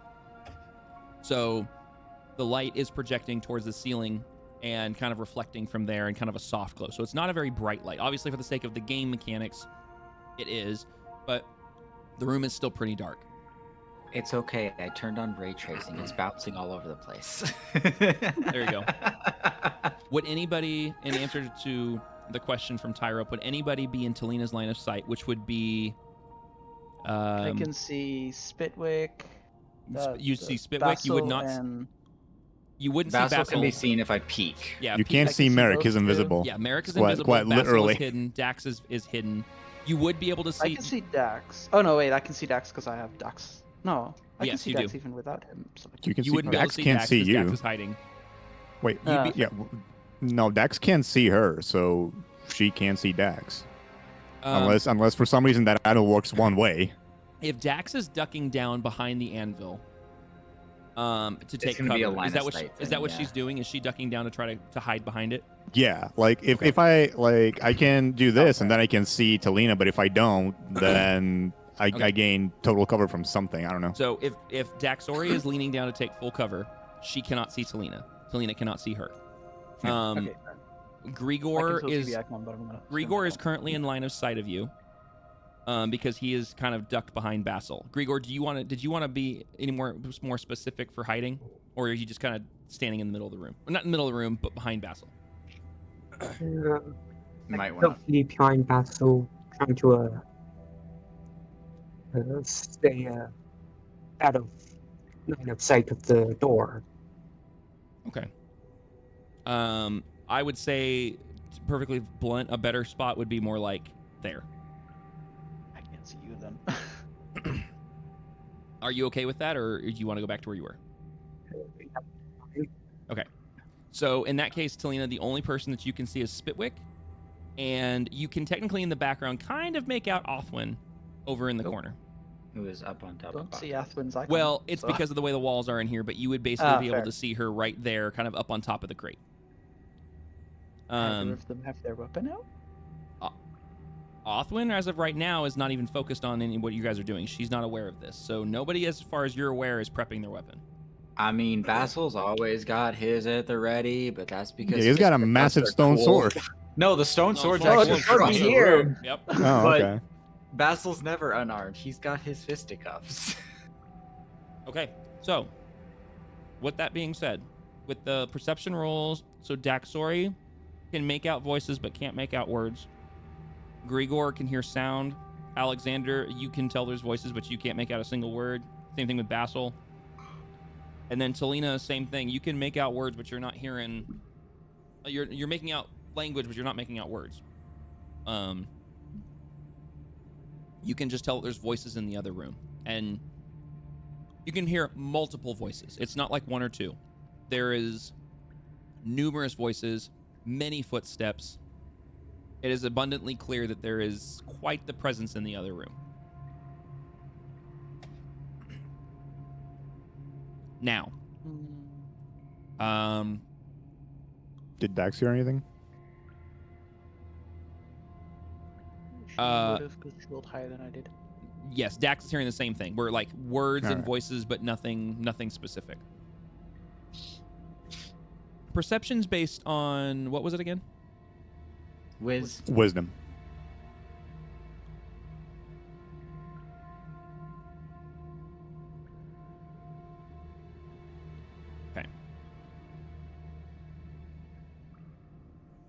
So, Spoilers. as you guys are doing your stuff, Othwin, what were you trying to do again? Push the box off the box. Roll me a strength check, please. And I want you to roll me a stealth check, not because you're trying to be stealthy, but because I want to see if you can do this without the other people noticing what you're doing. So stealth first, then strength, or strength then stealth. Roll, it doesn't matter because we're going to do them concurrently, so just roll them in whatever order you want, and then it'll happen together.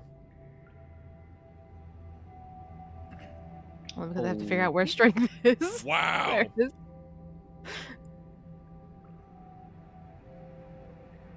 Okay. Okay, so as you guys are all ducking into your hiding, you can hear the voices, so now you suddenly feel yourself getting even quieter and shrinking back into your hiding spaces even more, trying to become one with the room.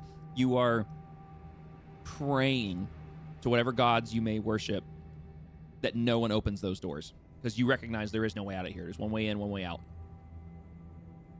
And as you're doing this, you hear the sound of scraping wood and metal on wood and metal. That's a better sound. And Othwin, you're trying very hard to push this off the top, but your little burb strength just can't get it to go all the way. And no one caught you getting prepped to do it. That was what the stealth check was, to see if anyone would stop you from doing it. But the sound is the sound. There's nothing you can do about that. And so all of you all at once start to hear this scraping sound. It's not nearly as loud as the stone sword on the cobblestone, but it is echoing through this very quiet blacksmith workshop. I would say with a 7, you only move the box maybe a couple of inches. It's not a whole lot of progress.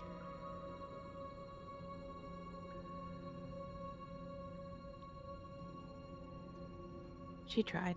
Do you want to keep trying? And does Yes. anyone want to react to the sudden, very loud noise coming from a room who you all thought was being stealthy? Basil's turning over his shoulder to look. Direct eye line sight with Athwin. Well, Othwin has her back to you. I know, but just piercing gaze of just Can you the see me in that darkness? maybe no. I'm just peering into the dark. I mean, Basil's just looking he's Well, back looking there at the actually- noise. You'd be able to make out her silhouette because of the soft glow in the room. And you'd know where the noise is coming from, like Tyrup said. I forgot I don't know how I forgot the forge was right there. Yep. Oh, the big thing that's making light. There is just a very small sliver of light that I can see right there. Yep. Well, honestly, there'd be more, but this crate is not that. I mean, it's not tall. It's the same height as this crate, which is the same height as this crate. So the light would be going over the top of it, so you'd be able to see Othwin. Just a quick kind of like a tits, tis, tis, tis. Just a very soft noise to try and get her attention. She's gonna look around like, what the frick is that? What? My box is making And weird all- sounds. All that Basil is trying to do while getting the attention is telling her to duck down, And duck so down, hide. as you turn around, Othwin, this is the first you've noticed, Merrick is gone. He's just vanished. The torch in the corner has been snuffed out. The dancing light is gone. You can't see Dax from where you're currently sitting. You can see the tip of one of her horns over the top of that box next to you. You can barely make out Grigor tucked in behind the, right here. And you see Basil looking at you, frantically trying to get you to do something, and you can't see Spitwick from your angle either. And you now notice that the door to the shop is shut. Now she's caught on what's going on. So she's gonna go back in her box. DM, help. I can't get in the box. Thank you. Okay. Asking DM for uppies. Asking her, God, hey, can you put me in the box? Oh my gosh. So, as you notice this and hop back in, Selena, you hear footsteps approaching the door. Yep, I've got my layer ready. The moment that doorknob moves or the door opens, I'm gonna start playing the tune. And you notice the sound stops right before the door. And as you're sitting there waiting, everyone's waiting, you hear the sound of the doorknob being grabbed. But before it turns, you hear muffled voices. You hear first you hear a set of footsteps, and then you hear muffled voices.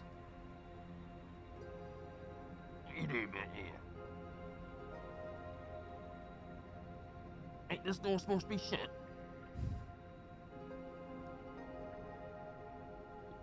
Yeah, don't go in there. Also had that head. And then you hear the footsteps retreat slowly as they leave the area, and you hear them getting farther away.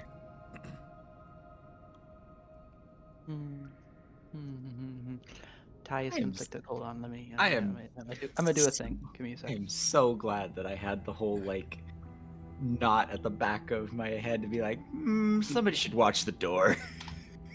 As Selena hears them stepping away, she's going to sneakily try to walk up to the door and open it far enough that she can see through. Okay. So the way we're going to do this mechanically is I'm just going to open the door, but only Selena will be able to peek through it. Excuse me. And what I want you to do is I want you to roll me a stealth check with advantage for one simple reason. Grigor already investigated these doors before and discovered they were not rusty and squeaky like the other ones were. So you know that the door can be opened quietly.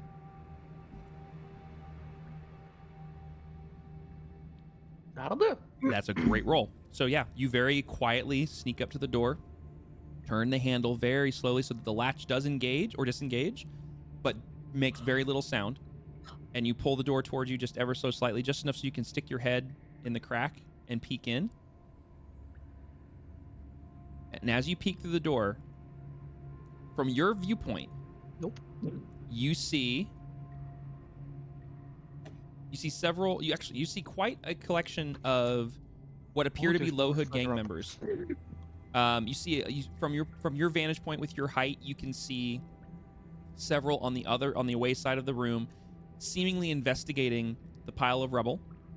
You see one standing close to the doorway that you guys entered through, right here. Well, that guy.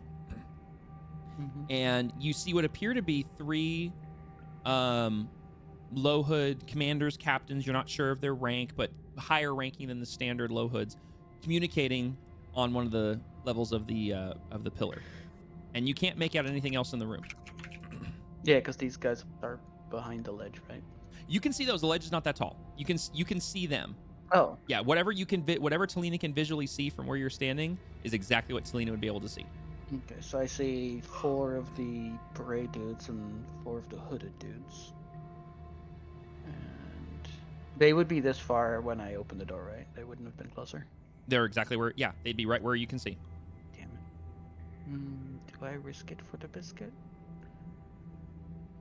No, I'm gonna just keep looking, but not move the door any further.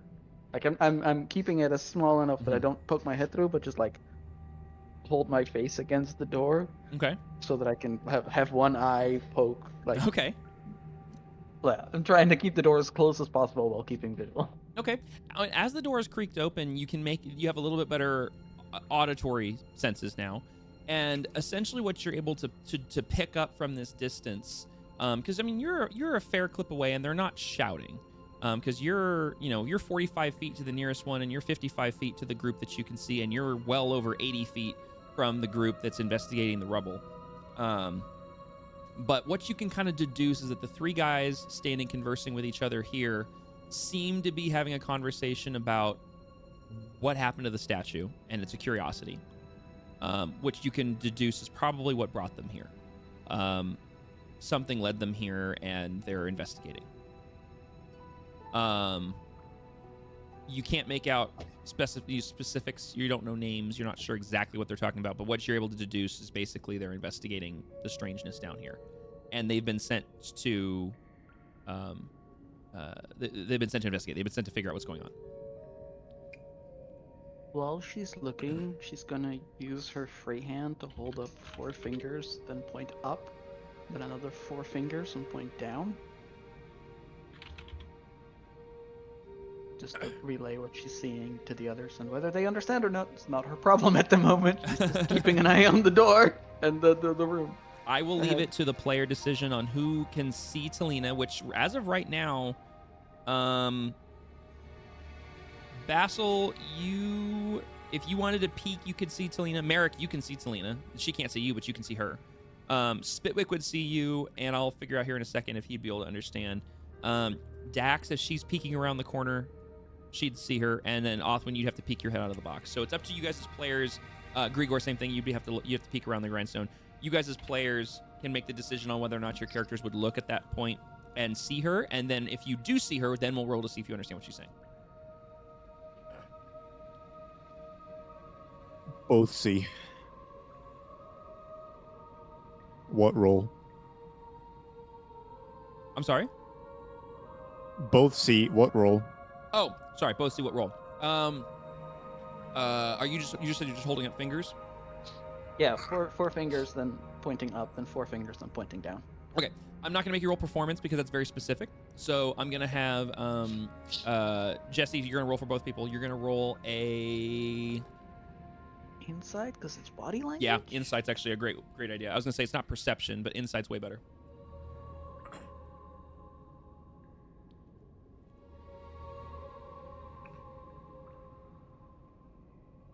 You 100% know what she's talking about. Oh, both of us. Nice. Okay. Mm-hmm. Yep, because you both rolled the exact same roll. What exactly do we know, though? 4 high ranks, 4 low ranks. Cool. And then Grigor, I saw you lean, but I didn't see you roll. Didn't see you roll. Did you see? Yeah, I could see Delina by named. Go ahead and roll an insight check as well. See if you understand.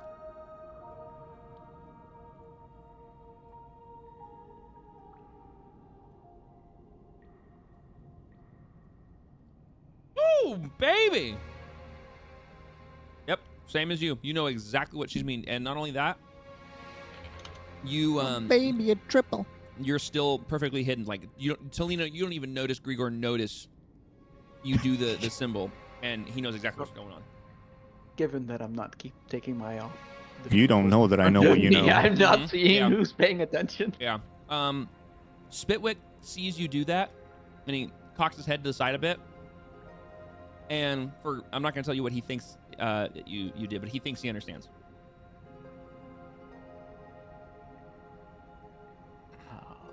Do I engage? Do I not engage? Do I hear anybody behind me? Like any of my party like shuffling forward, or are they all like staying super still? Are you guys all staying? Are you guys all staying where you're at? Basil is still staying tucked behind the wheel until any more things approach or the door opens. Okay. Like the door opens to Mm-hmm. everybody. Okay. Which direction are these guys facing? Are they all facing north? Different directions. The one, so I'll tell you, this guy is facing away from you because he just was walking away. Mm-hmm. These three are facing each other because they're having a conversation, That makes sense. and then the other ones across the way are looking down at the rubble. Okay. Now, what we're gonna do is first off, I want each of you to describe to me how you are trying to remain hidden. Alexander, you get a pass because you're invisible. So you just need to explain to me how you're remaining silent. So actually, let me back up. I want all you guys to tell me how you're remaining silent. Alexander, you're obviously invisible, so you get advantage to whatever we're doing here. But just all of you guys, how are you guys trying to stay silent? You guys trying not to move, trying to slow your breathing, trying not to touch anything. I don't remember what my quirks are. They might play into this. Telena's used to getting into a trance at night, so she can like slow her heart rate and breathing and stuff. Okay. So she's like preparing to enter a trance, but not quite going all the way. So she's like super calming down, Okay. but not losing consciousness. Okay. Roll me a stealth check with I advantage. will. Go ahead, Basil. Basil's going to be in a similar note. Bored. Oh my goodness. Dice tell a story. Basil is going to be in his like borderline trance-like rage. He's Okay. just kind of very focused on keeping, a low profile and everything like that. Thank you. That's exactly what I was going to Just say. tucking right behind the grindstone and making sure that even if the door does move, he remains out of sightline. Okay. Go ahead and roll me a stealth check with advantage. Who else? Glad I got the advantage. Okay. Okay. Do you want me to mark anything of the sort? No, not currently. Okay. I'll tell you, but I need to sneeze first, so someone else go first. Burger would be kneeling down while controlling his breathing. Okay. Go ahead and roll me a stealth check with advantage.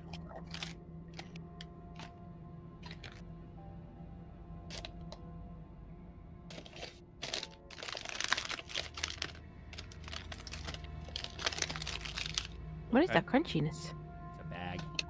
I have goldfish. I'm sorry. Okay. Jesse, can you explain to me what Dax would be doing? Or if you're not sure, would somebody else like to say what Dax would be doing? I mean, Dax is pretty as a rogue who's like, I haven't read her backstory, but she's been at this whole thing for a bit, right? So she's just kind of like hiding is sort of natural. So Okay.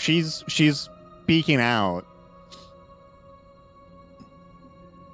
but she's still fully behind the thing, and she does slow her breathing. She's trying to like on the one hand, she's super still, trying not to move.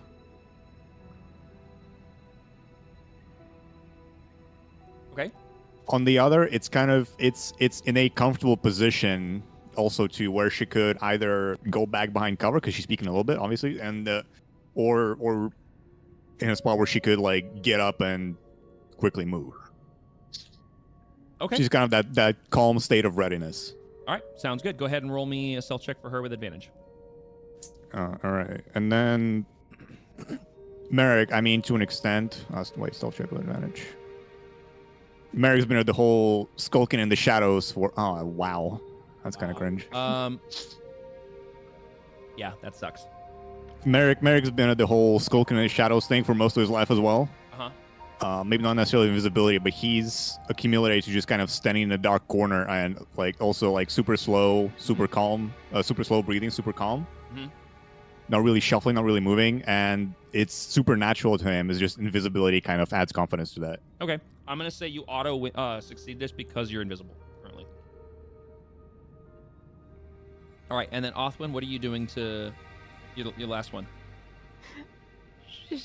I was just sitting in the box playing with the straw. That's all she was doing. Roll me a stealth check, no advantage.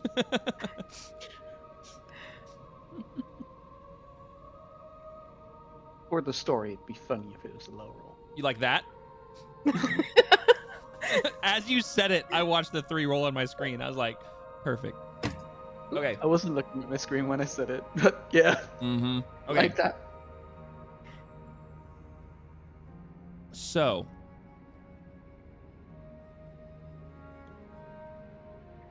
Selena, you have become one with the shadow here. You are a drow. You are a dark elf. You are accustomed to darkness. This is your native area. Even with the soft glow, the forge, you almost become one with the shadow and the wall. Mixed with and coupled with your trance-like training, you slow your breathing, you slow your heart rate, and you are almost dead silent. And you have completely blended into the darkness. Merrick, you're invisible. Mixed with the fact that you are a quiet, standoffish person anyway, so you are very capable of blending into crowds. When people are looking for you, you can blend into the background. You are literally invisible, but you're also audibly... I'm a creature of darkness. You are a creature of dark. You are Batman. And you have just basically blended into this corner. And even though people know you're in the room... No, I am Bane. Oh, excuse me. You have merely adopted the dark. I was born in it. Molded by it. You have basically molded into this corner, and audibly no one even knows you're in the room anymore. Basil, you duck down behind this. You are entering that space in your mind where you know you're on the verge between raging and not, where you know you can control that. And in that sweet space in the middle, you're able to control your breathing, control your focus. You are hyper-focused and recognize I need to be silent. And I know I'm accustomed to silence, but I need to be focused and ready when this kicks off, if this kicks off, but I also need to maintain my silence. And you reach up to brace yourself, and you accidentally turn the wheel a tiny bit, like a half an inch, and you catch yourself. And it makes the slightest sound of the metal on metal. It's not quite a scrape, more as just then sound. Very, very, very, very subtle, very, very quickly. And you catch yourself and you stop yourself. Grigor, you are doing the exact same thing. You reach up to brace yourself, to position yourself with the wheel behind you, and it turns as well. And you catch it. You both catch yourselves at the exact same time. You guys basically make noise very briefly, catch it, make eye contact with each other, and stop, and hold your breath. While this is happening, Daxori is accustomed as well to blending into crowds and disappearing and keeping to the shadows and going unnoticed. And she has ducked in behind this anvil, but she is currently the most well lit. Not to mention she produces her own glow from her tiefling heritage, but she's also right next to the furnace. So while she is hidden from the doorway, she is still completely illuminated, and she recognizes this and tries to position herself up against the anvil, and she accidentally bumps the anvil with one of her horns, and it makes a slight cling that rings for just a moment in this very soft space. Othwin, God love her, she She plops down in her straw, thinking that she's perfectly safe, and just starts fluffing up with through the straw and looking for more tinkers and trinkets, and is making this shuffling sound. And it's not the most silent, it's not the most loud, but it's definitely a like it's the shuffling, and it's in this quiet space where there's almost no audible sound except for the ones that you guys make. It's quite loud. It feels quite loud, almost louder than it actually is. Spitwick, I didn't roll a stealth check for him. Stealth's based on Dex, right? Yes. Yes. All right, we're gonna do the same. Dex plus whatever his skill in it is. Which he has. We're gonna do, because he doesn't have. I hate that he doesn't have a full fleshed out sheet. It's kind of annoying. But Time to make Spitwick a full on DMPC. right. So we're gonna do that. Yikes. Okay. As long as he's proficient with it, he gets I believe it's a +2. Well, I gave him a total of a +4 based on his experience and based on his backstory and such. And it makes sense for him as a character, but he just doesn't have it built out. So he had a +4 to his stealth check. So he's underneath the table and he's starting to get a little nervous. And you can, Talina and Merrick, since you're closest, you can hear his breathing start to get a little more rapid. And he presses himself against the cold stone wall. And as he does, he shuffles a bit and he actually bumps a leg to the table and it clatters a bit. And the combination of all these sounds happening in various timing happen and then go quiet, and then one will happen and go quiet. And then finally the room settles as everyone kind of realizes what they're doing, except for Othwin. Othwin continues unless somebody stops her, I believe. See. Okay, so... The only way to stop her is to be a little bit louder ourselves. Okay, so... Selena, you, like I said, are completely silent. And everyone else is mostly silent, but you can hear that shuffle in the corner. And from this distance, it's not very loud, but you can hear it. And as you're looking towards her, trying to think of a way to contact her, I want you to roll me a perception check. Sorry, contact who? Look at who? Othwin. But she's not taking her eye off the people in front of her. Oh, she's still looking at... Okay. She is looking at the room in front and gauging what they are doing. So in that case... She has a feeling that if she turns, she's going to make noise with the door. Okay, so in that case, what I want you to do is, because you would be picking up the sound that Othman is making, and it's not ending. You heard everybody else kind of clatter and bump into things, and all the sounds subsided, but you can definitely hear Othman's sound still going. I want you to roll me...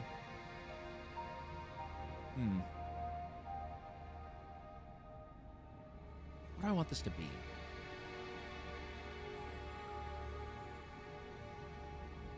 What's your this is a little unorthodox. What's your spell modifier? Yours is based off of what? Your Charisma. Okay, I want you to roll me a charisma check. This is gonna seem a little weird. Save, sorry. It's gonna be a little weird, but in my head it makes sense. Alright. 21. Never mind, you're good. Well, my logic is that you're maintaining concentration on something. It's not a spell, but you're maintaining concentration on something. And if you'd failed... Concentration saving throws are also Constitution, for the record. Oh, Constitution? Well, that's when you get hurt, though. Yeah, that's for spell concentrations. This is Yeah. a mental concentration. This is a mental concentration, and so in my head, charisma made sense because it's based off your spells, but whatever. Yeah. How cool can you remain in a tense situation? I know it doesn't make sense, but in my head it made sense. But you're completely focused on what you're doing. The distraction of Othwin's subtle sound is not enough to deter you from looking. And you notice that this gentleman right here turns and looks towards you, hearing something. And he takes a half step, and you see him kind of lean his head in your direction.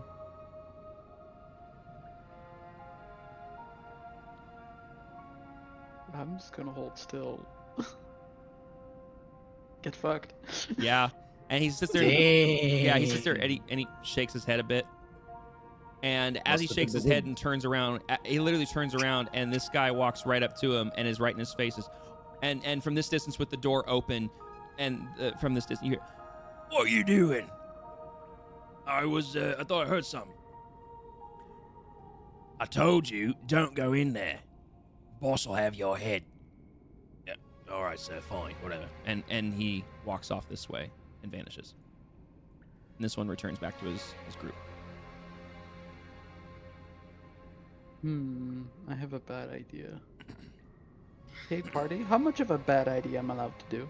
Do it. The first thing I heard was do it. I'm gonna cast Dancing Lights and make a personage shaped thing over there. Interesting. It's 120 feet range, but that's gonna make him look away from me. I will, for fairness sake, inform you that it is a somatic, so I will have to make some noise to cast this. Okay. So let's start with the casting portion. Before the lights can appear, you have to cast it. So I want you to roll me a stealth check. This one will be a straight roll. No advantage, no disadvantage. These guys don't know what's happening. Okay. I'm gonna use that inspiration you gave me. That's a really good idea. Hey! Yeah, well, still. That's better. That is a lot better. That's a lot better. So you are able to quietly cast the spell, and you are able to control your voice enough that while you do say it, and you know you have to say it, you're able to keep it low enough that because that gentleman walked off and left the doorway, he was unable to hear it, and so you presume that you have been able to do it perfectly quiet. Are your dancing lights the same as they always are? Yeah, I'm doing the vague humanoid shape, the one big one over there. Oh, I mean, same color. Oh, let's I make it find it- regular fire color. I find it funny because it's gonna be vaguely humanoid, standing over the rubble. Standing next to a guy, but it's like only vaguely humanoid form. It's not like a person. I'm still ready for someone to scream ghost. So Oh, hell yeah. yeah, so you cast your spell. You're able to do it quietly, and this magical lit aura appears as a humanoid shape right next to one of the members of the gang, and he takes a half step back, and he kind of jumps back, as does the other guy. And Damn it, I can't see him anymore. Yep. And it suddenly appears, and as that happens, the other guy takes another step forward. What is this? And you can hear in the distance. And you start to notice that there are more in the room than what you could originally see that are now drawn to this curiosity. Time for some method acting. 1, 2, 3. Oh no. Hold on. 6 and 4. It's a shame no one has fireball. says the waiting a high enough cleric level who for burned it. all spell slots at this point. So did the bard. Uh-huh. I don't have fireball. I thought you We did. wouldn't a have ranger. fireball anyway. We're Oh. not a high enough level. Hmm? We're not enough. Sure. We're not a high enough level for a No, fireball. sorry, I had forgotten because Dragon played in my one shot, and her other character had fireball, and I was mixing them up. That makes sense. Yeah, a ranger with fireball, mind you. Yeah, it was really little, interesting. little out of character on this one. There's a shelf of spells. Is one of those a big one? Yeah, half of which we don't know. I don't know rules wise. Are you able to cast, like, you can cast spells that are higher your level even from a scroll? So that's Yes, actually a really good But question. they're a one use. That's exact. It would be a one-use thing, and if it's a spell that requires components, you'd have to have them. And the way I would do it as a DM, I've never done this, but I've thought about this a little bit. The way that I would do it is you could, if you were reading the instructions, you'd have to roll to see if you can like translate them correctly or say them correctly. But then you'd also basically have to roll to see if you could even you obviously it's unlike rolling to see if you hit the person.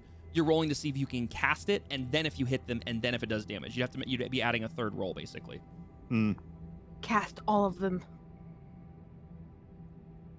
I can't read half of them chaotic. anyway. I was gonna say because Basil can read them, but he can't cast them. Merritt can cast them, but he can't read them. channel the magic through the one reading it to cast the thingy. Just start saying gibberish and see what Link ev- happens. Link everybody up. It's fine. Say Lend me gibberish your and see what energy. happens as Homeric casts all his spells the first time.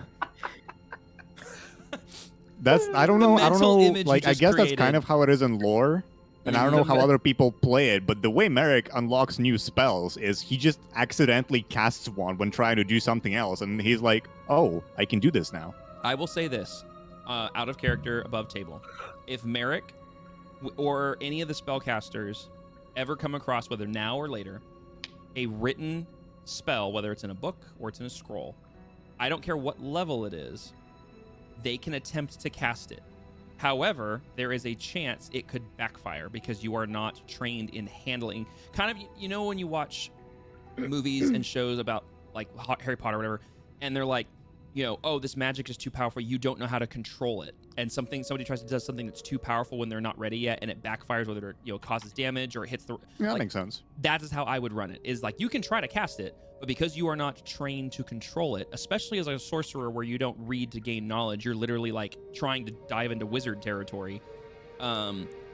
Oopsie, flu powder sent me to the wrong place. Yeah, exactly. There is there is a chance that it will backfire and could do, you know, damage. So that being said, Slugs from the faulty wand.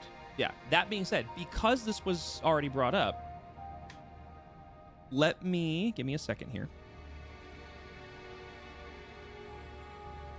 I was being completely out of the character at that point about the whole, oh, what if the one reading it connects with the spellcaster, connects to casting the spell. That was all Yeah. just jokey and stuff. No, I gotcha. You're good.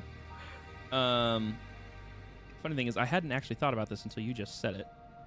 So, I think that's something like it's if I was to run a game, I would allow that, but between spellcasters exclusively. oh yeah, you have to be a spellcaster to cast a spell. Like, Yeah. because you already have experience casting spells and reading incantations and stuff.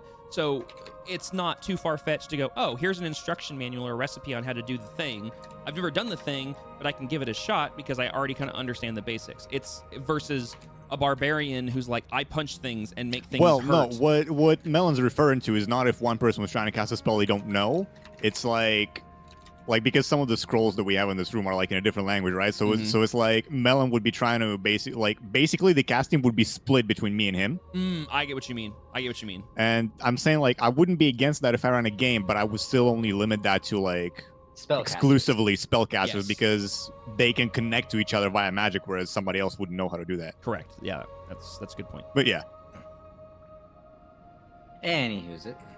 Sorry, I am trying to pull up a few things Mm-hmm. to help out with this. Da-da-da-da-da-da-da.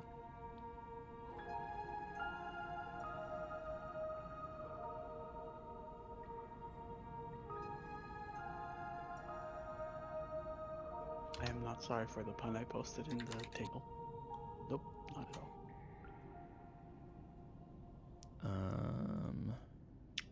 Barbarian has more than one spell. I also know fist and stone. Yeah, but you don't cast fist. You can cast iron. Oh, this Say is that to a perfect. barbarian about to punch you. Okay, so Jesse, as Merrick Yes, dear. as Merrick is standing there, and you've already grabbed most of these scrolls, I can give you a little clarity on some of the ones that you'd have seen. You would All right. 100% have seen a scroll for Thunderwave. You would have seen a scroll for, something called Arcane Explosion. And you would have seen one that was just called Explosion.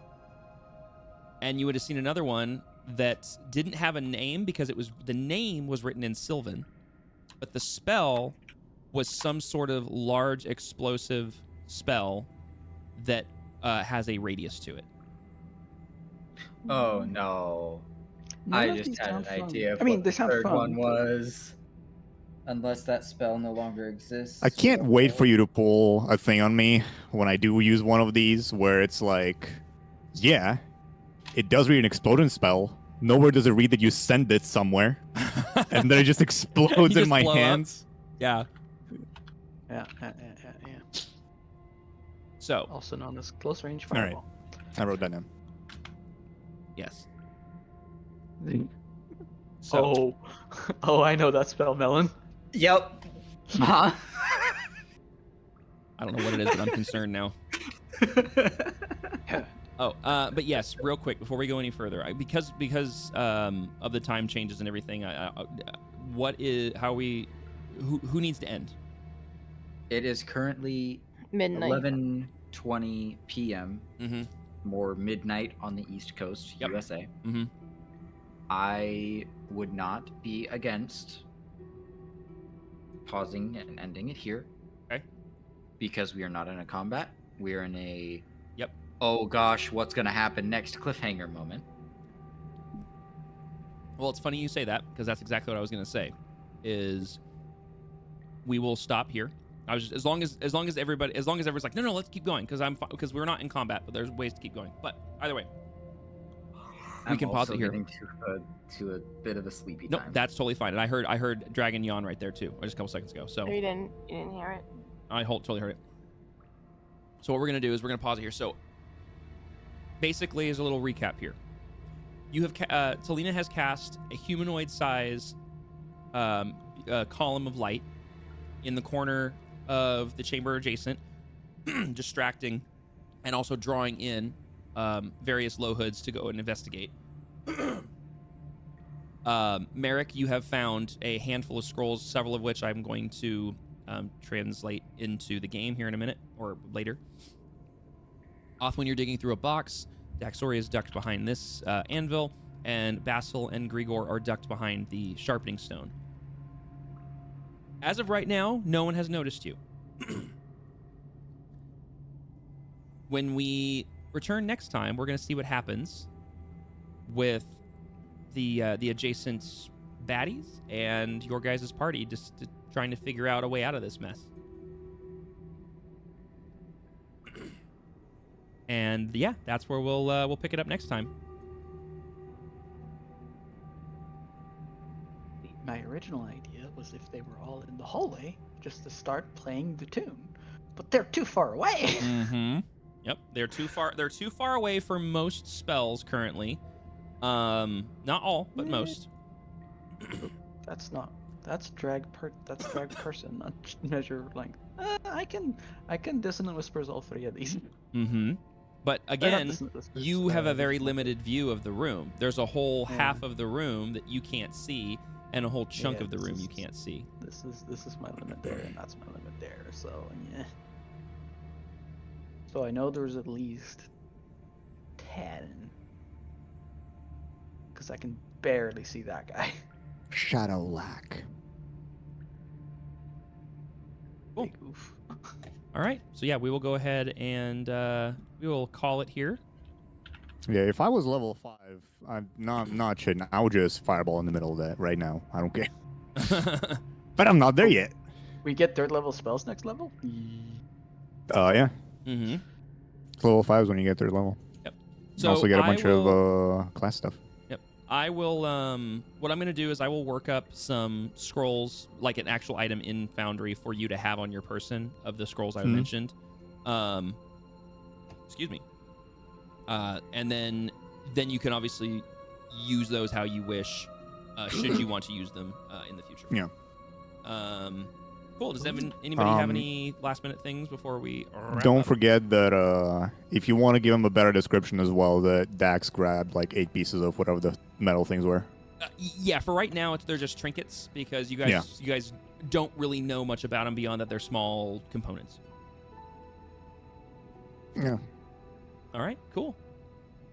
Well, I don't know about you guys, but I was looking forward to tonight a lot. I needed this, and it was a lot of fun, and I am looking forward to the next session for sure. I was surprisingly sleepy before we even started, but the action kept me up, and I'm appreciating that. Good. I'm happy to hear it. I also like the fact that Barbarian went big brain. Hey, you know what? Sometimes those backstories come into play, man. I'm waiting to show off my other skills in the next combat. Cool deal. And sometimes the random language that you choose comes into play. Mm-hmm. I'm really starting to think that maybe I should have picked Infernal instead of Underdark. It's like they both make sense for Merrick as a background, You have but deep speech. for deep speech, yeah, freaking potato, same thing. I'm gonna be honest. What is deep speech? I thought it was. It's what they speak in the Underdark. Oh, in the Underdark. Okay.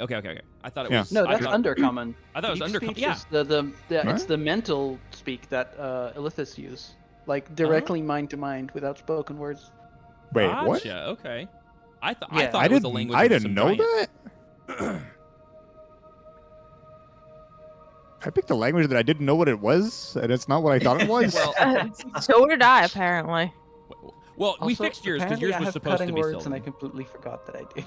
Yeah. I And got quite that at third level, honestly, too. if you have a language that's the wrong language, that you were thinking something else, none of your guys' languages have come into play except Sylvan. Sylvan's the only one that's locked in for Basil and for Othwin. If you guys need to, like, hey, I had the wrong language, can I swap this to the one I was thinking? Of course, like that's not a big deal. Man, I'm curious. Yeah, because like Speech language of aberrations. because I legitimately thought deep speech was one of the language of the giants. I didn't realize that I thought it was a dwarven language. So there we go. Cool. I don't know why I always assumed fucking deep was associated with dwarves. Deep speech is for aberrations. Oh, Because there's literally deep dwarves. It's like, okay. Yeah. cool, I'll need to think on that. No, yeah, no worries. Yeah, we've got well, I think we have to look at our next, let's figure out when our next session is. Which, by the way, I'm taking next Friday off from work, so if we play next Thursday, Play whole day. well, yeah, Play whole day on Friday. all day Friday. There you go. I wish I could do Let that, me but I check work my Fridays. schedule. Yeah. We'll Mm. figure this out. But thanks everybody in chat. Hi. Yep. You're great. Yes. Thanks Thank for you, being here. chat, for chilling. We appreciate you guys. We will. I'll have this video up on the YouTubes as soon as I can. Yeah. Thank you guys very much. Don't forget, those of you guys who are the lurkers back there, I'm gonna be having my subathon on Saturday, so definitely tune in for that. It'll be a good time. But yes, thank you guys as players. I love playing with you guys so much. You guys are such a good group. I definitely look forward to our next session. And yeah, all right. And we very much missed you, Shadow. We can't wait to have you back. Yes. Cool. All right. He's gonna Well- be so confused when she comes back. Oh yeah. So much confusion. I'll That's have fine. to sit I'll down and explain catch her up. things. Yeah, we'll have to catch her up. So, okay. I'll cool. DM her at some point. All right. Goodbye. Bye bye, everybody. Bye. Bye.